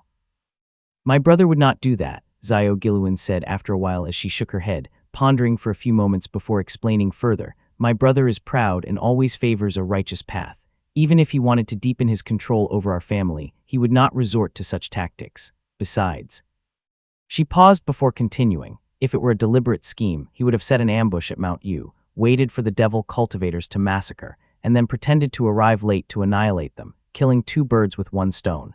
That way, he would not damage his reputation by showing both internal weakness and external ruthlessness. Li Yuanjiao, having had suspicions initially, now realized the inconsistency and agreed, exactly. The Xiao family has suffered a loss and needs to demonstrate strength to avoid being preyed upon. This is not the time to scheme against us. Xiao Gidu would not go that far. Li Zijun nodded lightly, though his expression remained unchanged as he replied, I guess I have overthought it. His unmoved demeanor made Li Xuanxuan glance sideways, wondering if Li Zijun had intentionally brought this up. Xiao Giluan, meanwhile, had already spoken and broken the silence. Do not worry. Since it is not my brother's doing, there is much that can be done, she reassured. She took Li Qingxiao's hand and said gently, My father holds a high status in the clan and has some influence. My eldest brother, who manages the household, speaks with authority but is greedy and narrow-minded. Take some spirit stones and send someone to Xianyu Peak. Flatter him well and bribe him heavily. Secure the position of head of Mount Yu first. While she was speaking, Li Yuanping had already taken out over 70 spirit stones from a storage pouch and said warmly, Sister, the family's savings are here. Use them as needed. Li Qingxiao wept as she trembled and accepted the spirit stones meekly. Before she could speak, Xiao Giluan continued, Even if my brother has no such intentions, we cannot set a precedent. I have two close friends in the clan with some influence in the Xiazhang and Dongshan branches. I will write a letter asking them to lend you a few Xiao family cultivators to support you. Yes, please, Li Qingxiao said gratefully as she kept the spirit stones. Xiao Giluan then took up a brush, dipped it into the ink and began writing. Li Yuanjiao stepped forward and said solemnly, I also have a Foundation Establishment Realm talisman here for your protection. It can deter minor threats. Instead of offering sentimental words as her older brother, he shoved the talisman into her hand and began explaining how to use or not use it. Li Qingxiao nodded and accepted the letter Xiao Giluan handed over to her. Li Yuanjiao then said, The family will send a caravan to Mount Yu. Stay in touch with us as the situation evolves. Thank you, brothers. Qingxiao has no way to repay this. Li Qingxiao was moved, responded gratefully, and accepted everything. She bowed deeply and said, The grace of the family will be remembered by the lineage of Mount Yu. Once Mount Yu is stabilized, we will repay you. With no one to preside over Mount Yu, every moment Li Qingxiao spent away increased the danger. Without any further delay, she rode her flying shuttle and took her leave. Mount Yu has no cultivators of significant power. With these measures, they should be able to handle ordinary threats. Xiao Giluan said softly as she watched Li Qingxiao depart. I will return to the Xiao family too. I cannot stand aside while my family is in trouble. Besides, I need to gauge my brother's stance on Mount Yu, she added. Sorry to trouble you, Li Yuanjiao said affectionately, moved by his wife's dedication as he readily agreed. Xiao Giluan smiled softly and rode the wind away. Once she had left, Li Yuanping shook his head regretfully and said, Xiao Xian and Xiao Jiuqing were both excellent men. What a pity. He had a brief acquaintance with Xiao Xian back in the day, and although it was only superficial, Xiao Xian had always seemed reliable. Li Yuanjiao, however, had a different thought and said in a low voice, I am afraid Taoist master shooting is still missing. Li Qingheng, who had been thinking about this matter throughout the conversation, finally spoke up. Brother is right. If Xiao shooting were at Xianyu Peak, how could he allow devil cultivators to openly slaughter at Mount Yu? Xiao Gidu's claim that the Taoist master has returned must be to pacify the people. Li Yuanjiao sighed, growing worried about the Xiao family's situation. He then turned his thoughts to other matters as he said, With the Purple Mansion Realm cultivators' struggles above, how can we possibly intervene? I am afraid the devil cultivators are difficult to deal with. If they come to Munge's Lake, our family might be in trouble. He looked around at the remaining core members all within their family's formation, and said boldly, The clan's immortal mirror has the power to perceive the heavens and earth, and the supreme yin moonlight is extremely powerful. However, it holds a high inherent rank, and using it frequently for surveillance might be disrespectful. We must remain vigilant ourselves. The devil cultivators in Mushroom Forest Plain are scattering in all directions. Stay within the Grand Formation and cultivate in peace. Li Qinghong nodded while holding her spear. She scanned with her spiritual sense and said softly, "Brother, you have reached the 7th heavenly layer of the Qi cultivation realm." Li Qinghong was more talented than Li Yunjiao, but with the flowing Qi-swallowing spirit talisman Qi, his cultivation speed had doubled, now surpassing hers. Li Qinghong was now only at the 5th heavenly layer of the Qi cultivation realm, while Li Yunjiao had reached the 7th heavenly layer. He received the talisman at 20, and now at 37 or 38, he had advanced almost 1 layer every 2 years, which was astonishingly fast. "Yes," Li Yunjiao replied. When he saw the envious look on Li Qinghong's face, he continued saying, "No need to be envious. In a real fight, I might not be your man." The Purple Thunder secret origin technique is incredibly fierce, ancient, and mysterious. With Duruo spear in hand, you might even wreck the devil plague. However, Li Qinghong still had doubts in her heart. Her expression turned a little strange as she dismissed the younger generation. She then pulled Li Yunjiao aside and whispered in a serious tone, "Brother, all these years I have been cultivating this technique, and I have been finding it increasingly extraordinary. It comes with both a thunder talisman and a thunder spell, which are both remarkable." She put away her spear, sat down, and continued in a low voice, "Back then, Ning Heiyuan of the Azure Pond sect fought with me. He is a direct descendant of the Azure Pond sect, and his Heavenly Serpent Celestial Light spell is a secret technique of the sect, yet it barely managed to hold my thunder talisman. Although my cultivation was slightly higher, which gave me an advantage, it shows the power of the thunder talisman. It is just a pity that it is integrated with the Purple Thunder secret origin technique and cannot be cultivated separately," Li Qinghong explained, her eyes filled with doubt as she continued. "Grandfather always said that 9 out of 10 good things in the world turn out to be bad. That is why I am apprehensive." Li Yunjiao nodded silently and replied, "This technique was a gift from a Purple Smoke Gate cultivator whom our granduncle saved. It might not necessarily be problematic. The cultivator claimed it came from an ancient sect and he had not practiced it himself. He was a bit unreliable, so he might not have known its true value. In any case, I will write a letter to Zijai, asking him to inquire about it within the sect." After discussing it for a while, the two of them went their separate ways. Chapter 399, Who is it, I? Xiao Gilwen rode the wind for 2 full days. Given the current rise of devil cultivators, the road was unsafe. She took a detour through Mushroom Forest Plain, passing respectfully through a dozen or so immortal mountains of the Yuan family before making a large loop to reach Xianyu Peak. Everywhere on Xianyu Peak was draped in white cloth, and Xiao Gilwen could not help but feel deeply sorrowful as she visited various familiar old friends. Many of her childhood playmates had now become minor peak masters, and many were no longer close to her. The Xiao family was simply too vast, with many interests and factions. Some old friends had joined different branches, and dared not speak much with her for fear of getting involved in conflicts. Currently, Xiao Gidu was the cultivator managing the Xiao family, elevating Xiao Gilwen's status as well. In the past, she would have had to wait a long while for her arrival to be reported, but now she was quickly escorted up the main peak with just a brief announcement. Xiao Gitu, clad in golden armor and playing with a pair of jade rings, sat at the head of the main hall on the main peak. Xiao Gilwen walked on jade tiles, bowed deeply upon entering, and seized the opportunity to observe her brother.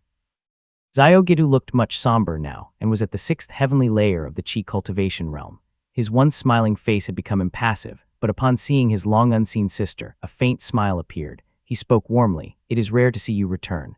These words left Xiao Gilwen speechless. Xiao Gitu took 2 steps down and sat by the side of the stone steps. Only then did Xiao Gilwen notice the small holes covering his golden armor, making it unusable.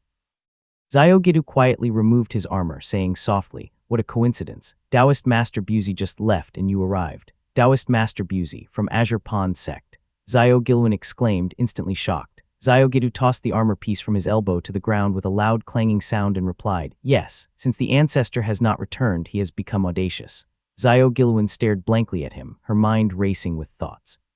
She could not understand why Xiao Gitu was suddenly behaving unpredictably and being so straightforward with her. Without looking at her expression, Xiao Gitu continued, "The Li family must have noticed as well. For something like this to happen at Mount Yu, it shows that the ancestor is not at the peak. With a Purple Mansion realm cultivator overseeing, how could they dare to use the Mount Yu path?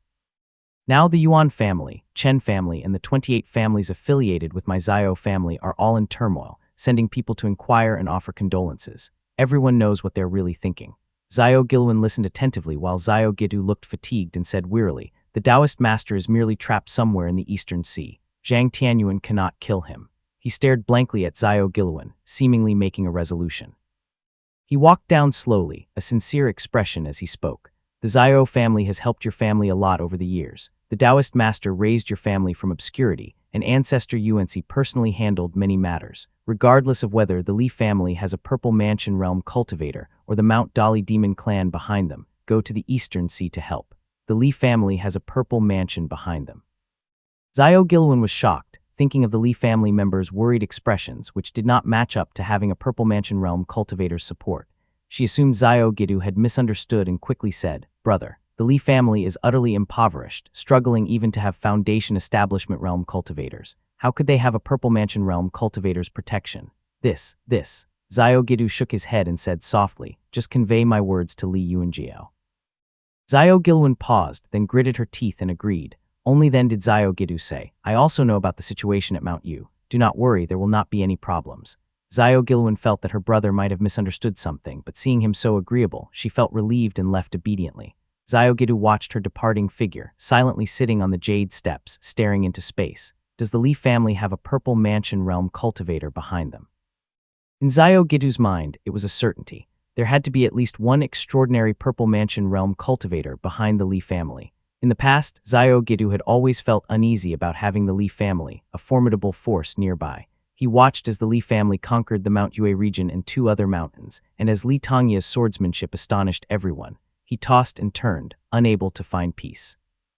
However, after Zhao Shooting's incident with the wrathful Maha, leveraging Li Tongya's immunity to divine abilities to intimidate the other Purple Mansion cultivators, Zhao Shooting had returned home and pondered, gradually becoming suspicious. Furthermore, the Mount Dali demon clan staunchly supported the Northern family, which quickly led to speculation. Zhao Gidu had planned to make the Li family a subordinate through marriage.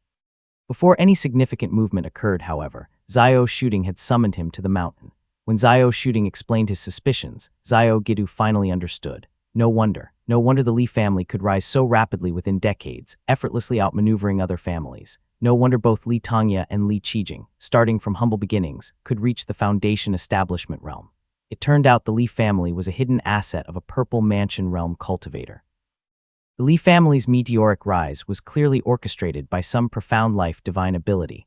The Li family was even likely descendants of a Purple Mansion Realm cultivator, hidden among the common folk, which would explain their exceptional talent. Li Mushin was a Foundation Establishment Realm cultivator, yet there was no trace of him in the Wu and Yue states, clearly indicating the involvement of a Purple Mansion Realm cultivator. When Zhao Gidu thought more carefully about the matter, he realized that only 2 families had caused losses to the Li family. Mount Wu killed Li Xiangping, and the Azure Pond sect killed Li Qijing.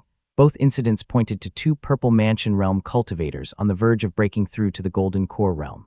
It was evident that the Purple Mansion Realm Taoist masters were exchanging blows, interfering with each other. With this calculation, the vague figure behind the Li family emerged, proficient in manipulating fate, hidden behind the scenes of some sect, at odds with the Azure Pond sect, and at least in the later stages of the Purple Mansion Realm.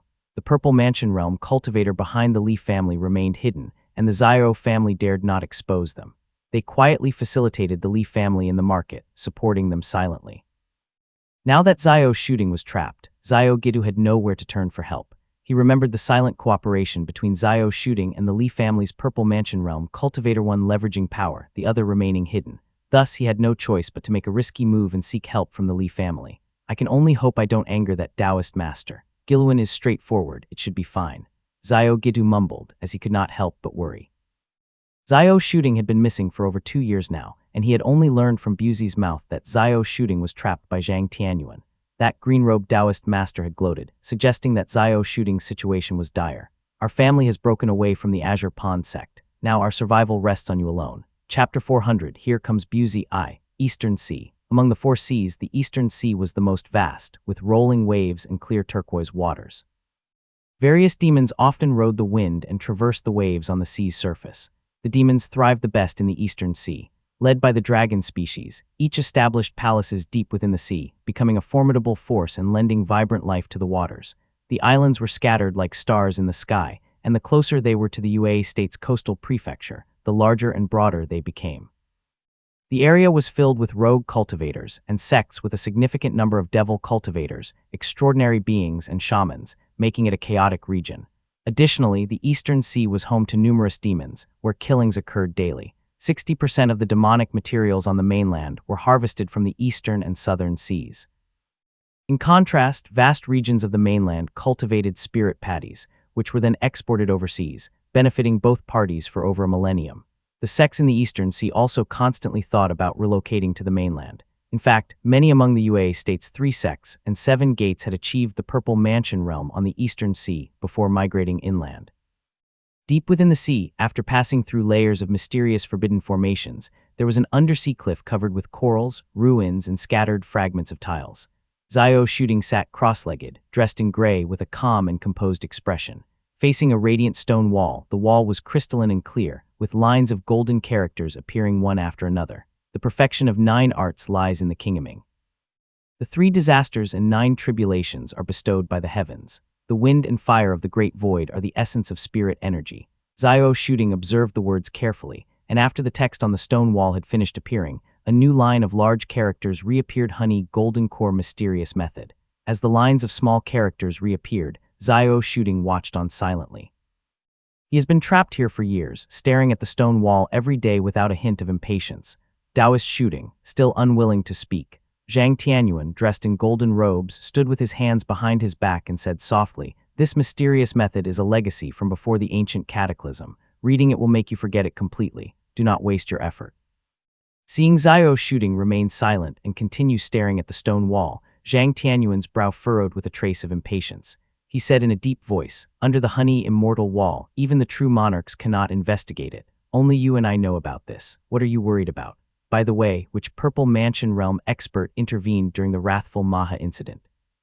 Xiao Shooting paused, finally looking at him and saying gently, "Taoist Tianyuan, I only met that senior once. I only know of his divine ability, nothing else." "Ha," Zhang Tianyuan sneered, speaking in a deep voice. "Could it be that person used a life divine ability to fight 8 just to save Li Tongya's life? The Li family is just a small foundation establishment realm clan. How could they have such great influence?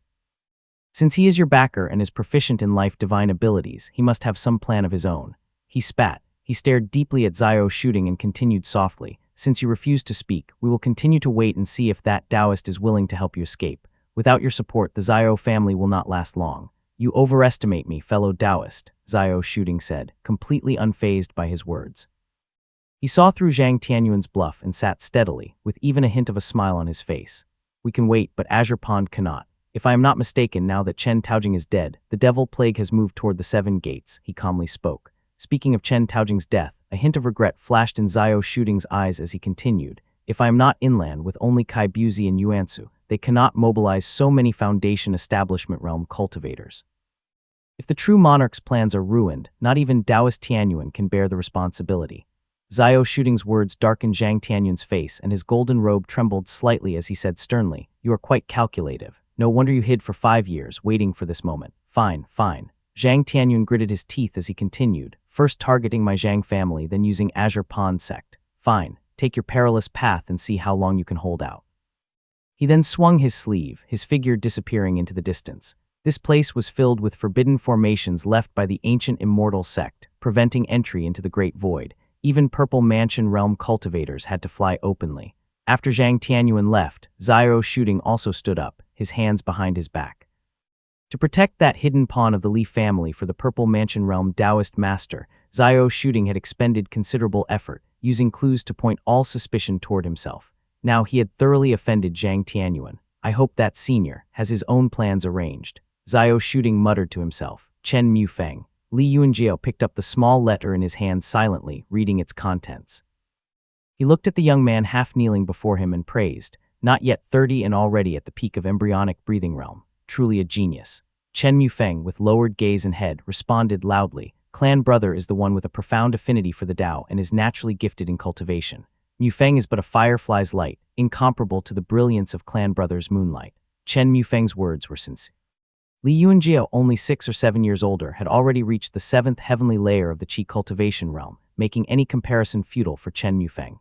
Hearing him call him clan brother, Li Yuanjiao was slightly taken aback. He then remembered that Chen Mufeng was the son-in-law of his clan uncle, Li Keang, and the husband of his cousin, making him his brother-in-law by marriage. Have you decided on which cultivation technique to practice? Li Yunjiao asked.